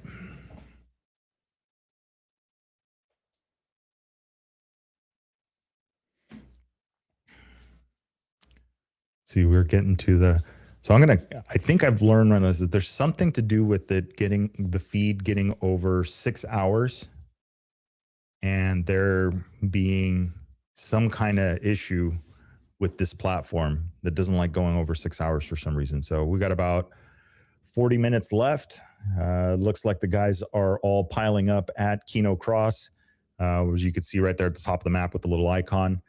And then once they get out of there, they're going to go down that dune highway to the finish line. So hopefully they can make it there before 40 minutes are up.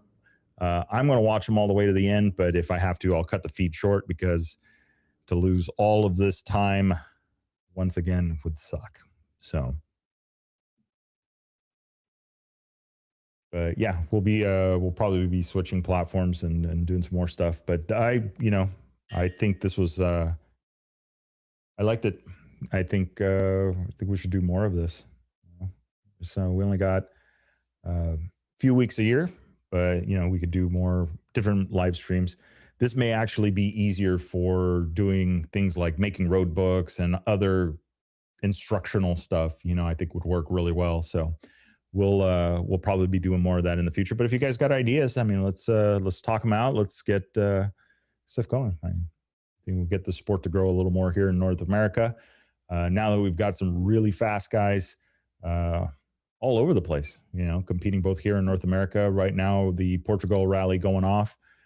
So looks like a lot of fun. It's super green. It looks absolutely beautiful, but it also looks like they've been getting a lot of water, rain. It's been pretty bad. So we'll see, we'll see on that part. Cool. All right. Everybody is at the cross. Everybody has updated. So let's see. The cool part is as they arrive to that, it will probably update some scoring stuff too. Yeah, here we go. Let's check back in on Olaf, see how that's going on. Bernie there with him. They can get that thing going.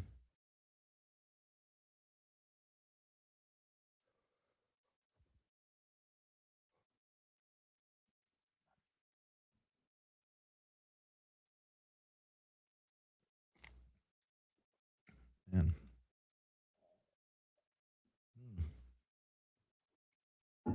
Something definitely interesting. It was really cool to see is the usage of backup trackers, backup tracking, and having that information available. I think has been huge. The inevitable, like we heard with Rider 20, Jaime Montes, having a tower that's basically trashed, losing power, losing everything basically, and not being able to power on a rally comp. That leaves us, for the time being, leaves us blind. But then you have alternate methods of getting a hold of them, tracking them, all that stuff. So that's super important. And so for the adventure riders that watch this kind of stuff, make sure you know how your trackers work. Make sure you know your settings. That's super important. So I kind of want to go over. I needed a refresher on the InReach and getting familiar with that thing again. Obviously, I think the InReach is probably one of the best for this type of sport and really for adventure riding, because the ability to be able to text, and now even with the newer versions, even send pictures if need be. But the big thing is just being able to text message back and forth using a satellite based device anywhere. That is, that's huge. Especially, on the newer ones, you can type a message. When the person on the other end receives a message, they receive a link to where that message was sent from too. So you don't have to let me find my coordinates. No, it's there. you know, they can see it. Victor. Go for Victor. So I got them all to Kino Cross. We put the waypoint in, and they promptly all drove 90 degrees the wrong way, completely wrong, not going towards the finish at all. And I don't know what they're doing, so I'm here waiting to see if they come back and figure it out or not.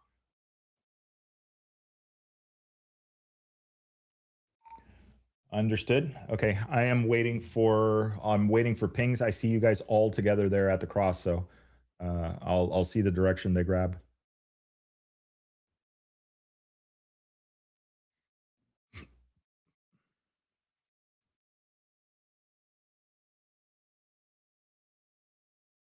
Can you tell them to come back to Kino Cross so I can get them to the finish line? Otherwise, they're all going to DNF. Copy. Sending messages now.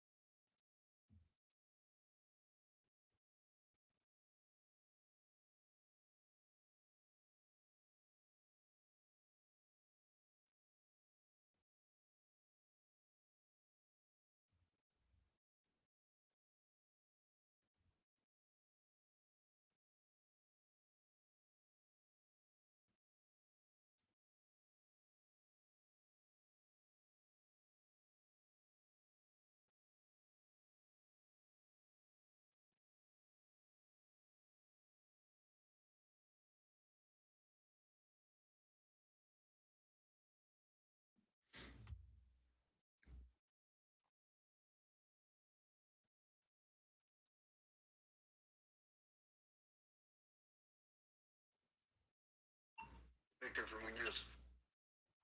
Go for Victor. Have they answered the messages? Negative. I just sent all 4 riders a message saying back to cross. And I just sent Darren a screenshot to his WhatsApp of which way they went. They went north towards those fields. Copy.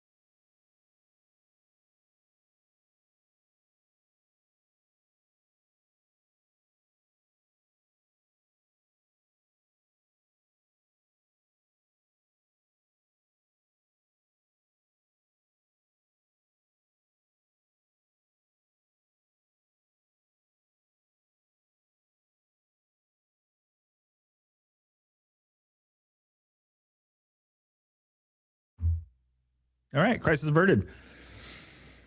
Whew.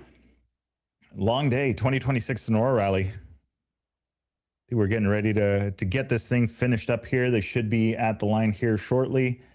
As these guys head back out into the desert, we are waiting to see this happen, though. We want Olaf almost there, 4 kilometers, get that finish. So we'll watch that one. We should see Darren and the other competitors coming up behind them here in just a little bit. But again, if we get to the, we're going to cut this off probably in another 20 minutes or so, just so we don't lose the recording again. Ugh. Hopefully this, actually, you know what I should do is I probably should check on the other end of there and make sure we're even still live. I mean, I see people, what's weird is that the view stays on, you know, but yeah, it still shows us it's going, but you know, I go in there and then all of a sudden it's not. So let's see here. But really well done. We'll go over the, I'll put up the results here in just a minute again. Just got to get, let's see, get on here.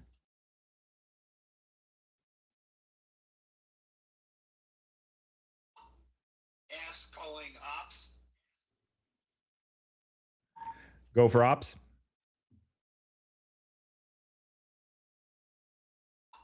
Can we leave them an ink pen and a wristwatch and let them fill out their own time? I know that feels tempting, and the allure of air conditioning at the Ariza is probably overwhelming, but no, we got to wait for him. Come on. Almost there. Almost there. Olaf is around the corner, just waiting for him to get going. And then Darren has vehicles in tow.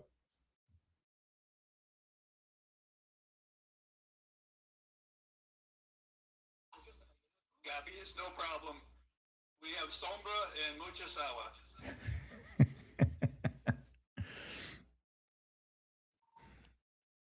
Excellent. Thank you, guys.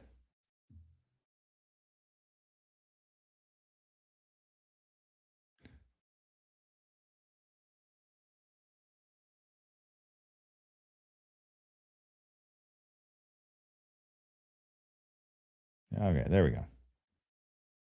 Just freaking out again there for a minute. Gave me the tell your stream to send us the thing and then blah, blah, blah, and then yada, yada, yada. But no. So really cool. All right. Close that one out. Man, almost there. So we should start to see some movement, and these guys will be coming back around. I'm assuming they're going to come under the what's supposed to be a dry lake bed, but may not be. And head back up. But yeah, I'm waiting to see some movement there. Let's find out. Race ops to Bernie.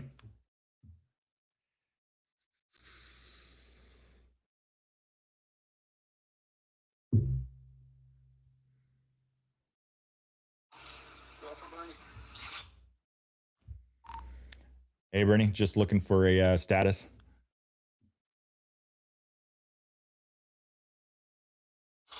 Yeah, bike 03, won't start. Refueled it and start with no luck. Can still attempt to get it going.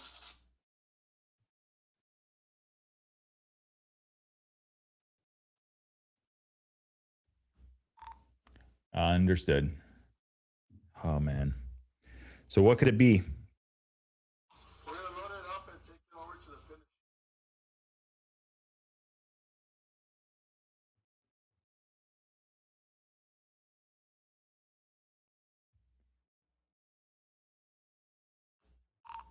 Okay, understood. Oh, man, what a bummer.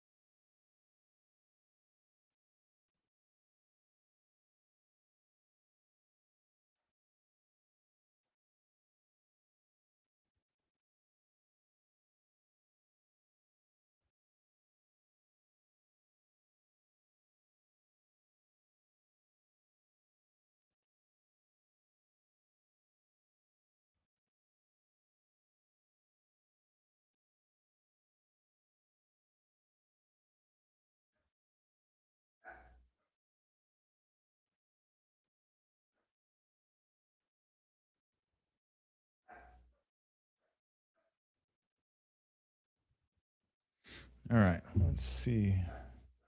Well, they're going to get loaded, and we got some bikes coming around here. Let's see, we got movement from them already. Yes. Okay, yeah, kind of what I figured. They're probably going to cut across,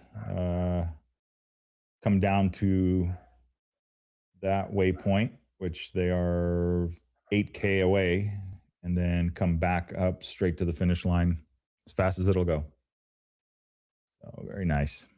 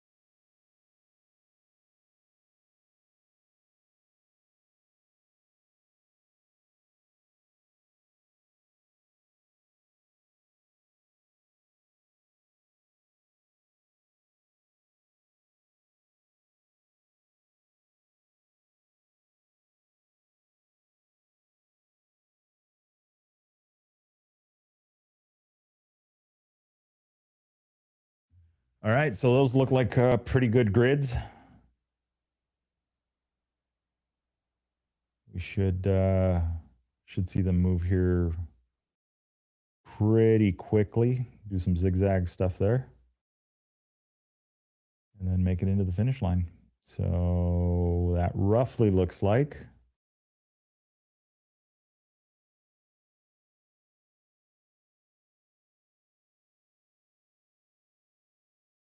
21K.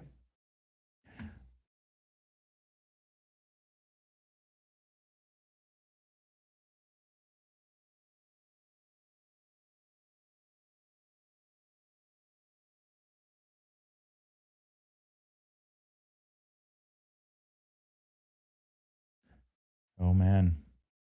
So did he get it fired up?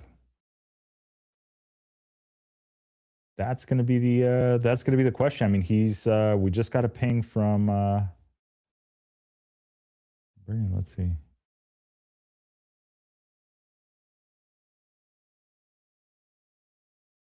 Maybe so. I guess we'll find out. Awesome. Hopefully he was able to get that thing running.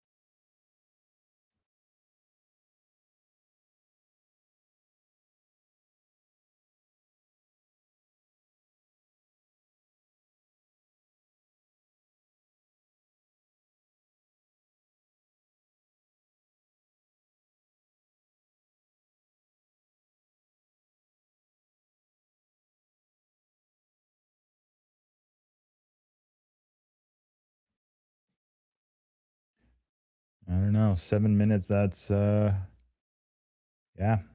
I don't know if we're going to I don't know if we're going to make it to be able to follow them all the way in here on the live stream, but I think what we'll do is we will call it on the live stream, but we will be doing we're going to be doing this again. Looking forward to, we'll probably have Ryan Reno on. We'll look to do an update episode. We'll give you guys the results. We'll kind of do the recap on the rally. It has been a long week for the competitors. Hot for sure. Let's see where we're at here. We're 91 currently. Oh no, 104 right now in San Luis. So obviously it's been a long, hot day for these guys already. Remember, these were the guys that were trying to get out of the desert since kilometer 60 or before on the race course, or on the route. So it has definitely been a long day for them. The fatigue, the tiredness, all of that stuff. But the game plan came together, the organizing to get them out of the desert in a effective way, and something simple. The last thing you want to do is send somebody down on a wild goose chase, basically, to get out of the desert, especially when you get into these areas where there are these big dune fields that would be pretty much impossible to navigate just like that. So this, although might have been easier to just jump straight across into these dunes, that could have just been a bunch of bushwhacking, where here they're on a more established route, obviously making it a little bit safer. So with that being said, we're going to close the feed down. We will see you guys obviously for the next event. Make sure you subscribe, do all of that fun stuff, because we will have some of the recap. We'll talk results. We'll talk all of that stuff on another episode. But I appreciate everybody that tuned in all week, all of the chats, all of the stuff, all the support. Has been so much fun. Kind of different doing this, obviously, in the live streaming while doing a job that I would normally do in some room, or whether it be here or at a hotel room somewhere near the event. So a little bit different, but definitely a lot of fun. So with that being said, again, thank you guys so much. And remember, it'll make sense when you get there. Enjoy the ride.